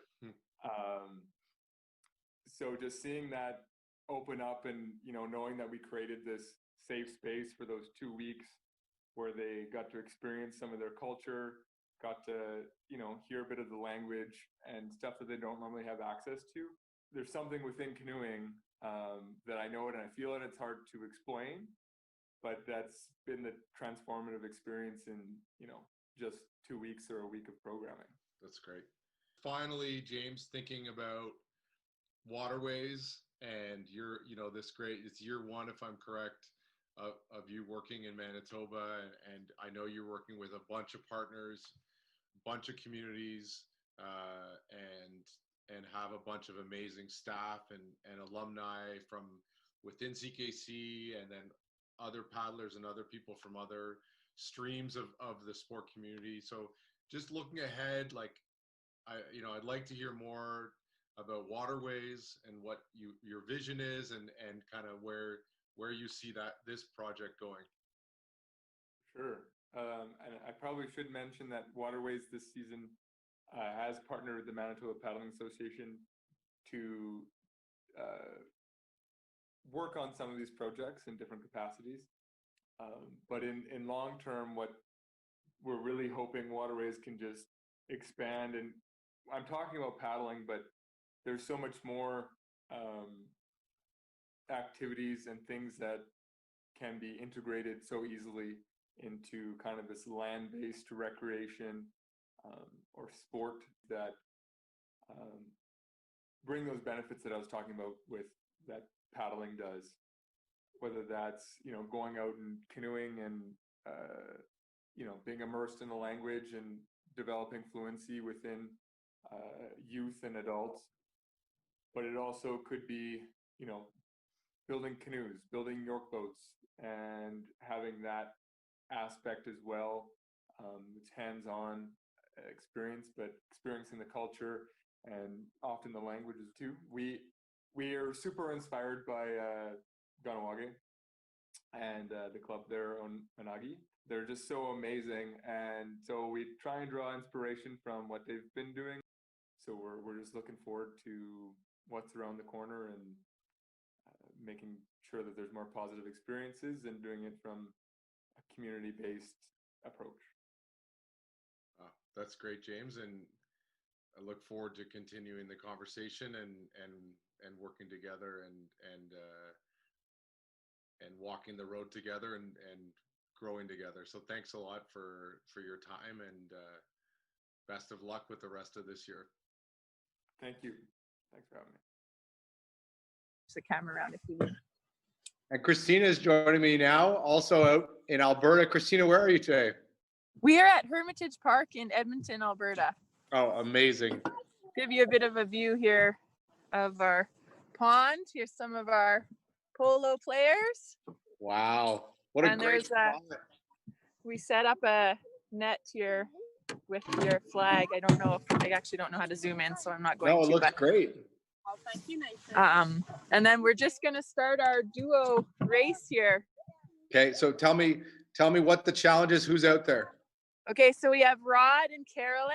They're in one of our Jackson duo boats, and they're doing, I guess, the slalom race. So we're going to see sort of the 60-meter race here. So on James's timer, he'll tell them when to go. Awesome. Go. Sorry. Look at that.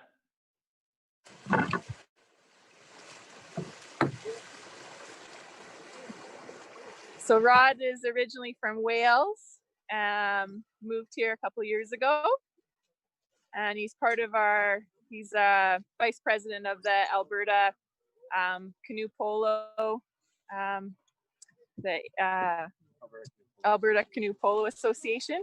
Great. And Carolyn has been playing polo probably since the year 2000s, been on many of the world's teams since then. Yay! Yeah, awesome. Guys.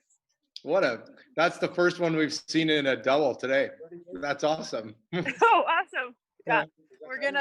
We'll line up some of I think we'll do a polo race for you now too, if you want. And Great. then, So Christina, tell me how have things been for you and the polo team through all COVID this long summer? Yeah, I mean, it's definitely been a different summer. Essentially, our program has shut down for the most part. This is not the place where we would normally be kayaking. There's very close by, there's another set of ponds called Rundle Park where we would play. The city fills these ponds every year with fresh city water, but because of COVID, they have chosen not to fill them. So we lost our outdoor site. Wow.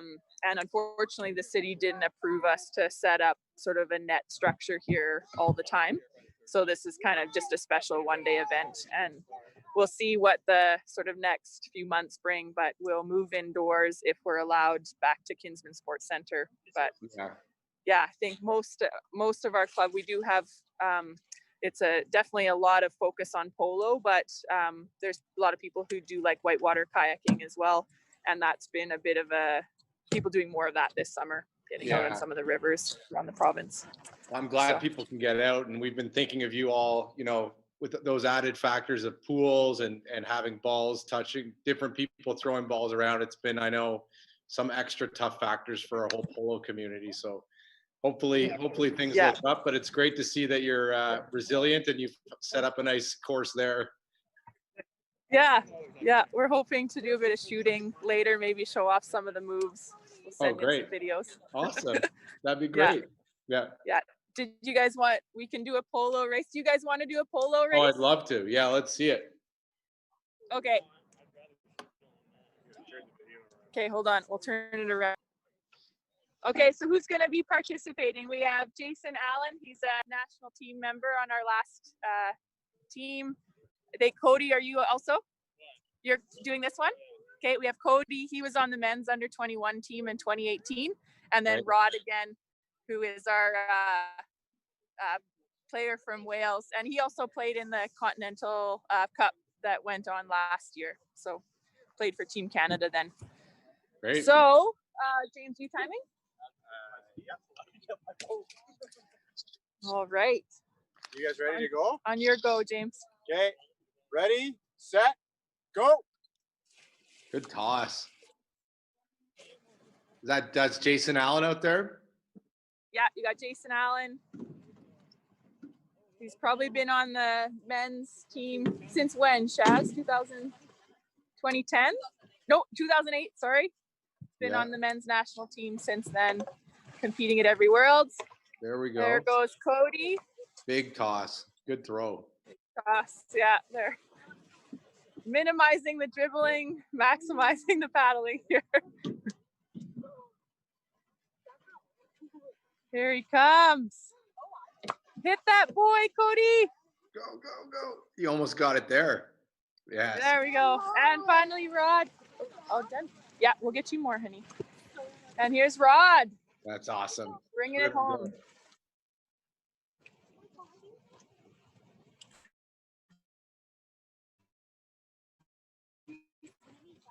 Here he comes. There. Good job, guys. Boom.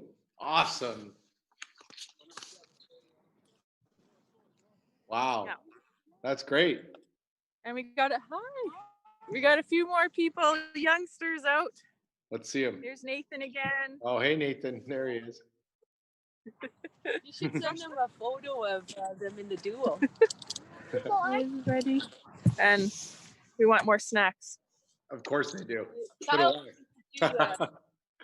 Well, yeah, Christina, that's awesome. It's so great to see everyone, and I'm glad you guys are finding a way to still get out there. It's so amazing.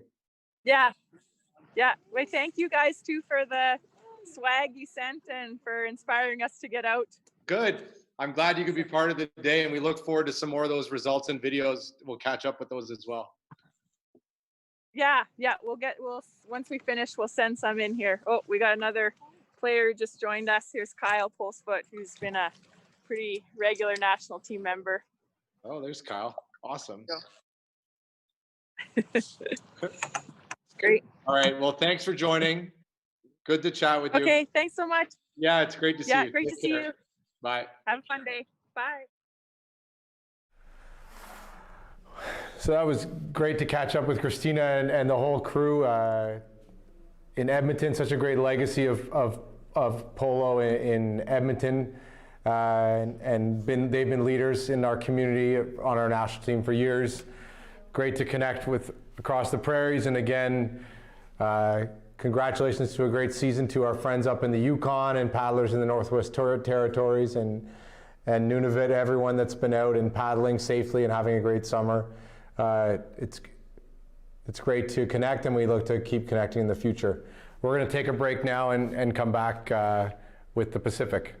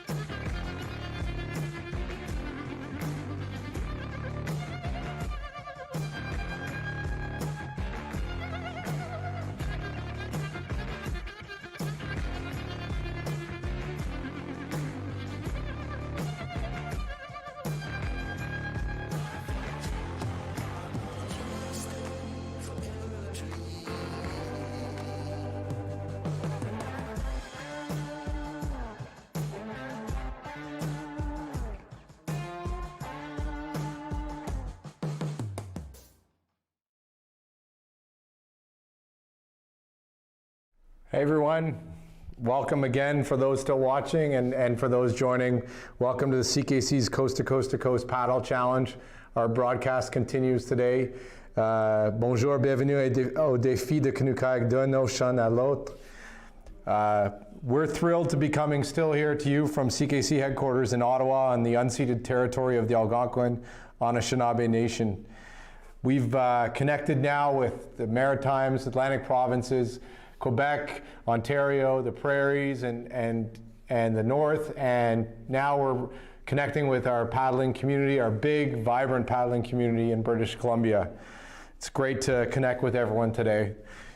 As we mentioned before, it's been a challenging and unsettling year for all of us, and it's amazing to see how we've overcome different challenges with COVID-19 and been able to get on the water. We have to acknowledge off the top the leadership of Canoe Kayak British Columbia, Colin and his team, Jill, Connor, and all the volunteers across the Canoe Kayak British Columbia who've done an amazing job of navigating the changing COVID requirements and the COVID regulations and getting back to paddling and have done a fantastic job.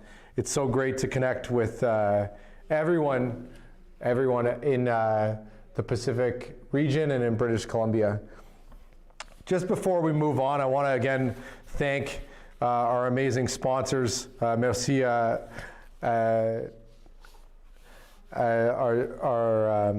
partenaires généreux who have donated so many great prizes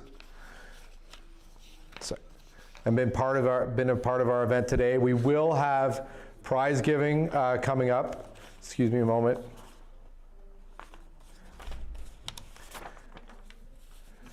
We will have some prize giving coming up for our different challenges. You can go to our website to see the different challenges. Share your pictures and videos with the hashtag CKC Paddle Challenge or hashtag Défi CKC. Registration is at ckcmember.ca for the proper registration, waivers, and image release for us to share your images and to be entered for the generous prizes. Nello Canada has been very generous with their numerous prizes for the Nello video contest for club organizational spirit videos. We've seen a bunch of those, and there's more to come. We have generous prizes from them.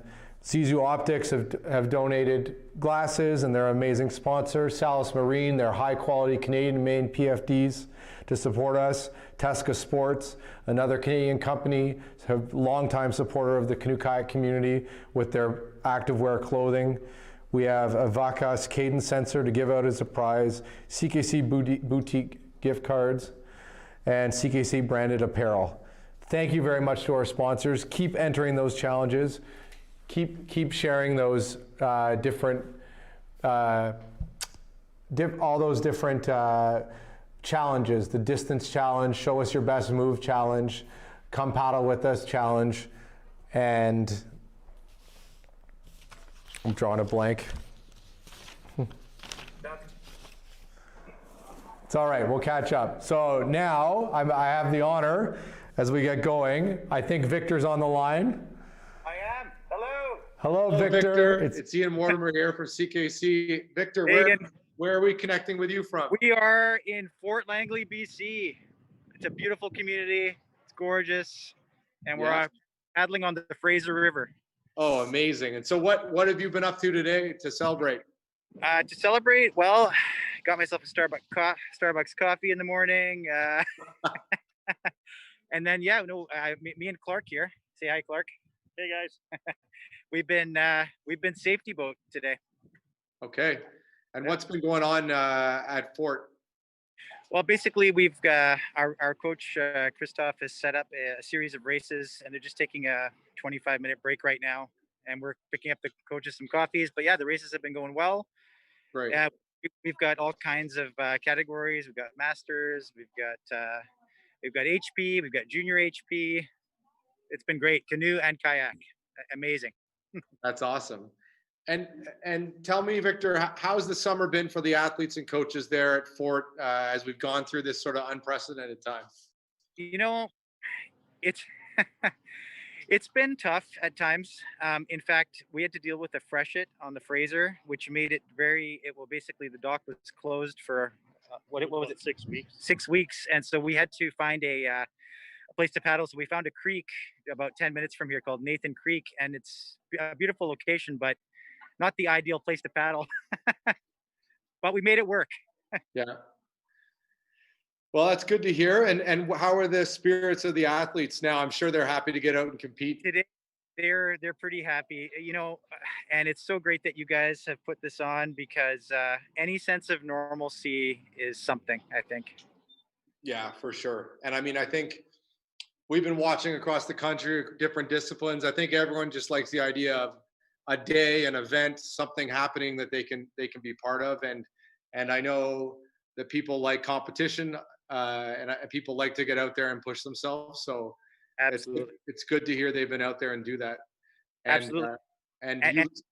I'll definitely be sending some of the videos from earlier with. What I did do is we have a Facebook page for our parents and athletes, and so I did it all through live there, but I saved all the videos, so I'll pick the best ones and I'll send them to I think it's Aaron. No, it's Emily. Yeah, send them on in. Well, thanks, Victor. Thanks for joining us. I want to say thank you to you volunteering and both of you for supporting an amazing event. And send us the pictures. Let's see those athletes. And thank you for checking in with us. Great to see you. And it's a beautiful sunny day. Can't say the same for across the country. A lot of places today. So I saw that on the thread. Yeah. Wow. All right. Cool. Have a great day, guys. Thanks for joining us.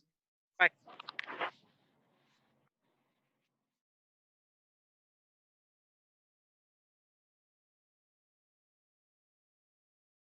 Here I am.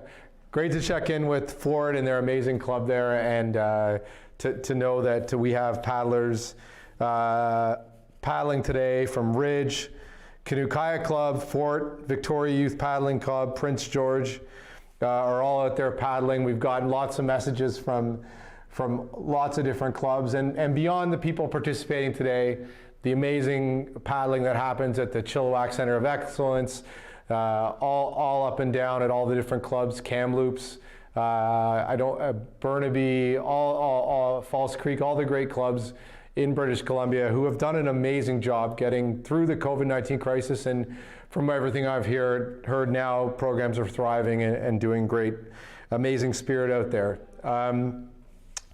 So speaking of spirit, we had two great submissions from two sprint clubs for the club video contest, and now we're going to see those submissions, the club spirit submissions from Fort and Ridge. Enjoy.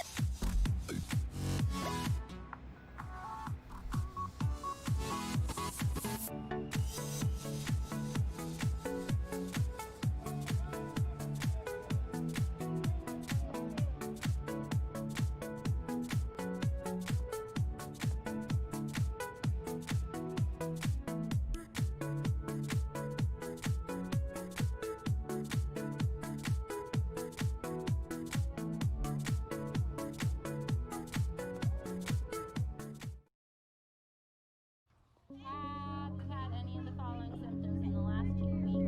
Fever, chills, cough, shortness of breath, or difficulty breathing, sore throat, fever, swallowing, stuffy or runny nose, loss of sense of smell, headache, muscle ache, fatigue, loss of appetite? Have you been in close contact or cared for anyone with the above symptoms in the last 2 weeks? Have you traveled outside of the last 3 days?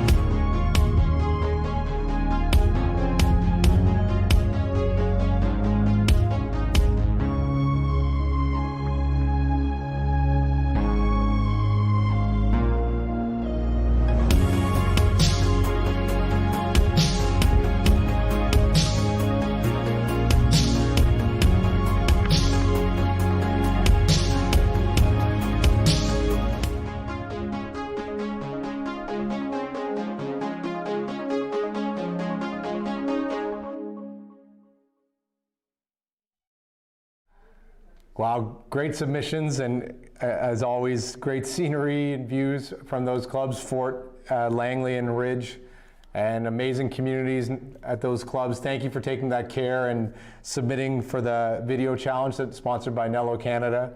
And pretty soon we're going to be getting together our celebrity judge panel to judge those videos and find a winner. But thank you very much for submitting them. It's great to see, and great to see all the great paddling with our friends in British Columbia. The next segment we're gonna look at is highlighting our freestyle athletes and our freestyle team. And this is a Team Red video that was made earlier this summer from Caleb, from our freestyle coach from Canoe Kayak Canada. Check it out.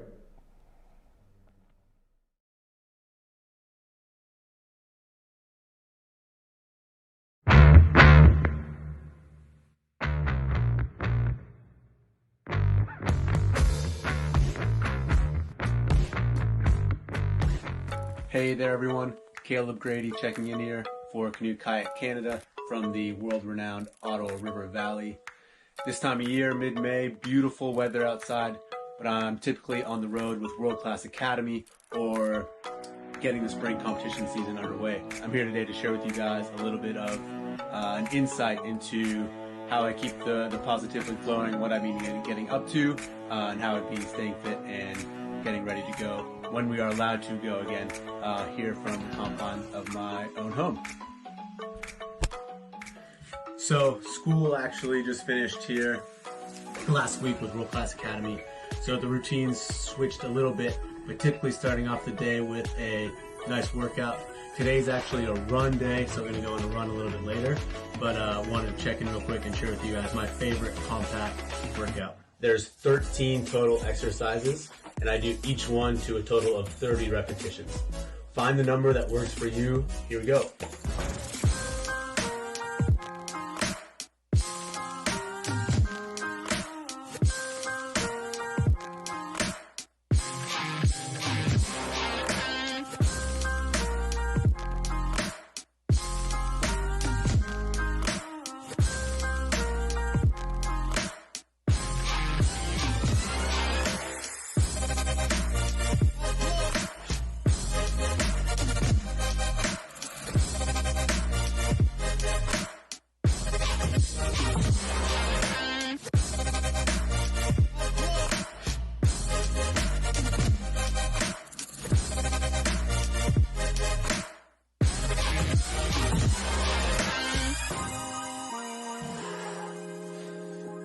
Nice work, everyone. Like I said, today is actually run day, but I want to show you my favorite core workout. It takes 15-20 minutes in the morning, a little bit of time to warm up and cool down after, but 13 core exercises can't be beat. Like I mentioned, we actually finished school last week, so right now it's academic reports time. But a little bit of time to grind here, grind away in front of the computer, finish up the work day, and then it's outside for the afternoon. So I made it through as many academic reports this morning as I could before I couldn't ignore this beautiful day outside any longer. Like most people across the country, I think we've all found some solace in gardening throughout our time in quarantine here. So myself personally, really taken an interest in a couple projects around my house. I built myself a garden bed so my mom could plant her flowers that she got for Mother's Day in a new flower bed. It's been a really fun project to be actually involved in the gardening. My personal favorites right now, just a couple beautiful daisies that are waiting to flower. Lucky day for you guys with this beautiful streak of sunny weather. The pups are starting to shed all of their winter hair. So you guys get to be a part of brushing off Blanca here. Ready?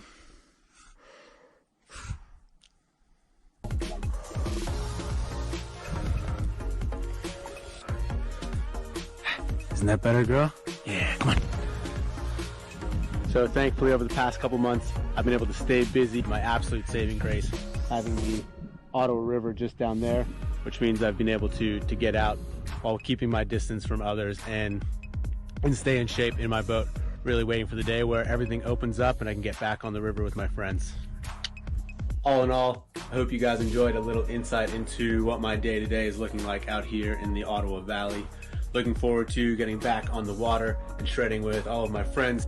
Looking forward to seeing you all out on the river sometime soon. Stay safe, stay happy, stay positive. See you later.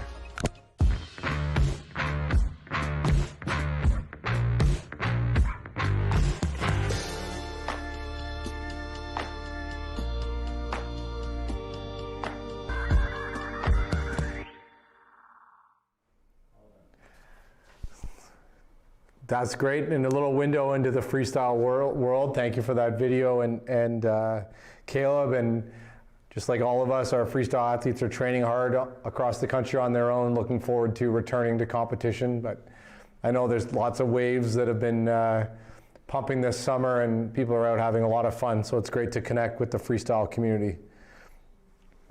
Our next video is another club video submission, and this one's from Prince George, and we're going to go to that in one moment here.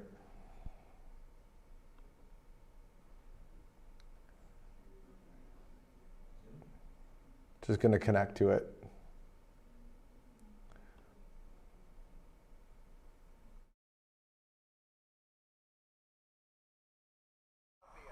Here at Westlake, we paddle with our 17 Getting audio? June to August. Normally, we're over there by Camp Hughes, but because of COVID, we have to practice here on the public access side. Because of the COVID pandemic, we've had to transfer all our boats from over there by Camp Hughes to over here. So now we have a boat trailer. So let's go unpack them, eh?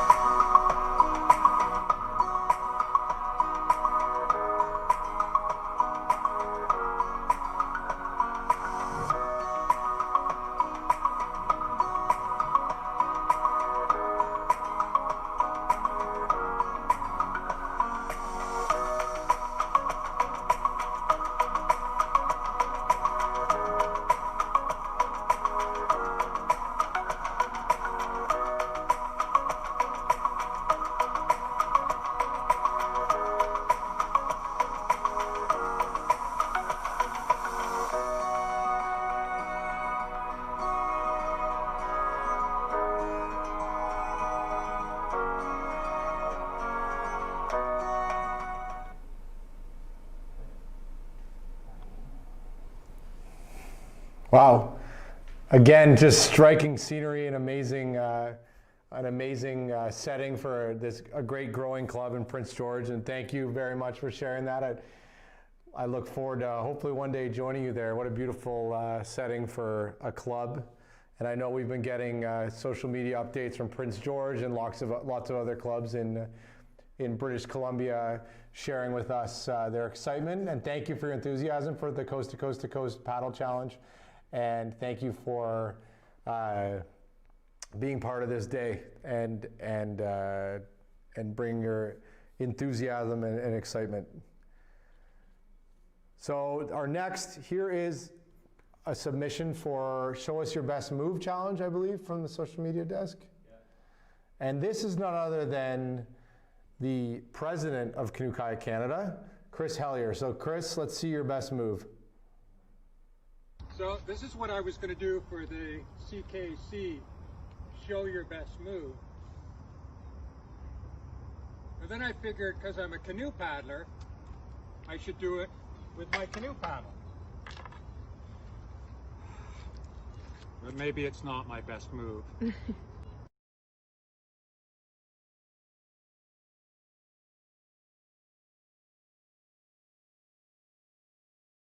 Thanks, Chris. Are we plugging into more social media updates? Yeah.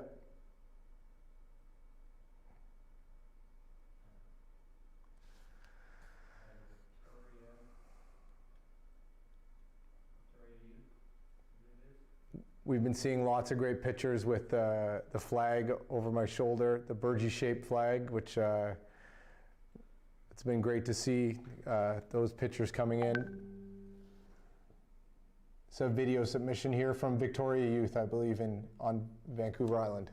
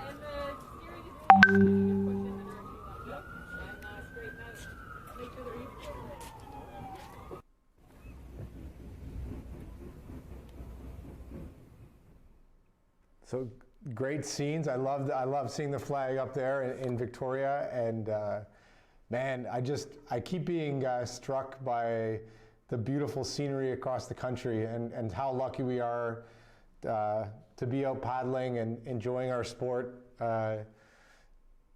and to see so many people, young and old, out there, new paddlers, experienced paddlers. I was just rechecking in on results from the regatta. We know it was 5 hours ago now. We were 4.5. We were connecting with the Atlantic Division and with the team in Dartmouth, and now we're seeing pictures updated here, like this one from somewhere in BC. Where are we on this one, team?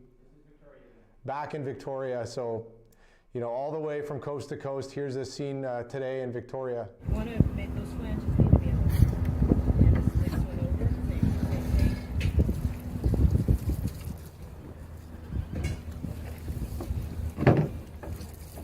And then these come in. Sorry.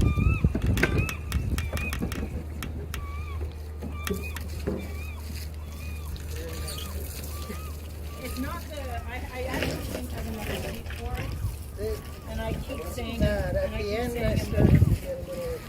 keep saying I'm going to change the seat out.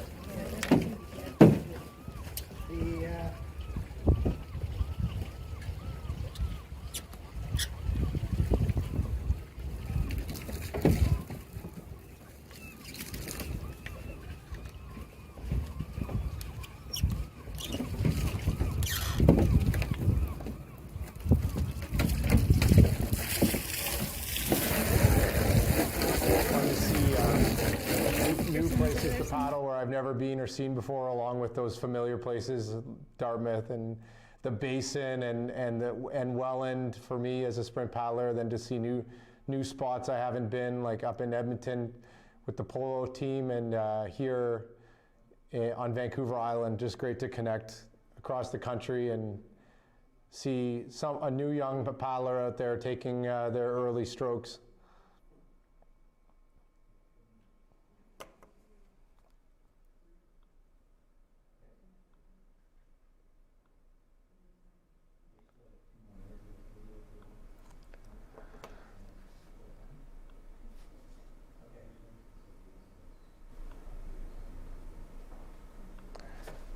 Okay, do we have any more updates?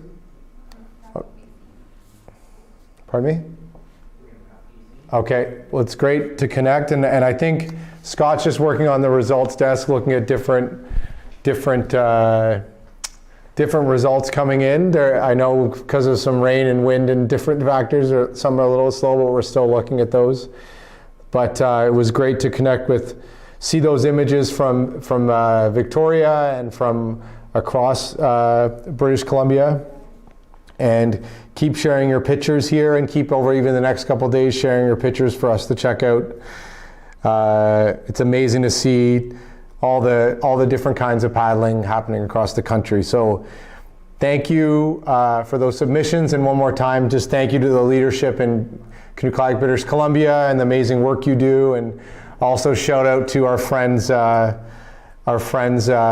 that are part of the Downwind Championships. I know Tessa Oldershaw will be joining us in a moment from Nello, Canada, and we always have a great time at the Downwind Championships in Squamish, and Bob Putman and the whole team. We know for them as well, it's been a bit of a different year and a tough year, and just shout out to them and all the paddlers in British Columbia who are working hard through difficult times and growing the sport day to day. So with that, I want to thank everyone in BC who I've been able to connect with. Enjoy the rest of the regatta days, and we'll take a short break and come back. Thanks.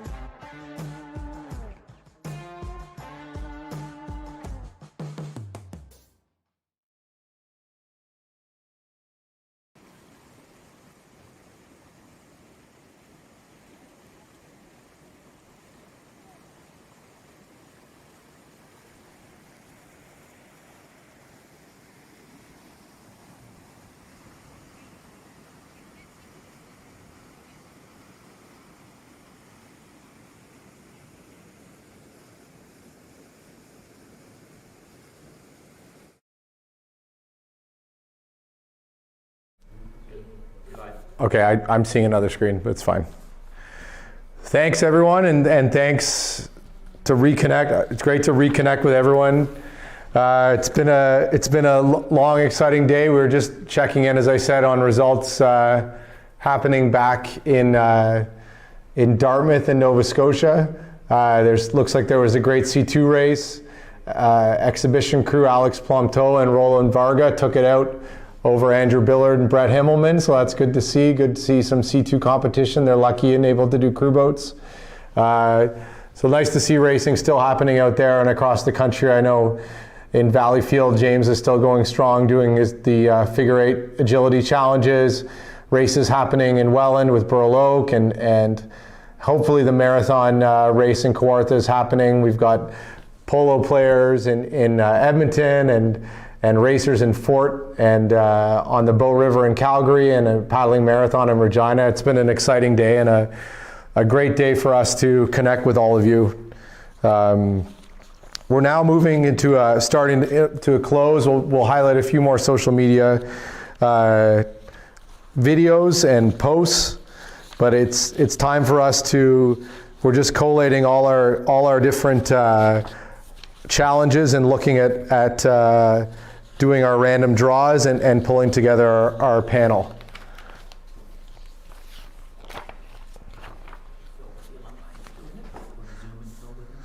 So we now are gonna go and we're gonna do another prizes first, but before we do the prizes, we are going to catch up here with a group of alumni who are actually our panel for our Nello prize contest. So I'm happy to be joined now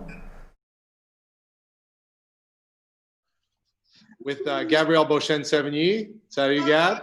Bonjour. Salut, ça va? Ouais, très bien, merci. Hannah McIntosh, national team canoe paddler, great to join us. Hannah, how are you? Good, how are you? Where are you today, Hannah? I'm in PEI. Oh, amazing. Yeah. Cool. I'm in the Atlantic bubble. Yeah, congratulations. And Tessa Oldershaw is joining us from Nello, Canada. Hi Tessa, how's it going? Good, how are you? Good. It's nice to hear from you and see you. So Tessa and Nello Canada, her and Tessa and Scott and their whole company have so generously supported our club spirit video contest, and we'll be getting to that in a moment. And we're just finalizing the prize selections here. And I know that you both, Gab and Hannah, have deliberated with our third panel member for judging, Haley Daniels, who we heard from earlier, who we actually saw. I don't know if you were watching, but we saw her actually paddling live in Calgary, and that was great to see. And I think she's back in her car driving home, so she's not going to join us. But thank you very much. I think just now, before we get to prizes, I thought, it'd be fun to talk to each of you. I know just as a paddler, Tessa, and a member of this community for a long time, as you've watched today, and I know it's been mixed emotions this week, what's it been like for you just, not having our sprint nationals and then adjusting and sort of seeing all the paddling happening today? I have felt weird all week. It feels like I'm in the wrong place or that something's going on and I'm missing it. When I saw the weather in Ottawa this morning, I wasn't as disappointed as I may have been otherwise, but I love seeing all the videos. I love seeing people across the country because ultimately that's what it's all about. That's what I'm missing. I'm not missing the medals and even like the racing. I'm missing the community and missing the morning and the all the little stuff in between the races that really connects everyone. Yeah, for sure. And Gab, I know you've got a little one there and are moving or have moved into a new house. Yes, correct. Florence, a little daughter, is now 10 months old. And what a joy, what a bundle of joy. It was an amazing transition that I've had, and then now with family. We are still on the water with different types of paddles, different types of boats, but we're still enjoying it. And truly, thank you for choosing me for being on the panel. I really had a blast looking at every single video, they reminded me of my times, and you know, that allowed me to travel through Canada with seeing different clubs from BC to the East Coast. And Tessa said it well, it's the community, it's the moments in the water that I miss most, and try to get them in a different way than nationals. But now, with new team members, with new family members, we're still involved in the community as we can. It's amazing. And Hannah, what have you been up to this summer, and how have you been coping with COVID? Sean, my partner, and I bought a house. Wow. We've just been, which we found out is 150 years old after we bought it. So we're just painting and enjoying just some time being at home. I'm lucky to be in the Atlantic bubble, so I can travel a bit. But yeah, it's been great. Yeah, that's awesome, and I hope that you've all been able to check in a little bit through the day today. We've had some good fun, and I agree with you, Gab, that it's a nice reminder of the parts we really love, and you know, even though the Paralympics and the Olympics haven't happened this summer and we haven't been to nationals, that I think it's a real theme from a lot of people across disciplines and a lot of clubs, that there's a lot of the really heart and soul pieces of the sport, and the parts that sort of make us love it and are foundational are a lot more than something that isn't a trip or isn't a competition or isn't a medal. And it's, you know, that I think we think we know it and we say it, but I think COVID's forced us to be like, yeah, that's actually true. You know, and I know even personally, I've paddled more in my C1 this summer than I have since I retired. So it's been good, and I've been sore, but it's been good. It's been good to get out and be part of that, for sure. Yeah, I was wondering, Tessa, were you watching, and especially in that, when we were looking at Richmond Hill, there was a couple Nello K1s there with the designs. You must make you pretty pumped to see your designs out there. I love seeing my designs in real life because I usually just see them on the computer. It's so cool to see the athlete that matches the design. And honestly, one of the things I love most is seeing older designs in a different club with a different paddler. Like, I know they weren't the one to originally buy it. Just seeing like the boats kind of travel from one generation to the next, and from older boats, newer boats, whatever. Just love seeing them and seeing them being used by the paddlers. And yeah, it's really awesome to see them out on the water doing what they're supposed to do.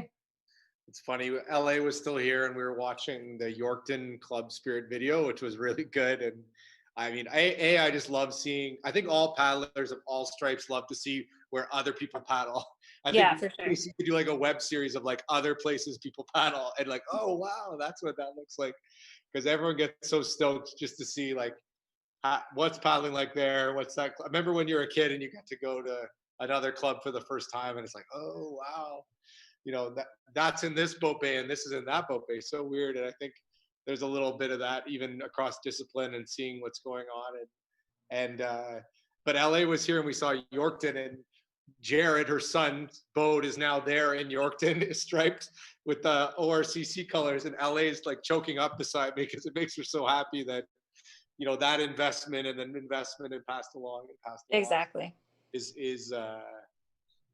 just super cool. So it's really cool to see, and I know we're not getting as many results right now. They're going to come in today, tonight, and tomorrow. But the other cool thing to see, we talked about it with James with slalom, is just the level of competition and training from our national team to our development athletes as we look at different results.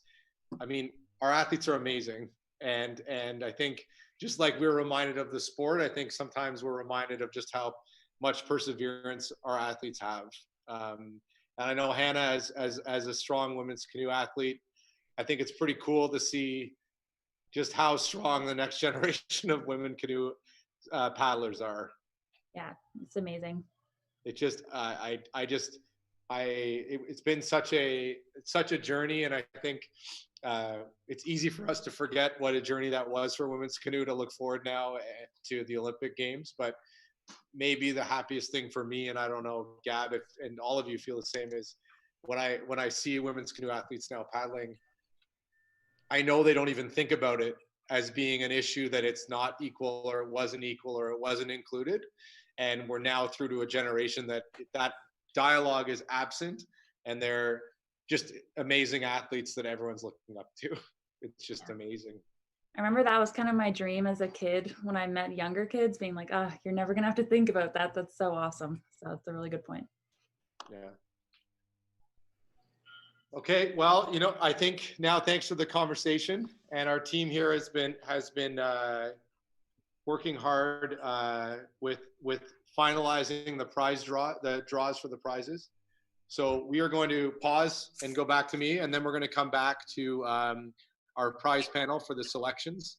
We're going to get ready, so we're going to get those selections ready and replay the top 3 podium prizes and award the top prize. So if you could just hang on, we're going to do that.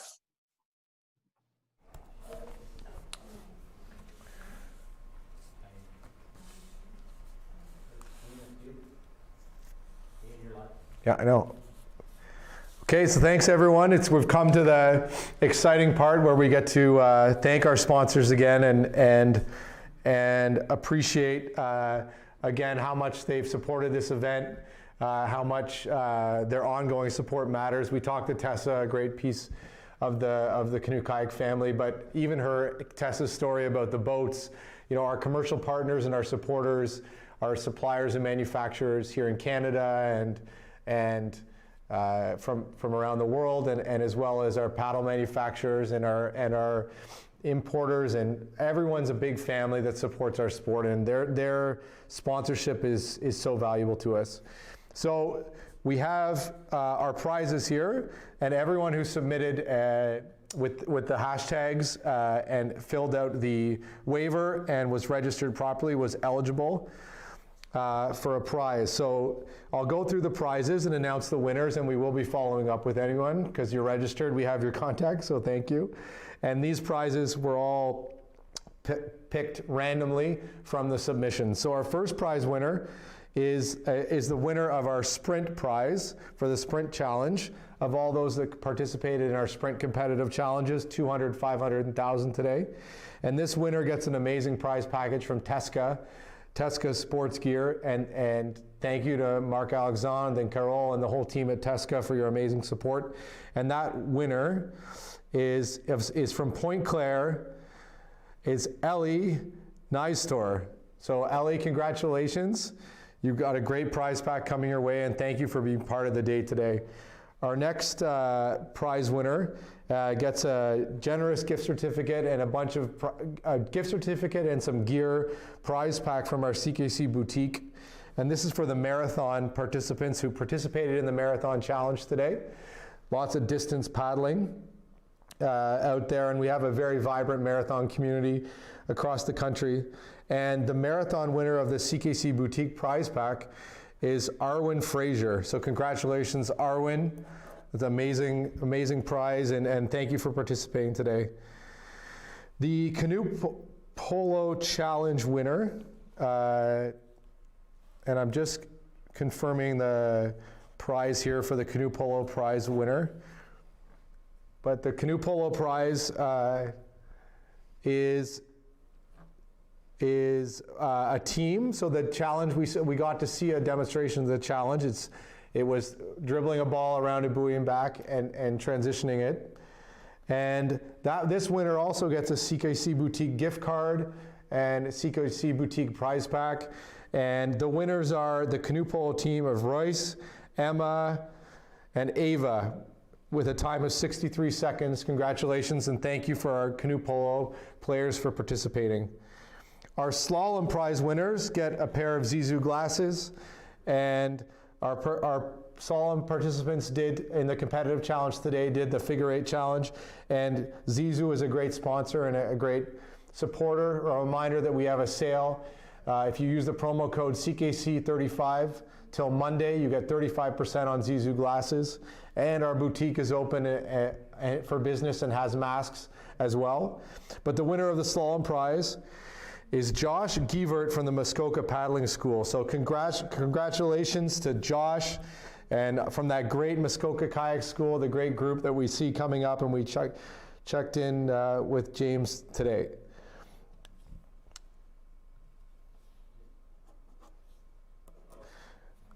The next prize winner was the Paddle With Us Challenge, and the Paddle With Us Challenge was a great challenge we had where in the spirit of our great coaches and teachers and our community across the country, the Paddle With Us Challenge had someone teaching someone else a skill and demonstrating it.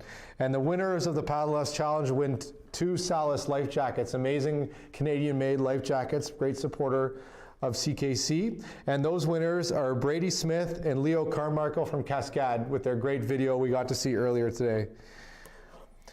So congratulations to that. The Best Move Challenge, that's where you show us your best move across the country, and that winner gets a pair of Zizou sunglasses, and we're proud to say the best move was Gabo from Cascades, who had a great move today. Congratulations.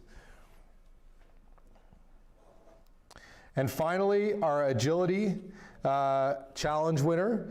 So that's again around the polo gates and figure 8, and that winner gets a pair of Zizou glasses as well. And congratulations in the agility challenge to Connor and Maurice Agar from Nova Scotia, who completed the agility challenge and get a pair of glasses. We'll talk to you because there's 2 of you and get 1 prize, so I don't think you want to break your glasses in half. But thank you very much. And I just want to say, I know the point of today wasn't necessarily prizes, but it is amazing to get the support from everyone across the country, and amazing to have so many submissions from all of you, young and old, across the country. So thank you for being part of the day. So with that being said, we're going to move to our last prize, and we're going to move back to our amazing panel here.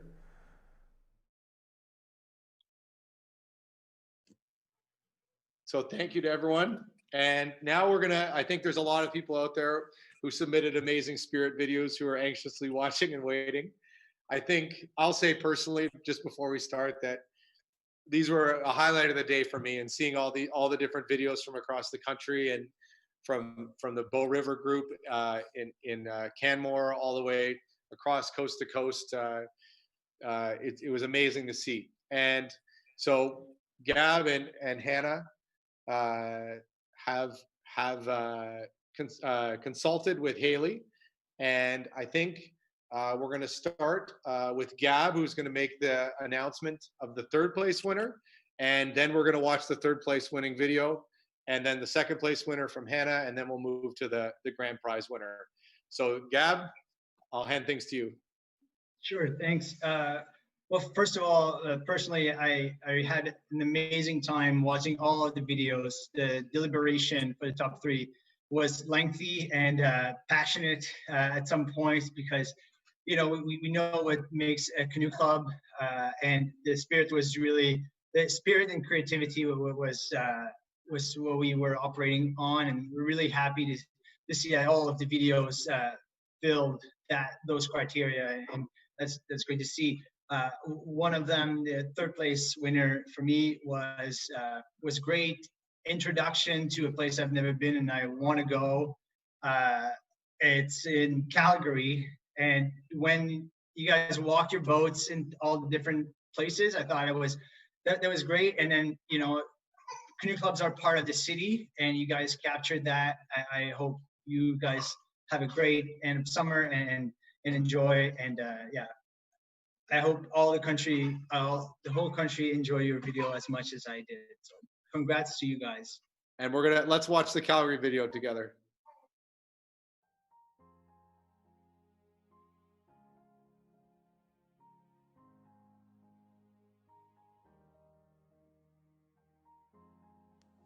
Where we're from.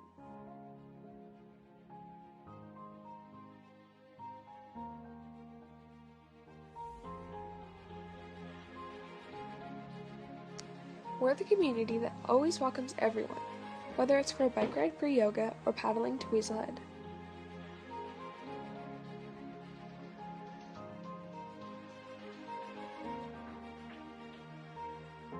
The teammates always around to support, whether it's during our weekly adventures or on time control Mondays.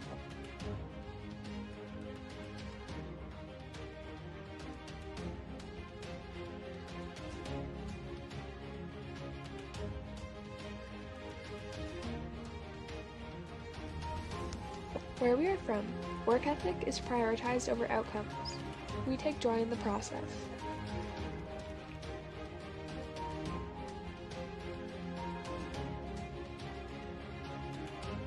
From the most beautiful body of water in Alberta, and the only Calgary Canoe Club. A place where we always know our coaches will evolve to push and pursue us, no matter the goal.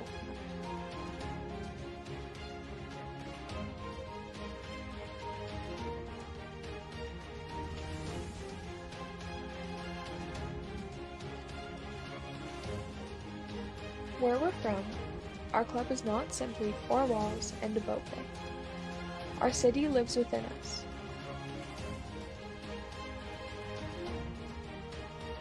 We are the heartbeat.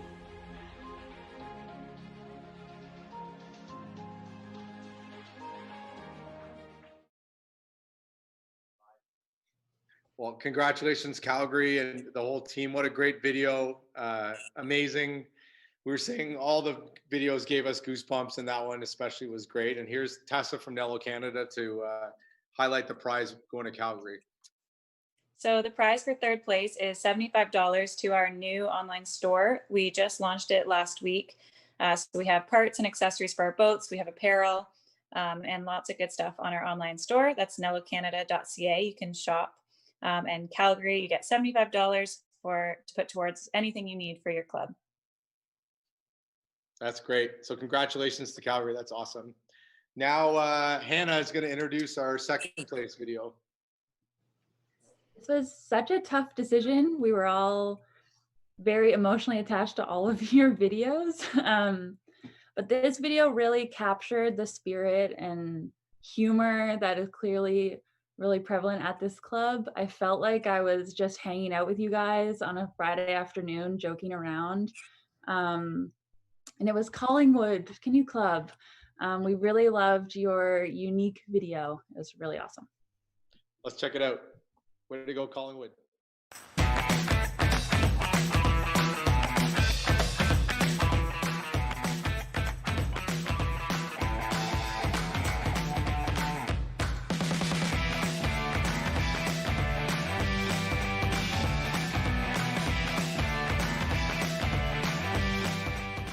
Guys, you've done a great job bringing people out to paddle. Lots of people want to come down here and paddle with us. Problem is, you've been so good at it, we've run out of boats. So the board was trying to figure out how to solve the problem. They don't have enough money, so the board voted to sell our paddles to get more boats. So yeah, we got to take your paddles away. What? Okay, well, you know what? We don't need no stinking paddles, right, guys? Yeah! On your marks, set, go!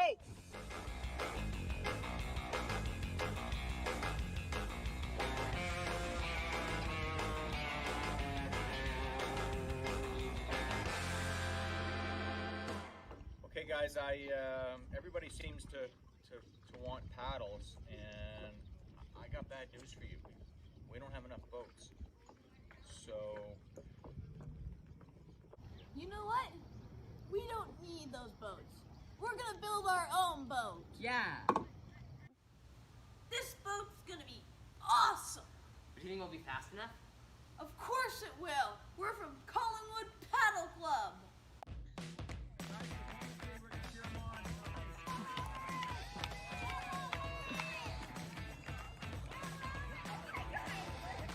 You can take our boats away. You can take our paddles away.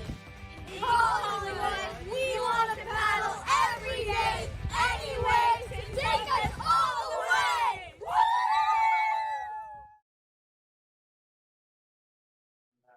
I mean, I love Collingwood, and I love that video so much. It's so, and congratulations to the whole crew at Collingwood. And here's Tessa to explain the second place prize.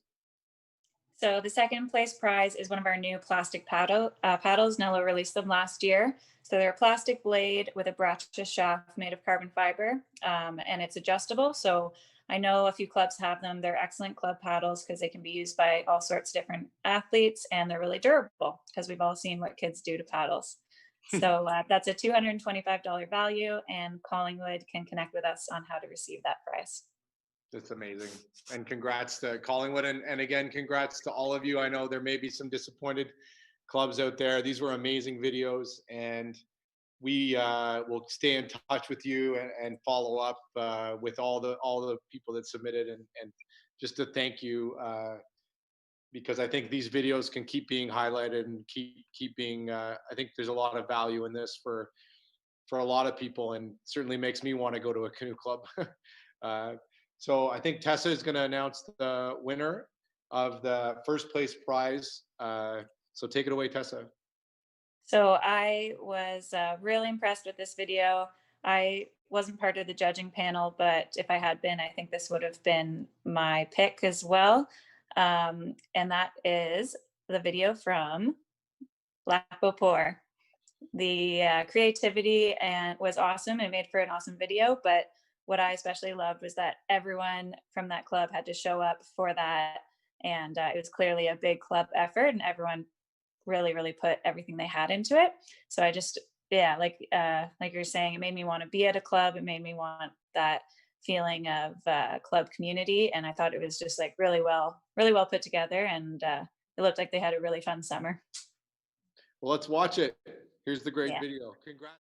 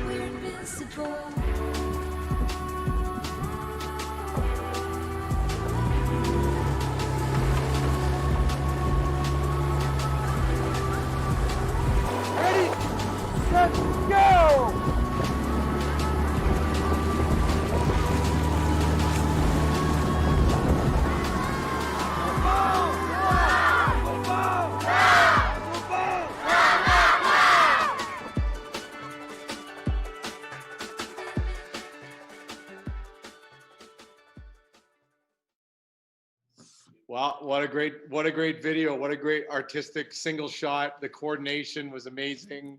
Capture the spirit of everything that goes on at a club, and congratulations to Max and Fred and the whole team at Lac Beauport. And here's Tessa to explain your prize.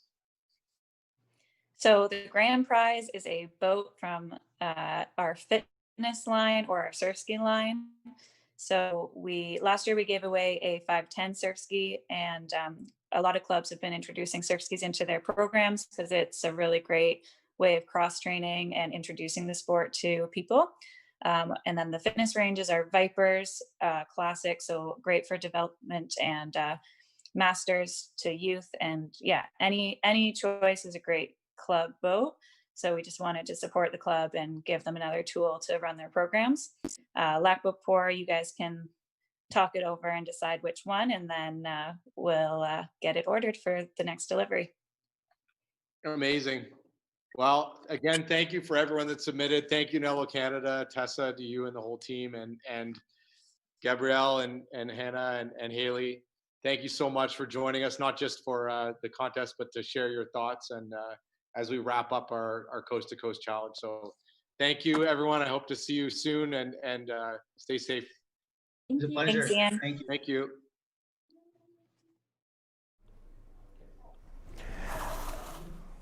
Well, thank you. Thank you again to all our sponsors. Are we done? Thank you to all our sponsors and all our participants. It's been a great day. Starting in the Maritimes, working across the country, connecting with so many of you and so many of our disciplines. I know I can speak for all of us here at Canoe Kayak Canada that we're so proud of working for you and with you across the country, and it's been a special year for all of us, a challenging year for all of us, a year to reinvigorate ourselves to be better and understand how we can make our sport better, but also to celebrate how hard we all work and what a great sport we have. I want to thank again all our sponsors, and I think it's important to thank our crew here. So Emily Jenkins and Dean Jenkins, who worked on the live stream all day, Marin Sommerfeld on our media desk, Laurel McAdam, who's been on our media desk and general run of show producer, Scott Best, who's on our results desk, our teams in the field, Tyler Lawler and Colleen Cordair, and also all our staff at CKC, but most importantly, all of you out there, the coaches, officials who helped out, all of you across the country, not just for today, but for all year and all the time, how much you contribute to our sport. We'll be following up next week with more content and more results. But just from me here at CKC headquarters, thank you very much for joining us today. It's been a great inaugural Coast to Coast Challenge, and happy paddling the rest of the fall. Thank you.